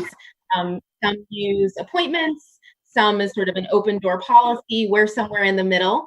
But essentially it means that whatever the given location that your shelter services, you are available for whomever needs help. We had an email chain going about an hour ago that there was potentially 25 chickens impacted by a fire that may need to come in, and we're still working that out. We're hoping that they're all in good shape and won't need to come in after all. But Could be 25 chickens, it could be a cat, it could be a cow, you know, it really, you never know. But it's about figuring it out. Yeah. Yeah, I mean, it's an interesting thing, especially when you think about the city of Philadelphia. The last thing you think about is chickens. You know, not many people are like, what, chickens? Is that even legal that they have chickens in the city limits? It's not, but, you know. Yeah. I mean, I don't know if you know this, but I spent about 6 years as the operations director for the Pennsylvania SPCA. And while I was there, we had a huge humane law enforcement team. So I was fortunate enough to work with some of the coolest people I've ever worked with during that time. And it was the same thing. It's a 24-hour-a-day job, right? It never stops. So chickens at, 9 o'clock on a Friday night, it's like normal business for just another Friday. Just another Friday. Yeah, so, Ethan started talking a little bit about fostering and adoption and the trends we're seeing. I mean, with Get Your Pet, I can talk a little bit about the trends we're seeing, but I'd like to hear from your perspective what you're seeing in the bricks and mortar shelter world, and what specifically you're seeing or changing in your day-to-day operations at ACT. Yeah, what we're seeing and what I'm learning through conversation and with different colleagues, it sounds like a lot of people are seeing is really just an unprecedented level of interest and response from the community around fostering. We've always had fostering available. We've always had adoption services available. But something about this moment in time really has compelled people to come forward. We first in Philly put out messaging about a need for foster and adopters like the second week of March. And within 2 weeks, we had over 1,200 applications for new foster homes, people who had never interacted with ACT Philly before, who just heard that message and for some reason at this particular moment thought, okay, this is time, this is I'm gonna go for it. And I think part of that has to do with people have so much time on their hands that they're looking for something constructive to do with it. And I think when shelters like ours are saying there is a significant need, availability of time and need, and the cute face of that cat or dog, like it's a combination that people just can't say no to. So we really looked at how we could meet that significant response from the community. So we did things like set up appointment systems. We reallocated staff who normally don't work to support foster programming to do that, because we wanted to make sure that we touched every one of those 1,200 people and we're engaging them. At this point, we have our adoption appointments booked out all the way through May already on the first of the month. So there just really seems to be an interest in the community in stepping forward and helping the shelters and helping their neighbors and the community as well. We're aware of a number of animals who their owners unfortunately were impacted by COVID, but the community figured it out. They came together, they figured out who could take, I think there were 2 cats in South Philly who could take them in rather than them coming to the shelter. So there's a real coming together right now. Yeah, I have to agree with you. I think that the trends that we're seeing are incredible. I think all of us that have worked in an animal welfare space would agree that it's probably one of the only jobs out there where you're working every day to put yourself out of business, So it's counterintuitive, but the fact that you've seen such an amazing response from the community gives me a lot of hope. It's really exciting, and I'm sure that it was overwhelming for you and your team. But what do you think this means? Do you think that this is because we have this pandemic right now? People know they're going to be home for a significant period of time. They're looking for that companionship for an animal. But fast forward a few months when everything goes back to normal, what do you think we're going to see? I've been asked that question a couple of times, and maybe I'm hopelessly optimistic. But I think it's all going to work out. I think, we're seeing an unprecedented number of animals go into foster, but those animals are also getting adopted from foster, right? I think some of the fosters who think that they're only fostering are really going to end up adopting themselves. Hashtag foster failure. Exactly. This girl right here. I mean, who among us isn't, right? Yeah. And I think some other folks are just, they're not going to make the step to adopt their animal, but they're still going to be committed, and they're going to continue to foster until they find the long-term home for that animal to go to. So I really don't foresee very many animals coming back from foster. I totally agree with you. I think that this is, for a lot of the people who have made the commitment to either adopt or to take a pet into their home for a foster period of time, I think they're going to either find it very hard to give that pet or bring that pet back to a shelter or to find that pet a new home. And I also think they've probably been thinking about it for a while, and this was just like the trigger that made them act and take action and really, like you said, come together as a community to help out the animal control facility in Philadelphia, but also shelters across the country. We're seeing this. Yeah. And to give you a little perspective from Get Your Pet, I don't think I really even described to the people watching what Get Your Pet is and what we do, but basically our website is a peer-to-peer rehoming platform. So we enable people who need to find a home for their pet to connect directly with people who are looking to adopt a pet, so the pet stays out of the shelter system entirely. And we have a lot of means and mechanisms and filters in place to help people do this in a responsible way. So it's not like a Craigslist or a Facebook. We really guide both sides of the equation through the adoption process and support them. And when an adoption finally occurs through the site, both sides of the equation get legal adoption documentation. They get a voucher to be used at the veterinarian. They get a bunch of other ancillary retail coupons, $40 off at rover.com, all these other cool benefits to the adoption package. So we're not dealing with a bricks and mortar facility, but what we are seeing is very similar trends to what you're seeing. Yeah. And that's a huge increase in people coming to our site to want to adopt a pet, sending messages to other people who have pets they're looking to rehome. And it's just been really encouraging for me, because for a long time, that was our biggest challenge, was making sure we had enough people who want to adopt the pets that are on our site. Now, on the other side, we're seeing fewer and fewer people listing pets for adoption, which is also a very positive thing. Is that what you're seeing at the shelter too? Like less people wanting to surrender pets? Yes, our intakes are way down. And it's interesting that you're seeing those requests also go down, because, in the shelter, we see that happening, but we're not really sure why. We're not sure if the need has decreased or if more people are taking advantage of things like Get Your Pet. So it's really interesting to hear that you're seeing the same thing.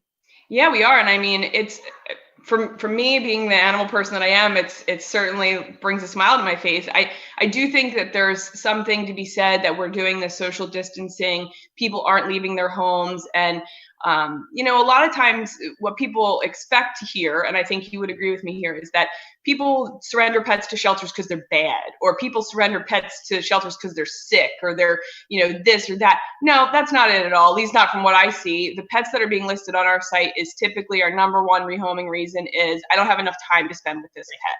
And suddenly you do have the time. So it's interesting. I'm not sure what we're going to see, but I hope that all of these pets that are being fostered and being adopted end up staying in the homes that they're going into.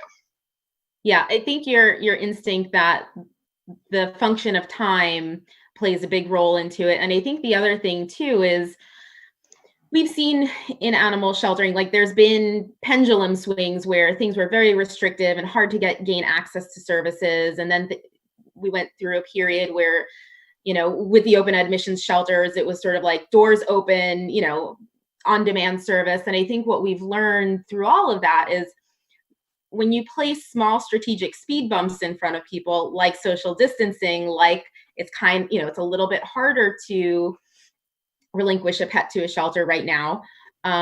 There's a little bit more time to just figure out those problems that ultimately are solvable. And so I would guess that probably that's happening a little bit too. People just don't have those options available to them. And so they're going to, they're going online and searching, what do I do about this problem? and they're able to figure it out, which, you know, is really the best outcome for that animal to stay. You know, and that's like a perfect segue into sort of what I wanted to get into next, which is what do you think the future looks like here? Like, you know, we talk in the animal welfare space all the time about how we need to make this shift from shelters being a place where animals are kept, where they live for a long period of time, and then they finally, you know, they get adopted, or maybe they get spayed and neutered and then they get adopted.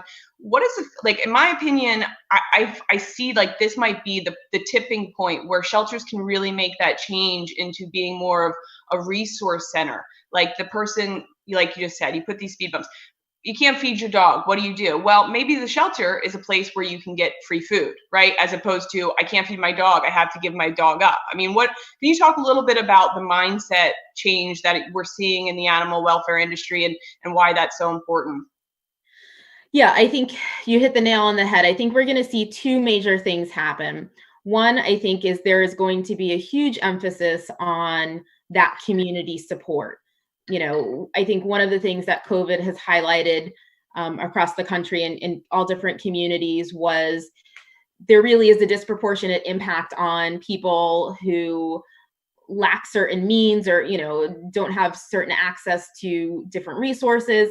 And shelters have really moved in to fill those gaps because we anticipated that for those people who were impacted, if there was a pet in the household, they may be forced to look at options like surrendering just because, you know, they were in a tight spot. And so to avoid that, lots of shelters put together programming very quickly to try and meet that need. Something that we did at Act Philly was we held, historically, we've held a pet food pantry twice a month.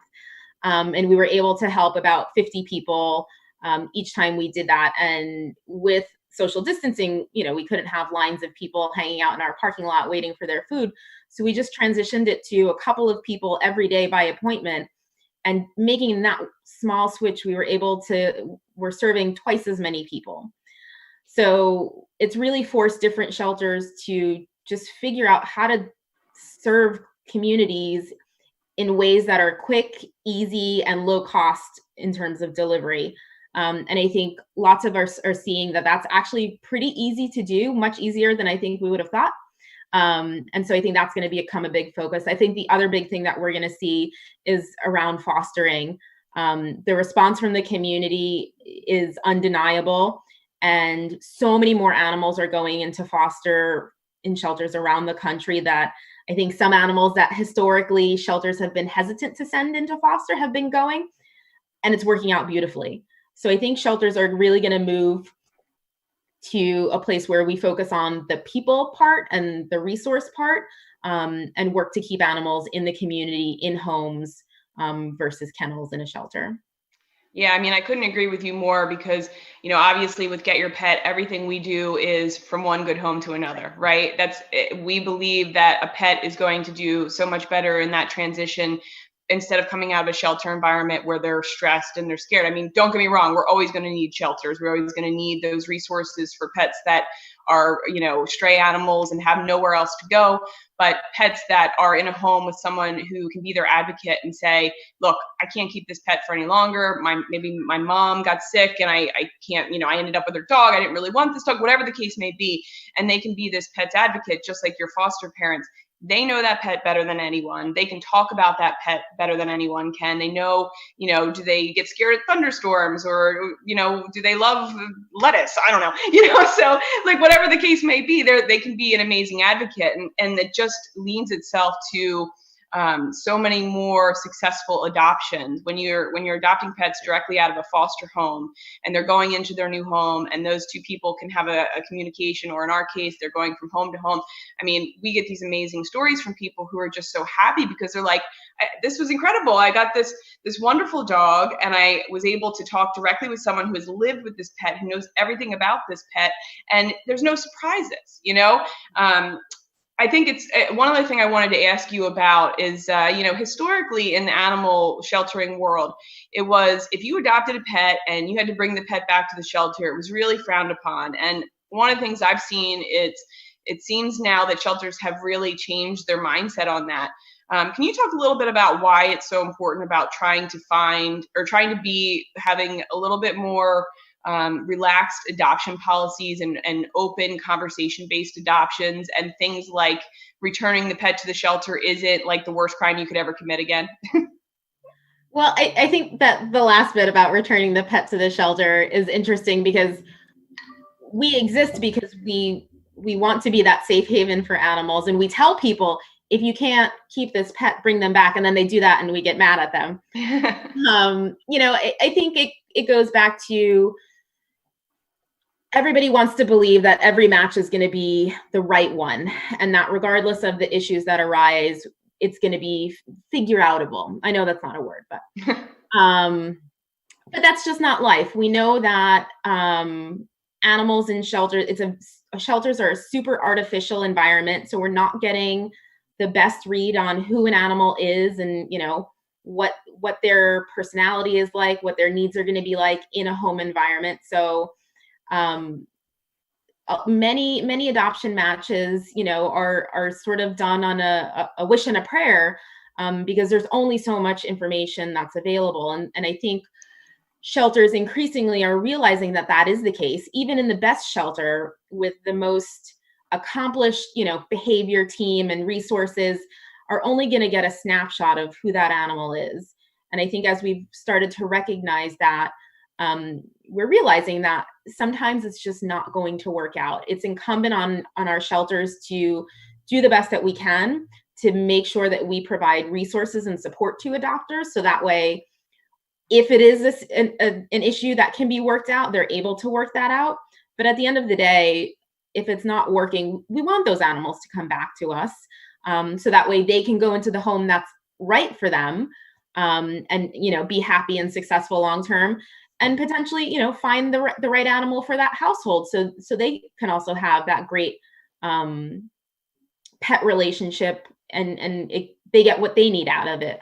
I think it's, in many ways, adoptions that don't work out are very similar to foster homes. The animals have no understanding that, one is an adoption that didn't work and one's a foster home and one's good or one's bad. The animal's experience is largely the same. And often when they come back, we know more about them now. So that next placement we're better prepared for.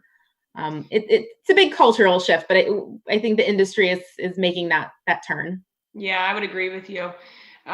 So what do you think right now? I mean, we're here tonight talking because we're raising money for pet businesses, not-for-profit rescues and shelters. And we know all these pets are going into homes. We know we need all of these businesses to be around. And that's why I was so eager to participate. I also want to say my husband is doing a segment tomorrow morning. Dr. John Marcus will be on 9:30 Eastern time, our time, and 8:30 Central time. He's talking about keeping people and pets safe at the veterinary office during the COVID-19 pandemic. So be sure to tune into that. But that's why it's like near and dear to my heart, because we have a veterinary hospital and we want to make sure these businesses are still open. And I know that the shelter world, donations are key. You need donations to stay alive. So, do you see that as a huge challenge going forward for not-for-profit rescues and shelters to be able to fundraise the way they need to continue their operations? Absolutely. I mean, this pandemic has hit people in ways that no one could have anticipated. So many people are out of a job, or, their hours have been reduced. For many people, I'm sure that the last thing on their mind is, where can I donate this week? But really the money, I think, that is donated to organizations like Act Philly, like other shelters around the country, much of it goes right back into the community. I mentioned that pet food pantry that's, supplying hundreds of families with food for their animals. That's fully funded by donations from the community. So I think if folks have the means and can make that contribution, it's really looking at it as an investment in their own community and the livelihood of their friends and neighbors. Yeah, I think that was beautifully put. I mean, I don't know that the same donation dollars are going to be able to be accessed. And that's scary for me because there's so many wonderful nonprofit rescues and shelters doing such amazing work. And I would encourage anyone who's listening to this or watching this, to make a donation to the Streamathon for Pets. They're doing an amazing job of putting money back into communities all across the country. And find out who your local open admission shelter is, because all shelters and rescues are doing great work, don't get me wrong, but those are the shelters that are, they're getting some tax dollars. It's never enough, I can tell you that. And they're doing incredible work, and they're really, the community needs them above all else, because they can never say no to anybody who is coming to them for help. So it's extremely important to make sure that we're funding ask these any of your friends that are watching to please donate even $5. I'm sorry. Okay, sorry. There was somebody else talking there. I don't know where that voice came from. Anyways, yeah. So but all signs, there's definitely some silver lining here. It's pretty incredible that we're seeing this increase in adoptions, this increase in fostering, increase of site traffic. We only have a few minutes left, I know, but the one thing I wanted to ask you specifically, Aurora, was, you thankfully have been a supporter of Get Your Pet since we started. And I want you to talk, if you don't mind, talk a little bit about why this rehoming tool that we've created is important and was important before the COVID-19 pandemic, and why it should be a staple for every shelter and rescue out there going forward, because it's, keeping pets out of the shelter. So if you could talk about that a little bit, I appreciate it. Yeah. Yeah, absolutely. I am a huge proponent of Get Your Pet. Look, I run a shelter. I've worked in shelters for over 15 years. I've seen some really incredible facilities. I've seen some not great facilities. But even the nicest animal shelter is still not someone's home. It's still a place that is stressful, that exposes animals to all sorts of stimuli that's not normal. And so from that animal's perspective, being in a more comfortable, more normal environment is going to have a whole host of positive implications for their behavior, for their health. And then beyond that, you mentioned earlier just the benefits of the person-to-person connection, the person who is unfortunately having to give up their pet, doing one of the hardest things that they probably will ever have to do, connecting with the person who's potentially going to provide that long-term home for their pet. And it really gives the new adopter an opportunity to learn firsthand who this animal is and how they're going to fit into their lives. And for the person who's relinquishing their animal, has the potential to really turn something that has always been a negative, sort of judgment-laden situation into something that could almost be empowering. They're having an active role in making sure the rest of their pet's life is good, and that animal is going into a loving home. And so I think it really, it's good for the animals. It's good for all of the people involved, and it's good for the shelters because, like you said, our ultimate goal is to put ourselves out of business. And the only way to get there is by keeping animals out of the shelters, and focusing really only on the ones who absolutely have to come in because they have no other options. Perfectly stated. I should get you on the Get Your Pet team. Well, I know we're wrapping up, but this has been a really enjoyable conversation. And again, I hope everyone out there who is watching us is donating, who is there. I think there's a link. I think so. I think you cut out a little bit there, Angela. We're having trouble hearing you. So I know this is not an easy job, and I hope you guys keep up the amazing work. Oh, well, thank you very much, Angela, and Aurora. Thank you as well for joining us on the Streamathon for Pets. Wonderful to have you both as guests, and appreciate the kind words as well. And you're absolutely right. If people have the capacity to donate, we would really appreciate if they can go to streamathonforpets.com, click on the donate button. It does go to support local rescue organizations. Maybe even in your area, there's a list of those businesses that's supporting small and independent pet retailers, pet businesses across the country, essential services. Thank you for the very educational, informative talk. I know a lot of people are thinking about adoption right now or fostering right now. So it was really great to hear from somebody right there on the front lines that's experiencing this. So really appreciate your time again, and thank you so much for the wonderful talk. All right, thank you, Ethan. And that was Angela Marcus with Get Your Pets, or Get Your Pet, I'm sorry, getyourpet.com. We have Robin Mudge coming up next with Playful Kitty, and she's going to be talking about cats. We're going to switch topics just a little bit. We do have a message for our sponsors, so stick around. We'll be back in just a couple of minutes. We're going to go to our sponsor. Be sure to visit our sponsor, Mirage Pet Products. Made in the USA, Mirage will be presenting programming just for your pet throughout the Streamathon.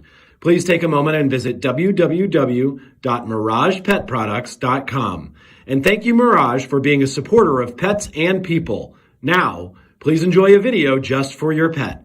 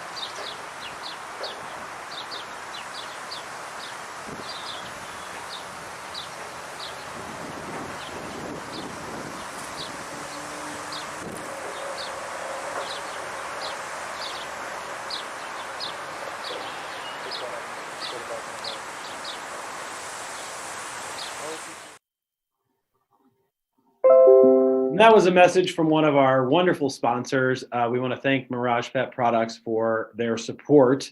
If you have the capacity to donate to streamathonforpets.com, your money will go to support local and small and independent pet businesses across the country, as well as rescue organizations. They're in dire need of your financial assistance, and we appreciate any donations. They are tax deductible. All funds are managed by the Players Philanthropy Fund, a registered 501c3